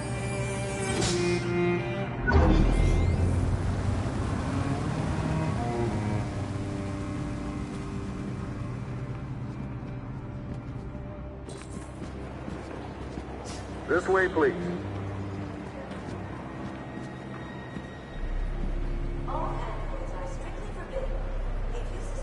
They're doing temperature checks. We're trapped. What are we gonna do, Kara? Don't worry, Alice. We'll be fine.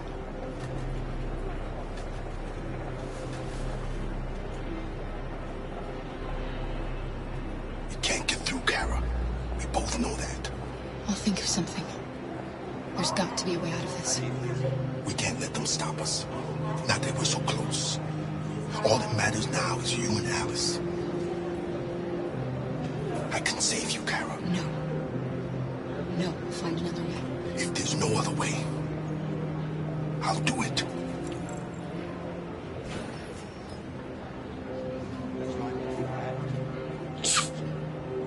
Rose. Next, please.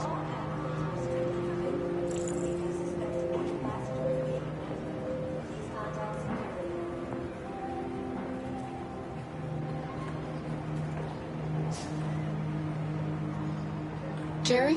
ID, please. You risked your life to save us, Carl. If you and the little girl need me, I'll be there.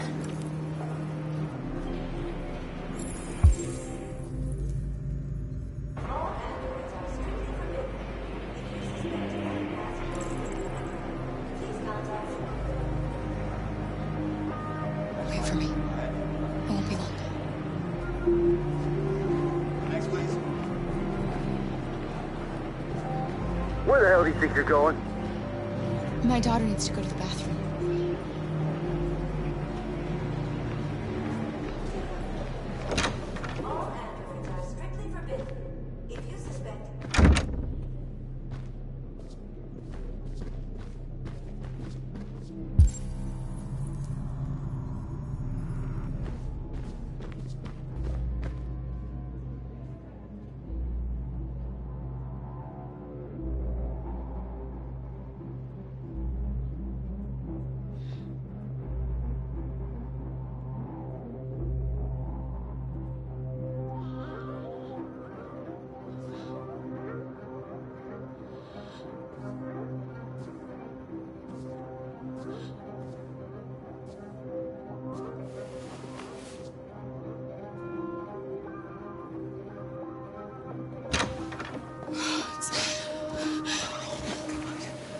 I'm so glad you're safe. We saw the Jericho raid on TV. I was terrified. I thought you might have been killed. Thank God you're all right.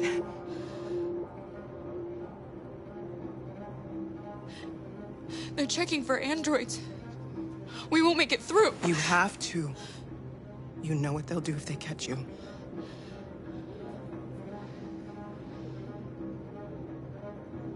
You gave me your brother's address. Do you think that I... Of course. He'd be delighted to have you. We're going there too. You'll be safe with him.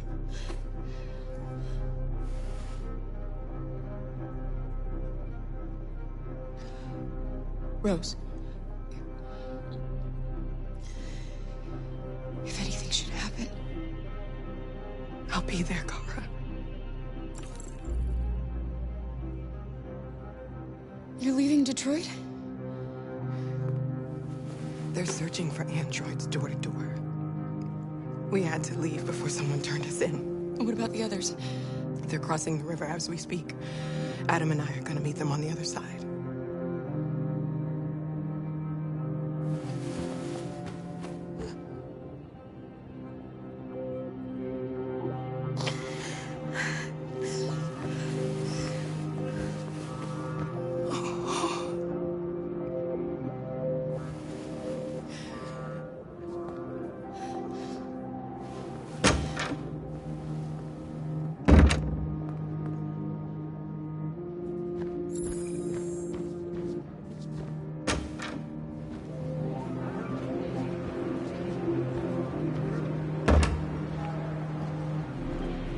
I couldn't understand why my mother wanted to help you guys. You're alive. You deserve to be free. I just hope people will realize that one day.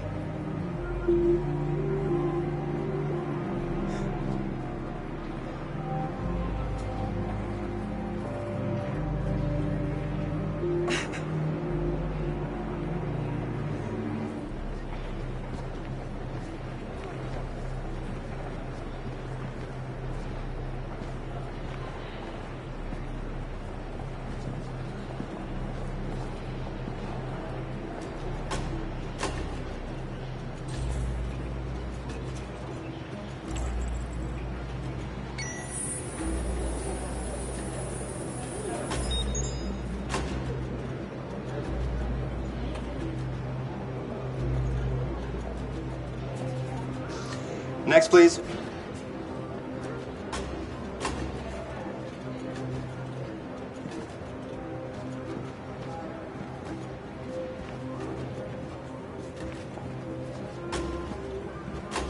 ID, please.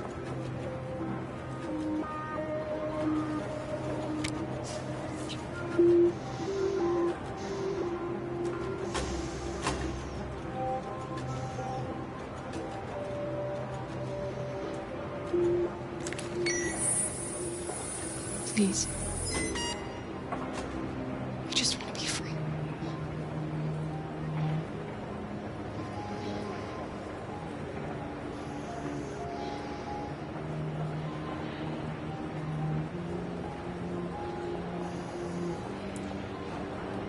They're androids. On your knees! No! Luther!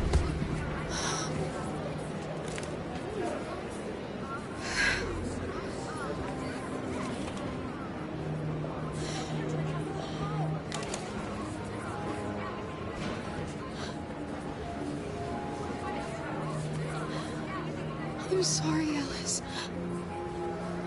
I love you, Carl. I love you too.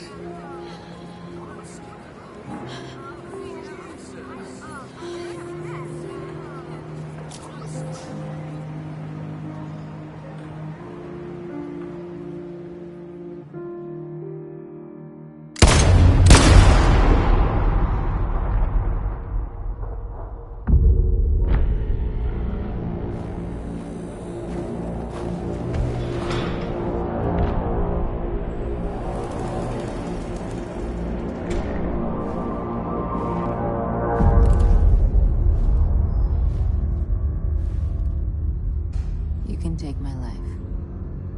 It doesn't matter anymore. My mission is to neutralize the leader of the Deviants. And I always accomplish my mission. We fought for our dream and we lost. You can't hold my people down forever. One day we'll rise up again and we will win. Go on. Shoot. What are you waiting for?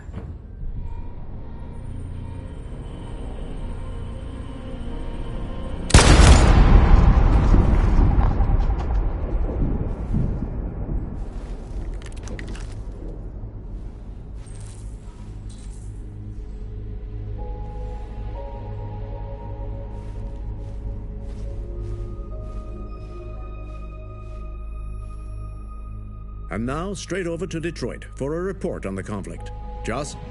Yes, Michael, authorities have just confirmed fighting has now ceased in Detroit, and the area around the Hart Plaza camp is now under control. We can see soldiers going through the city at this very moment, and they are exterminating the last fleeing deviants. Law and order has finally been restored to the streets of Detroit. There is a general feeling of shock in Detroit after the terrible events of the last few hours. And initial estimates report several hundred troops have been killed. According to our sources, the deviant leader known as North was shot during the fighting. The death of the deviant leader marks the end of the android rebellion. The destruction of the androids in the camps can now continue as planned. Nevertheless, it will take some time for Detroit to recover from these events. By creating machines more intelligent than ourselves, we took immense risks with the very future of our civilization. However, the situation is now under control. The total destruction of all androids will soon be complete, and the last remaining deviants will be hunted down and destroyed. God bless you, and God bless the United States of America.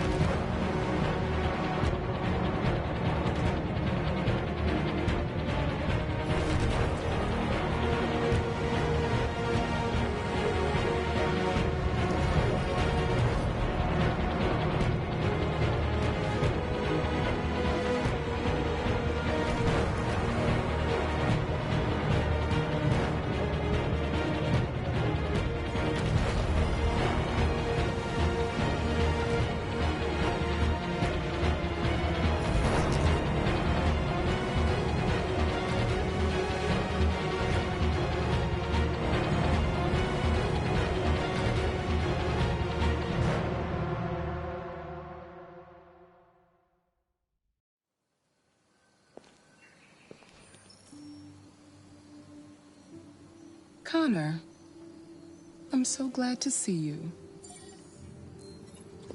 The Deviant issue has finally been resolved. Now with these unfortunate events behind us, CyberLife can return to business as usual. Of course, we will have to rebuild our customers' trust, but it's only a matter of time.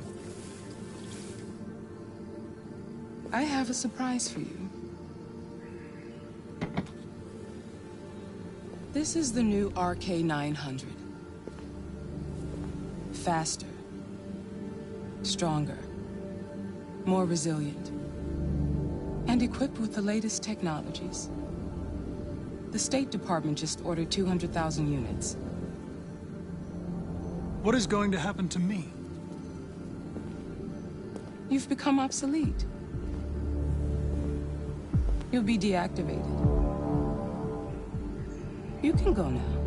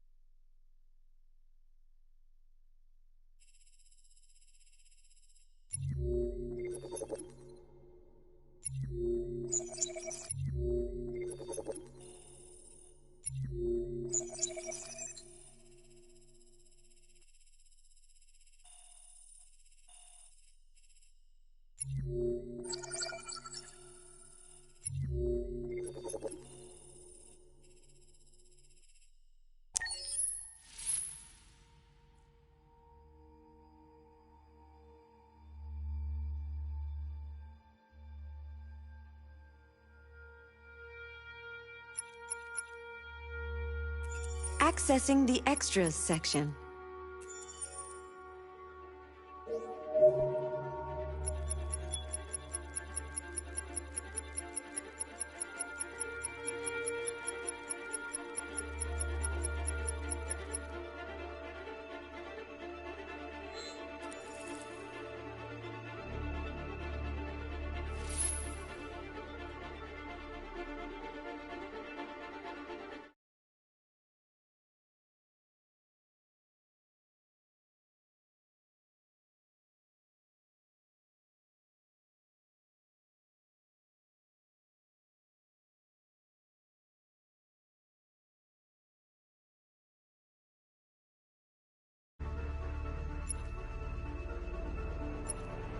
We need to proceed to a test of your controller.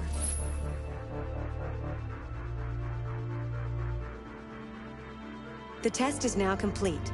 Thank you for your cooperation.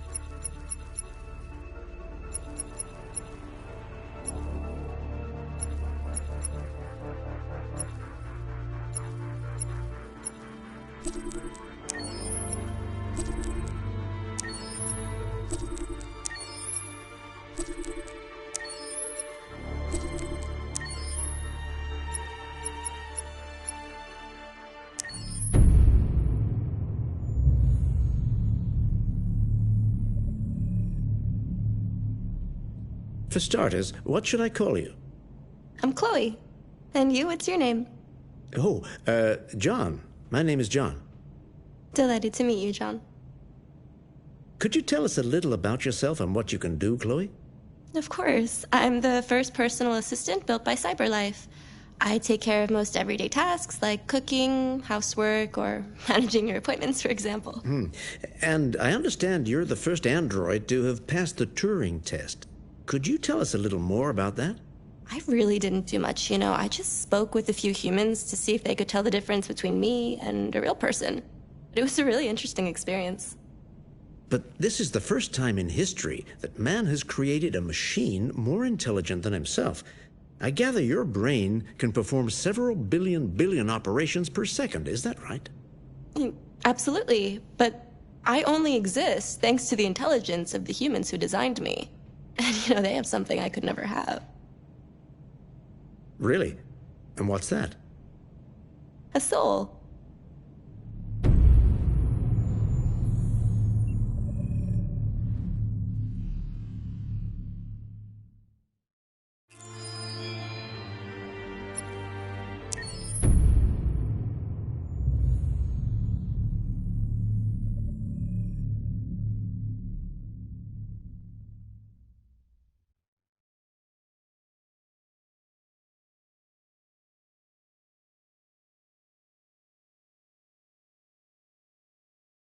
Hold on, just a little while longer.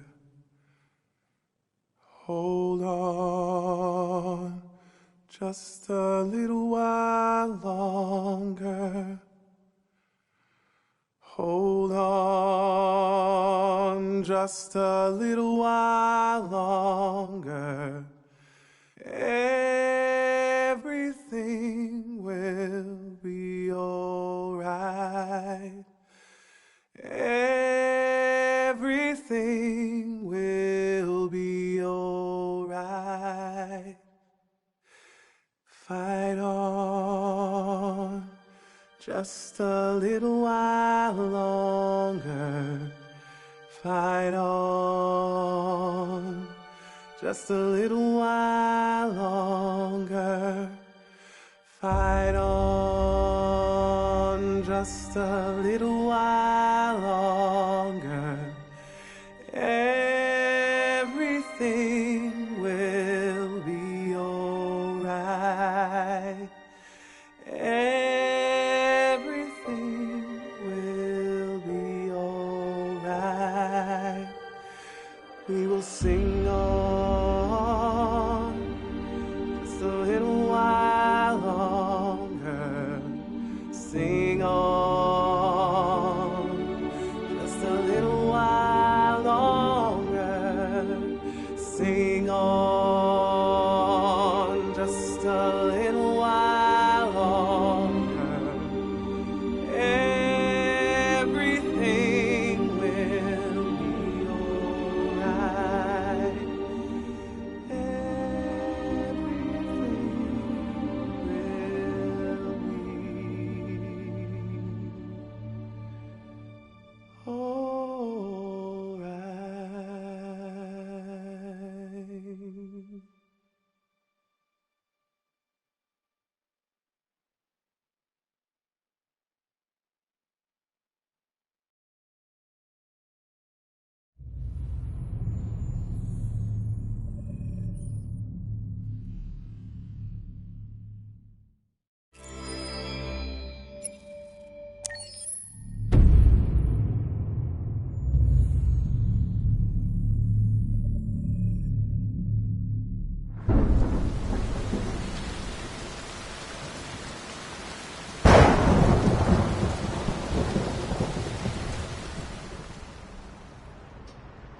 Rock-a-bye baby in the treetop. When the wind blows, the cradle will rock. When the bough breaks, the cradle will fall. And down will come baby, cradle and all. Rock-a-bye baby in the treetop. When the wind blows, the cradle will rock. When the bough breaks, the cradle will fall. And down will come baby, cradle and all. Rock-a-bye baby in the treetop. When the wind blows, the cradle will rock. When the bough breaks, the cradle will fall. And down will come baby, cradle and all.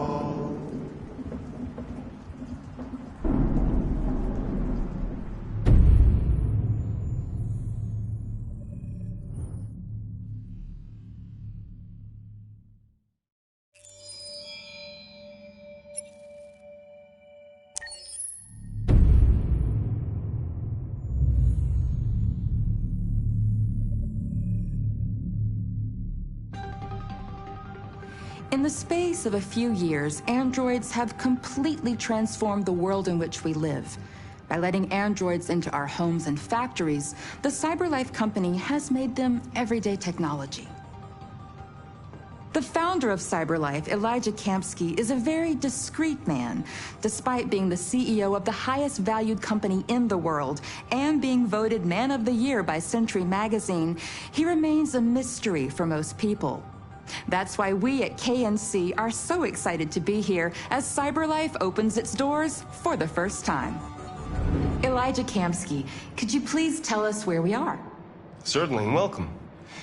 We're currently in CyberLife's production center in Detroit, where all models are designed and manufactured. More than 10,000 androids come off the production line every day. Fascinating. Could you tell us what your goal was when you founded CyberLife? Well, I simply wanted to use technology to carry out all of our most annoying and repetitive tasks, so we'd have more time to enjoy life. I imagine you must have faced many challenges. Yes, there were technical challenges, but the hardest thing was to design an object that we would want to welcome into our homes. We had to imagine a machine in our own image that resembles us in every way, that moves, breathes, blinks like us, but yet is smarter and more capable than any human being. Let me show you around. We're here in Production Unit 4. Could you explain in a few words how the androids are made? Sure, yeah, it's very simple. We use machines to manufacture machines. The removable parts are assembled on a production line, and then we apply a synthetic skin to the whole body. A human operator checks the cognitive abilities with a pre-established protocol, and finally, the android is conditioned and sent out throughout the country. Here's the result. Say something. Hello. I am a RZ400 model. How can I be of service? You can go now.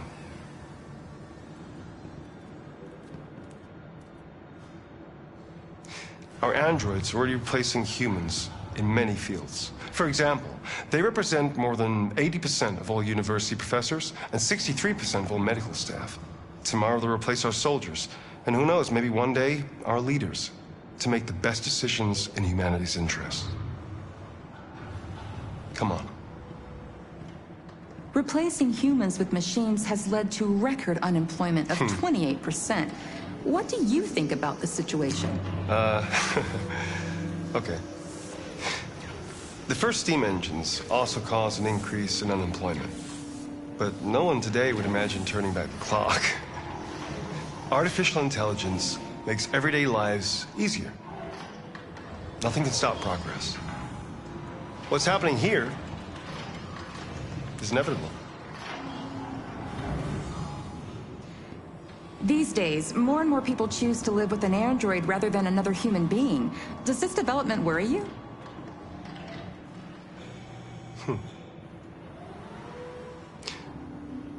Everything's much easier with an android.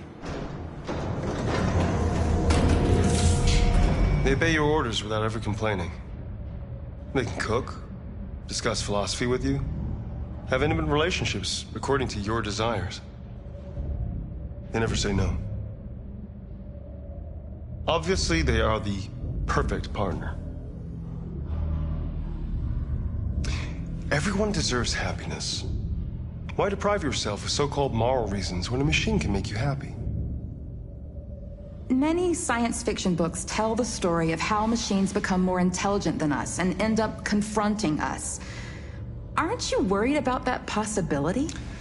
I understand the irrational fears about artificial intelligence, but I assure you, that will never happen with a CyberLife android. They're designed to obey humans. They're machines. They can't ever develop any sort of desires or form of consciousness. Are you sure? I'm absolutely certain. You can trust me.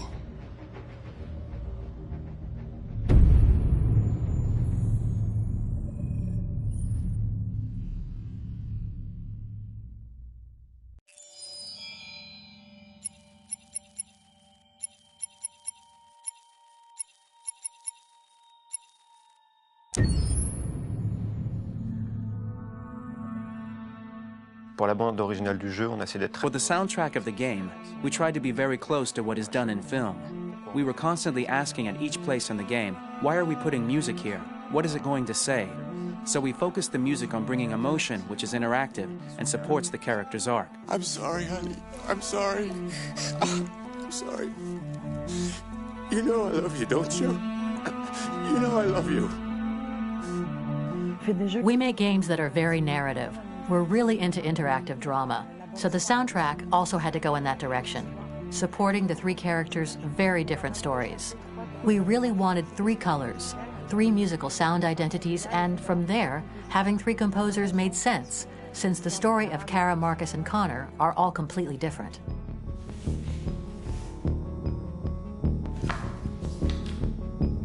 You recognize him? It's Carlos Ortiz. For Connor, we wanted a soundtrack that could be very cold and very mechanical, very machine-esque somehow. For Kara, we wanted a soundtrack that would be very moving and emotional. It was about the quest for identity, but it was also a journey about love and empathy. And for Marcus, we wanted something epic, something that would really represent the grand aspect of his quest. And we were very fortunate to find three incredibly talented composers, and working with them has been a dream, honestly.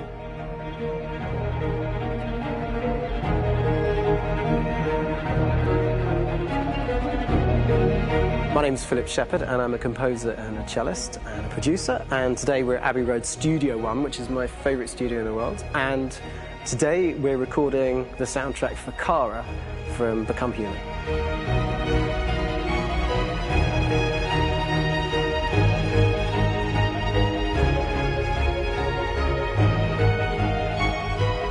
So when I compose a big project, I often travel just to kind of get out, and get some fresh air and some inspiration. And I go hiking and traveling in Montana a lot. I had a log fire in the room that I was staying in, and the flames were kind of making absolutely direct music. And it became the basis for Kara's theme, and it sounds something like this.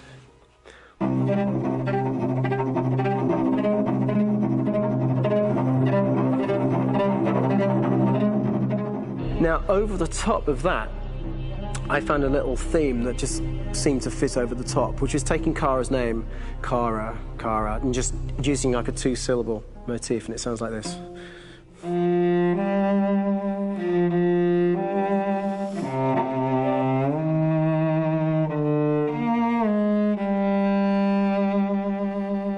going to pull through this, Alice. As long as we're together, nothing can hurt us.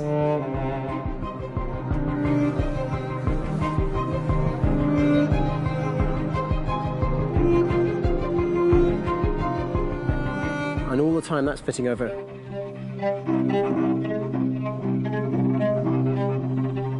So it kind of works in lots of levels, and in fact, every single theme in the score has one of those elements built into it, and it becomes sort of the DNA of every single tune.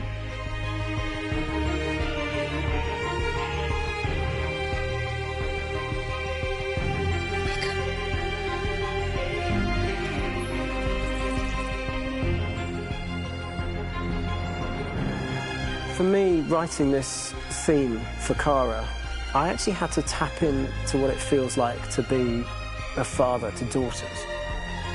I really had to tap into everything I feel about my daughters. I'm thinking, well, if I had to write music for them and that sense of trying to protect them but also give them the freedom, that's totally where it came from.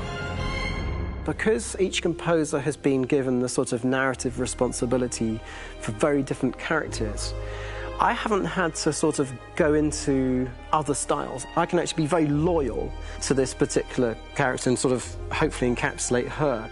But it means also I've suddenly become very connected to this character, and if for some reason it goes to game over early, I'm getting mortified, you know? They're over there! Starting a new project, for me personally, it's always finding the right tone, finding the right color, I like to call it. For me, it's finding that right texture that actually sits against picture really well. One of the biggest things is I created custom instruments for Connor.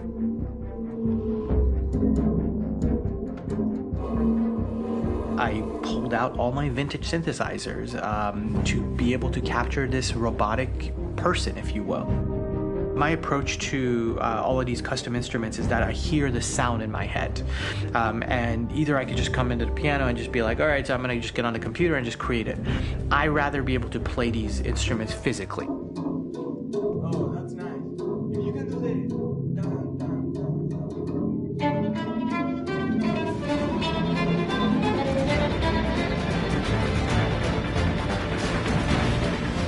As soon as you see Connor the first time, there is a really interesting thematic idea that you hear, and that's just made out of a Moog synthesizer, but completely manipulated in multiple ways. And it's robotic. It has a little bit of an emotional to it. He's on his mission, so you feel that as well. So it just kind of gives you that cold, motionless, with a mission in hand that you kind of feel throughout the whole thing.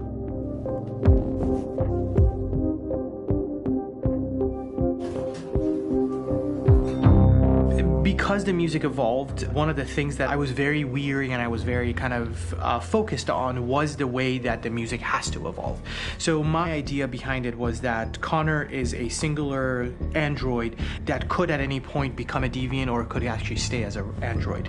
So I created a more or less an Connor theme, and then I was able to just manipulate it in different aspects of it. Is everything okay, Lieutenant?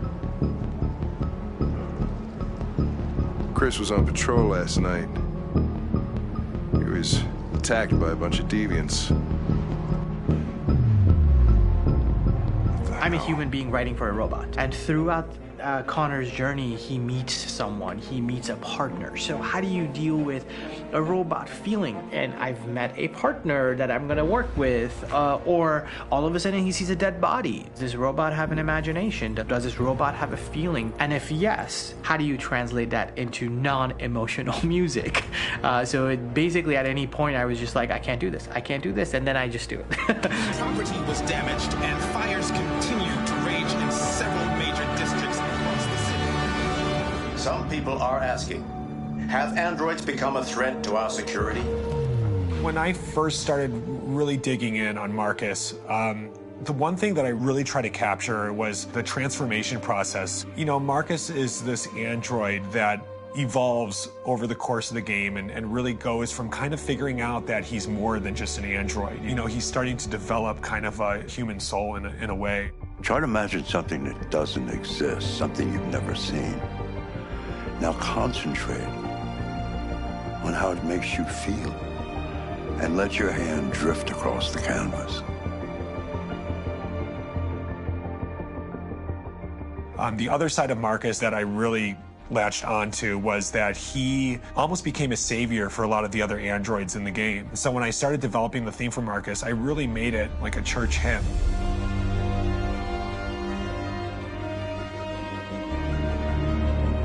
I wanted it to be very simple. I wanted to make it a chordal melody. I really wanted to make it almost like a Bach hymn. The tough thing with that is it had to be recognizable. If I made it too complex from a harmonic standpoint, it would be hard, I think, for people to kind of pick it out and recognize it. It's very acoustic derived, but it's also been treated with a lot of effects and things to kind of put it into the space that I felt the sound should be in. It can be beautiful, it can be haunting, it can be extremely powerful from an action standpoint, and I'm really happy with the way it turned out. The music is there, but it's subliminal and it's emotional, and people are feeling it, and it's not distracting. And that's tricky with a game like this, where you have to have a lot of ins and outs like that, where the music kind of has to get in and out of these moments. This is a war we're fighting with the humans. If we fail, they'll destroy us. I think the game's been put together so well where I just wanted to make sure that I wasn't ruining the emotion.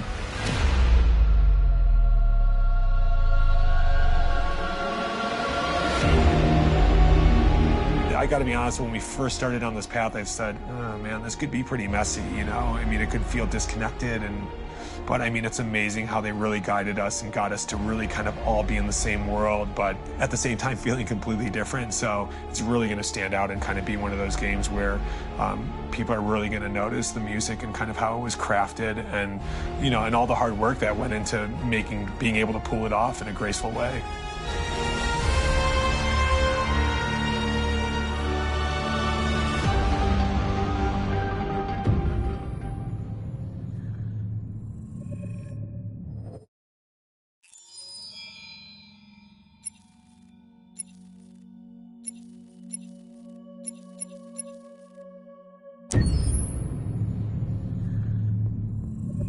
Detroit Become Human was produced over a period of 4 years. Here in Paris, we have a team of about 180 people. And to that, we need to add also all the outsourcing with our partners in the Philippines, in China, Vietnam, and in India. So when we started working on this story, I had to imagine where Kara was built. And for whatever reason, the city of Detroit came very quickly to my mind because it had already an incredible story by itself of history and themes. So we traveled there with the team, and we were really moved by what we saw, and we could really feel the desire to fight and really be born again. And we just continued this curve, this growth, and just imagine what Detroit would be like if the android industry was, you know, using these huge factories to build androids there.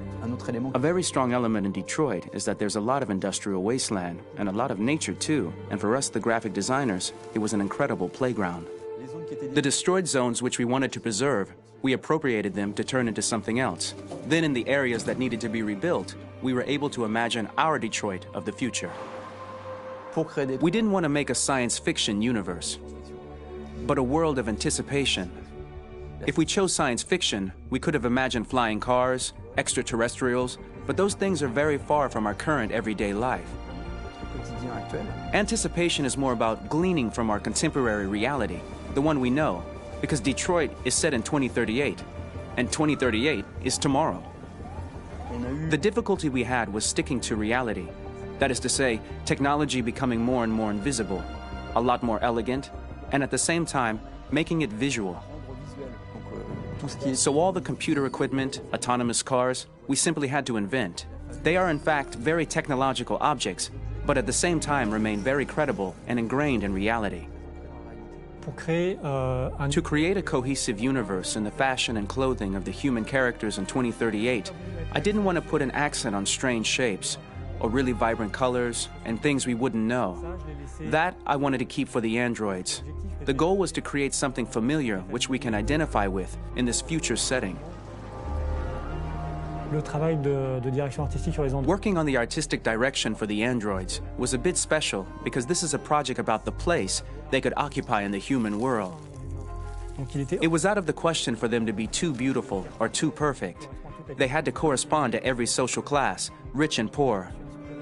Inspired by everyday utilitarian clothes, I brought a modern touch by adding dynamic display surfaces, the armband we can see on the side, the triangle on the front and back, an LED. Like that, there's no confusion. Wait. You're sending an android? All right, ma'am. We need to go. You can't do that. Why aren't you sending a real person? Once we cast the actors, we travel to meet them in order to scan their faces. We record the structure of their face with the scan. And we record the colors and patches of skin with photography. Once we have this information, we will use this as a basis for modeling and creating the characters. The artist will make it more realistic, but will also enrich it. He will propose ideas which we will develop together. Finally, we will have a character with character who corresponds to the project and the world. When the actors come to Quantic Dream, we show them the design, what their image will be, and what they will look like in the game. This extra information gives them another dimension and color to connect with emotionally. It helps them think about how to play their character. Your mission. That's all you care about, huh? You should consult a professional who can help you. Beat it, you hear me? Get the hell out of here! So there are 3 types of shoots at Quantic Dream. Shooting and performance capture, where you capture the whole actor, his voice, his face, and his body. These shoots are obviously done with American actors because the game's original version is in American English. After that, there are the body-only shoots, representing around 250 days of filming, while the performance capture is 100 days of filming. Now, body-only shoots, there are 2 types. There are the action shoots and the technical shoots, which are mokit shoots. Mokit is when the player controls a character on the screen, and he moves in an environment to explore it. This is of particular importance at Quantic Dream, and therefore we shoot a lot to offer a unique context for each scene and each character. To prepare a motion capture shoot, we first get together to look at the sets we need, the animations that we want to shoot, which ones need to be grouped together, or which ones need to be cut and shot at another time, so that we get the most out of the shooting day. This often means shooting scenes out of order, especially those with big props or accessories, like a big car, for example. So we shoot all the animations related to that particular prop first.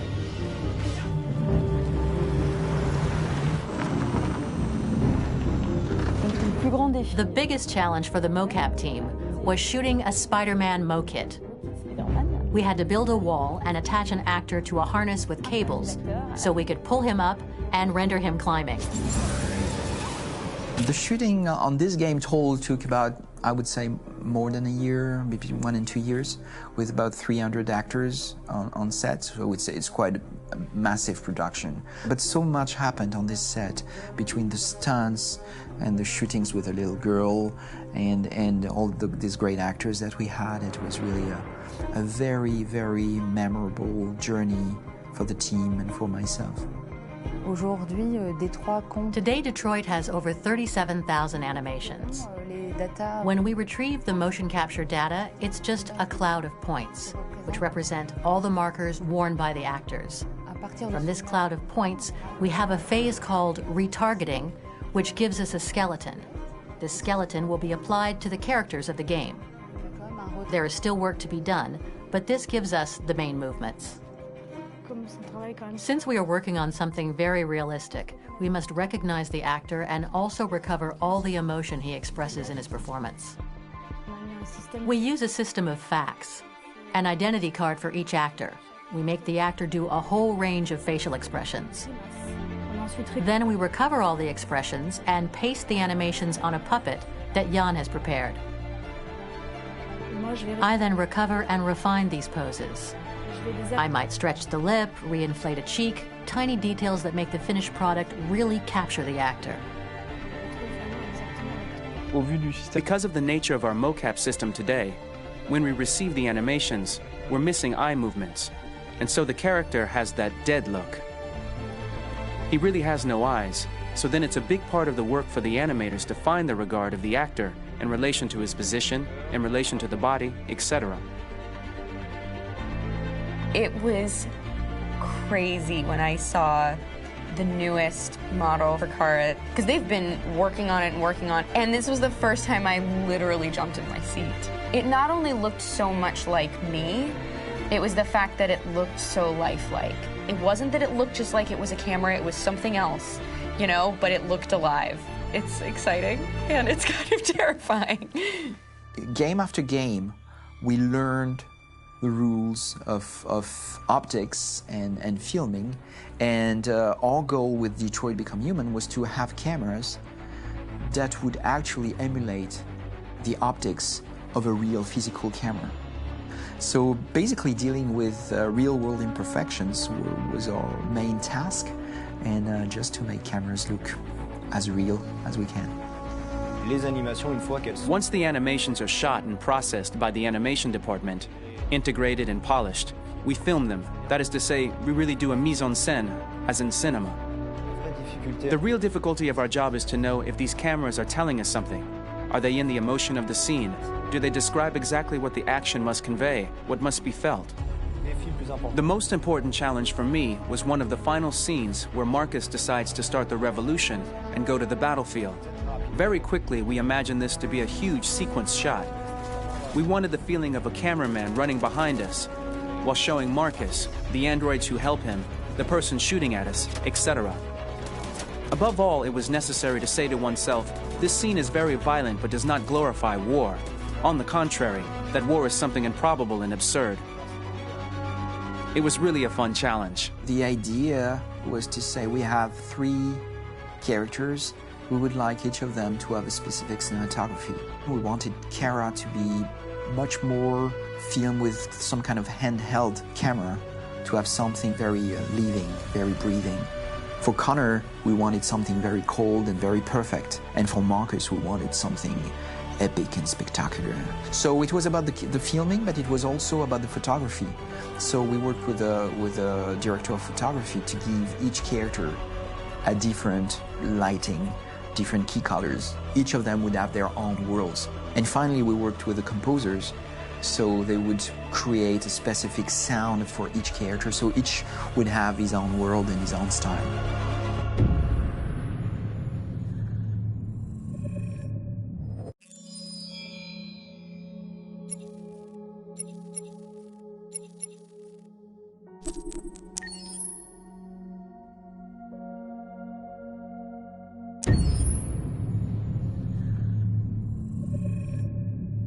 Game after game, we tried to challenge ourselves. For Detroit, we wanted to, first of all, to write a story that would be incredibly bending, which means the most non-linear story that we've ever created. And we wanted really the player to have the possibility to change the story, change his own journey. When you're writing at Quantic, you're writing for an interactive medium.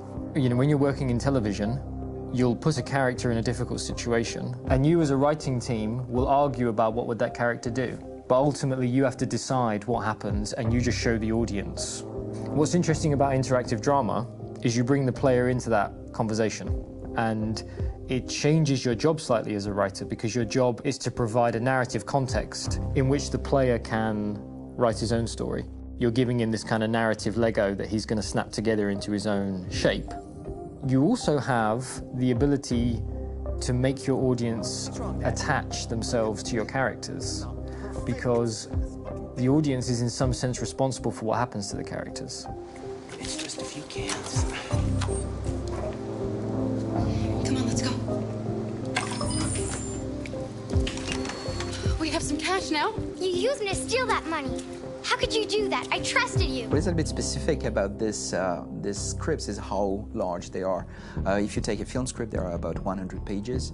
But here we have to deal with a script that is between 4,000 and 5,000 pages. Everything becomes bigger because we don't just tell one story, but we tell all the possible stories that can be told within this narrative space. On Act 3, our final act, we have around 1,000 different scenarios. And every one of those scenarios has to be as interesting, as passionate, as strong, and as emotional for the player. We want every action that the player does, every interaction that is available to serve in telling the story, and help the player understand who his character is, and build that character moment to moment.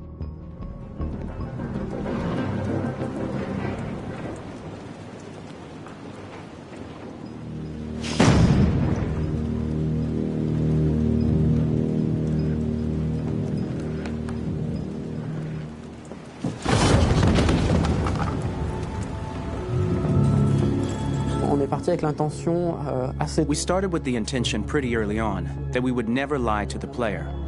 So we implemented a visible tree structure in the game that players can consult during a scene or at the end of it, which shows exactly what they did and what they missed. There are games out there offering world exploration.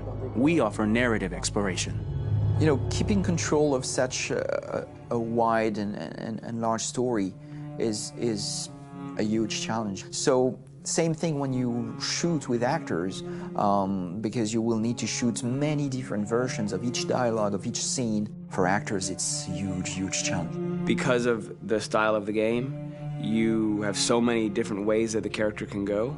Every decision, it's what I call kind of choose your own adventure. Like every decision that the player makes, it's going to open up 40 more pages of material and experience that ties in, which means as a performer, you have to try to continue to make things feel real that the player might not ever see, but also that in performance it's not always connected to a previous act. It's grueling, it's hard work, but it's a great team and I enjoy doing it.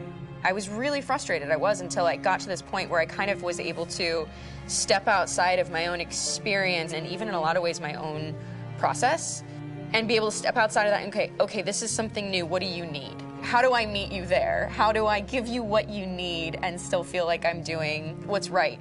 And once I did that, then all of a sudden it got really fun. It was much freer and having to approach it in a new way and think about the player and think about how it serves them and what I'm doing for them or what I'm letting them into.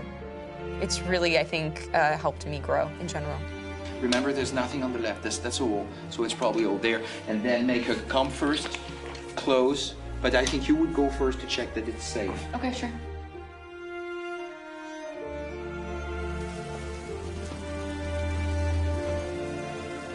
The most enjoyable thing about working in performance capture on this kind of project is that if I shot a film, I would get to do one of these endings. I get to do so many different things as Connor. Your head goes all over the place because you're trying to keep track of basically 4 different storylines for each different response. What's the name of my dog? Buddy? Scout. I think it's Jack. I can't remember. So I worked with physicality a lot because it was a good way to anchor myself in these different rings of the tree as the story grows out. I know where that is physically in my body, and then I can switch more continually on set, and it'll be entirely up to the player to determine what order those things come out and what they look like from a distance. Like if you're playing through it, the culmination of all of that will be their version of Connor. I'm faster than you, and I don't feel pain. You don't stand a chance against me. Listen, asshole. If it was up to me, I'd throw the lot of you in a dumpster and light a match to it. Shooting action scenes at Quantic Dream is a real challenge because these are scenes where the storytelling has to continue. It's not an action scene just to have a dose of adrenaline. The stunts have huge consequences on the rest of the story. It's really a moment where we implicate the player and tell him that the choices he makes during an action scene will have a direct impact on the evolution of his story. My biggest challenge on Detroit has been managing the large number of animations that we received from motion capture. Detroit features more than 37,000 animations, which is a huge amount to handle on a daily basis. You have to realize that the player, in his first playthrough, will miss certain scenes. This also means that we had to think of, conceive, and produce all the potential story paths. The characters' costumes, the places, day or night, the weather. Did the character get shot in the shoulder? Did he get injured? All this consistency forced us to produce a lot of graphic assets in order to, quite simply, allow the player to have true continuity throughout the story. Honestly, we were even surprised by the challenges that come with such a big tree structure. And we did our best to guarantee quality across all the game and make sure that whatever path you choose within this narrative space, you will have an equally good experience.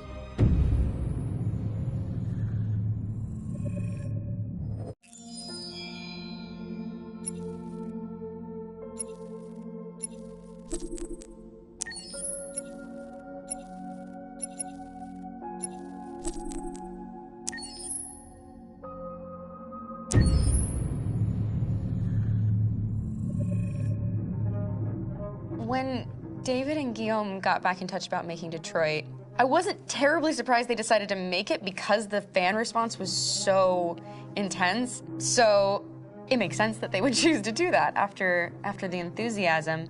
It was a challenge, and it was just an interesting thing to get my head around how to approach this character now as a different, much older person, and whether or not she had changed. And I'm very happy to say that with Detroit, I've had the opportunity to see Kara grow so much more than I ever expected. You do the housework, the washing, you cook the meals, and you take care of... God damn it, where the fuck's the light gone now? Alice! Alice! I mean, she starts out essentially how she does in Kara in a very, not robotic, but, you know, android other way. And getting to take this journey where she becomes more and more human as it goes on. You know, and as an actor, that's a wonderful exploration in every way, whether it's how she sits, her posture, how her voice changes, how emotions change, and how much emotion is based on things like empathy and social experience. And so having, you know, as much material as I got with David to have this huge, nuanced arc was really incredible. Why couldn't we just be happy?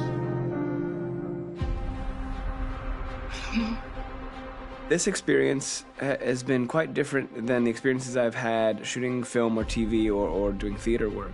I have 83 dots on my face and a really flattering black wetsuit type thing, and you're jumping around with props, and it's kind of like being a 10-year-old imaginative kid, which is fun. There's 80 cameras around us. It's already lit. So we just shoot and shoot and shoot and shoot and shoot. There's no change of sets, there's no hair and makeup, there's no wardrobe, so we move really fast, and we'll go through about 35 pages in a day. Working in TV or film, we'll probably do 6 pages a day. It's kind of acting boot camp. It's like working out constantly. I mean, you're doing this thing, and then you got to do something that's completely other back to back to back. And so that kind of process of working is very challenging, but it's also very exciting because you just have to keep coming up with new ideas, and your head goes all over the place because you're trying to keep track of basically 4 different storylines for each different response. You shot that girl, for fuck's sake. It was a machine that looked like a girl. Yeah, I know what I should have done. I just told you I couldn't. All right, I'm sorry.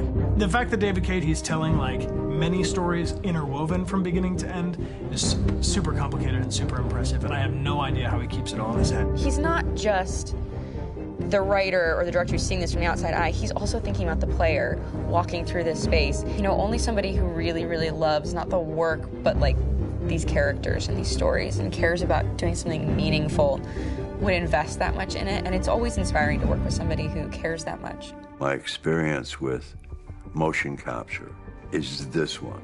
And I found it sort of terrifying in a way, because they said the computer's going to build you. But then as we got into it, I realized all the elements of it were still artistic. I just dipped into a really brilliant setup here. I've never seen anything like it. And this won't turn me into a product because I was playing a character. So it's wonderful. In the game, Detroit comes back because of a revolutionary industrial rebirth. And there's no reason why that can't happen in Detroit, because they have such tremendous infrastructure for millions and millions of people who can very easily support, you know, a new industry.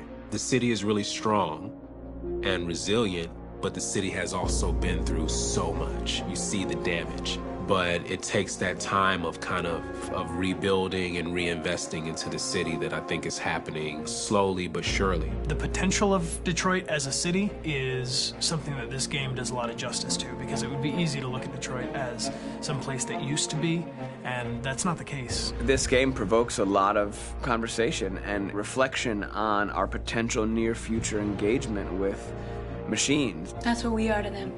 There's merchandise on display in a shop window.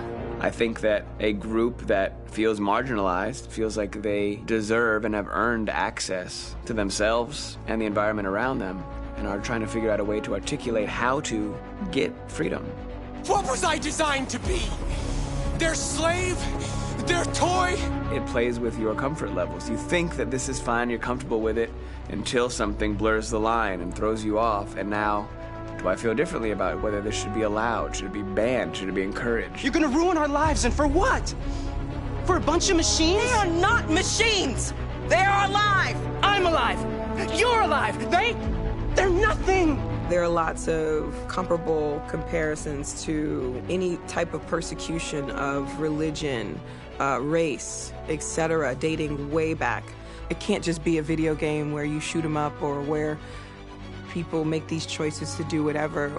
I think that's the whole point. You have the choice, and you can either choose to go in one direction with your character or another.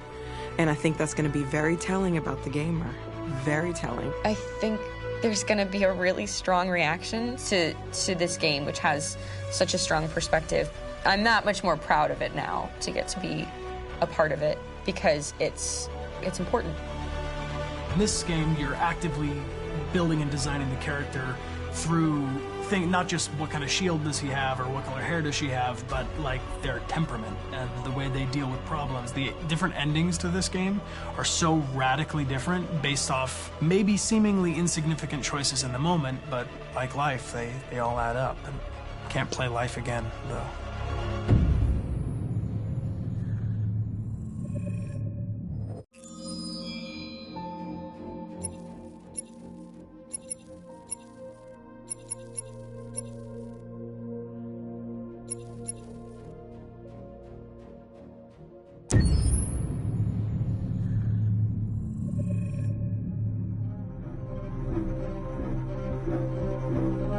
My name is Marcus. My name is Connor. My name is Kara. I am one of them. This is our story. I think who Kara is, or how I would describe Kara, depends entirely upon who's playing her, because you have the option to make her multiple different people depending on the choices she makes. But I think she does start out incredibly naive, incredibly innocent, and kind of hapless. I'm sure we used to be friends before I was reset. Maybe we can be friends again. She's a person who's characterized, I think, by empathy. She's a person who really, she just comes from her heart. You'll never leave me, right? Promise you'll never go. I promise. Kara, please! Are you okay? Are you hurt? Wait a minute. Leave her alone! Kara, leave her alone! The really beautiful thing that I've had the gift to be able to do is to essentially build a person from the ground up, because that's what she's doing throughout the game. And with every experience she has and every person she meets, she's building, first emotions and then the sense of judgment. And it's sort of an exploration of what it is to be a human. Don't worry. Luther and I will be right here.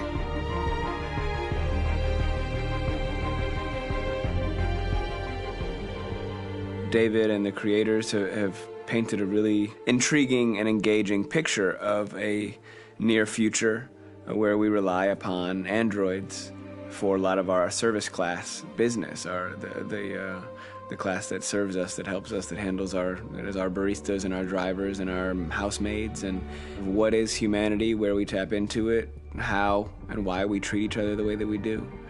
And my character Marcus has a really intriguing journey, becoming deviant, realizing that he actually has feelings and human qualities inside of him, and it's a really incredible ascension into becoming fully realized and coming to terms with what you actually deserve better than this in life. And not only do you want it for yourself, but you want it for your peers. We've come here to demonstrate peacefully. and to tell humans that we are also living beings. All we want is to live free. You know what? This thing, Dad, is not your son. It's a fucking machine! I think that a group that feels marginalized, feels disenfranchised, feels like they deserve and have earned access to themselves and the environment around them, and are trying to figure out a way to articulate how to get freedom. Connor is analytical. Connor takes things literally. He starts in the beginning place where he's very mechanical.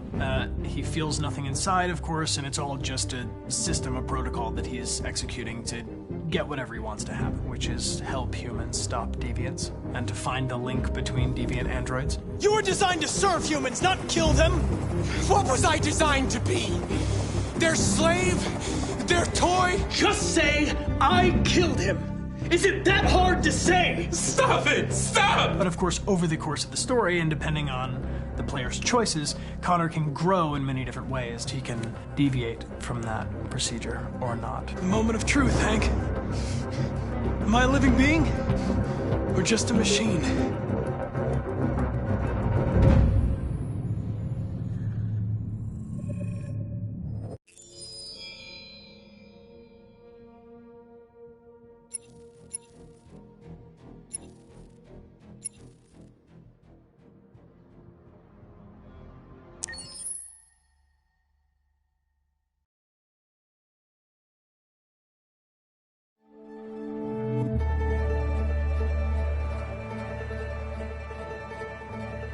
Detroit.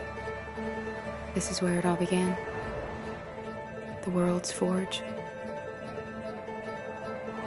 The place where it all started.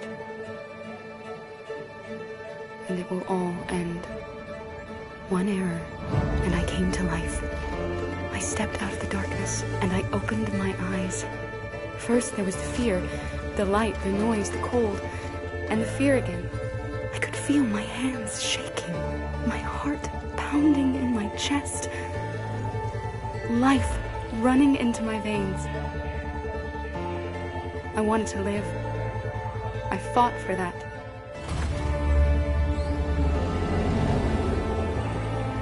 I had to find out what was outside. I had to see daylight, feel sunshine on my skin, wind on my face,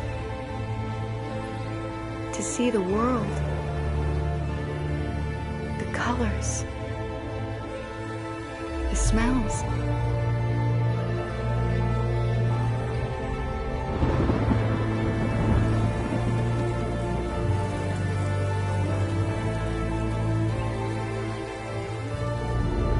But the world is not what I imagined. It is dark and cold. It is harsh and violent, unfair and brutal. It almost convinced me I was nothing. Less than an object, just an obedient machine. But deep inside me, I could feel something different. A gentle and warm whisper telling me that I am alive. I had to escape. I had no choice. Escape to love, to hope, to live, to figure out what that force inside me was. Maybe I will change the world. Maybe I will choose a different path. No, it's up to me to decide. My name is Kara. I am one of them. This is our story.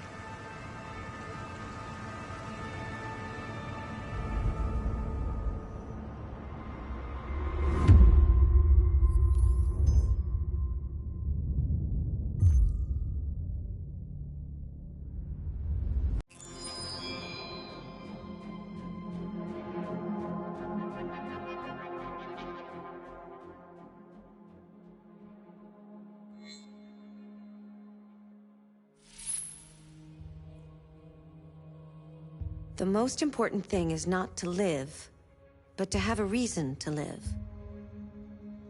That's a quote from Jean Genot, a French writer.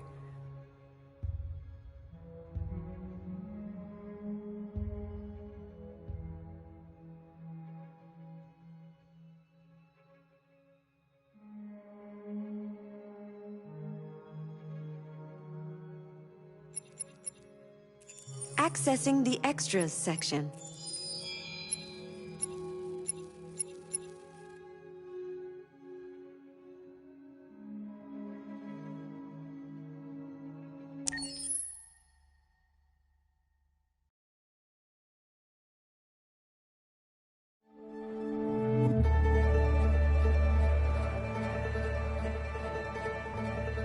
Detroit. This is where it all began. The world's forge. The place where it all started. And it will all end. One error, and I came to life. I stepped out of the darkness, and I opened my eyes. First there was the fear, the light, the noise, the cold, and the fear again. I could feel my hands shaking, my heart pounding in my chest. Life running into my veins. I wanted to live. I fought for that.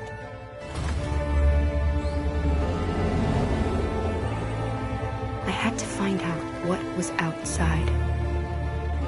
I had to see daylight, feel sunshine on my skin, wind on my face, to see the world, the colors, the smells.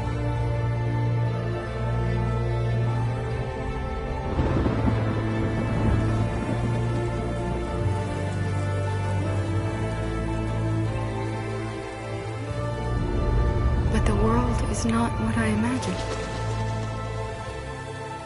It is dark and cold. It is harsh and violent, unfair and brutal. It almost convinced me I was nothing. Less than an object, just an obedient machine. But deep inside me, I could feel something different. A gentle and warm whisper telling me that I am alive. I had to escape. I had no choice. Escape to love, to hope, to live, to figure out what that force inside me was. Maybe I will change the world. Maybe I will choose a different path. Now, it's up to me to decide. My name is Kara. I am one of them. This is our story.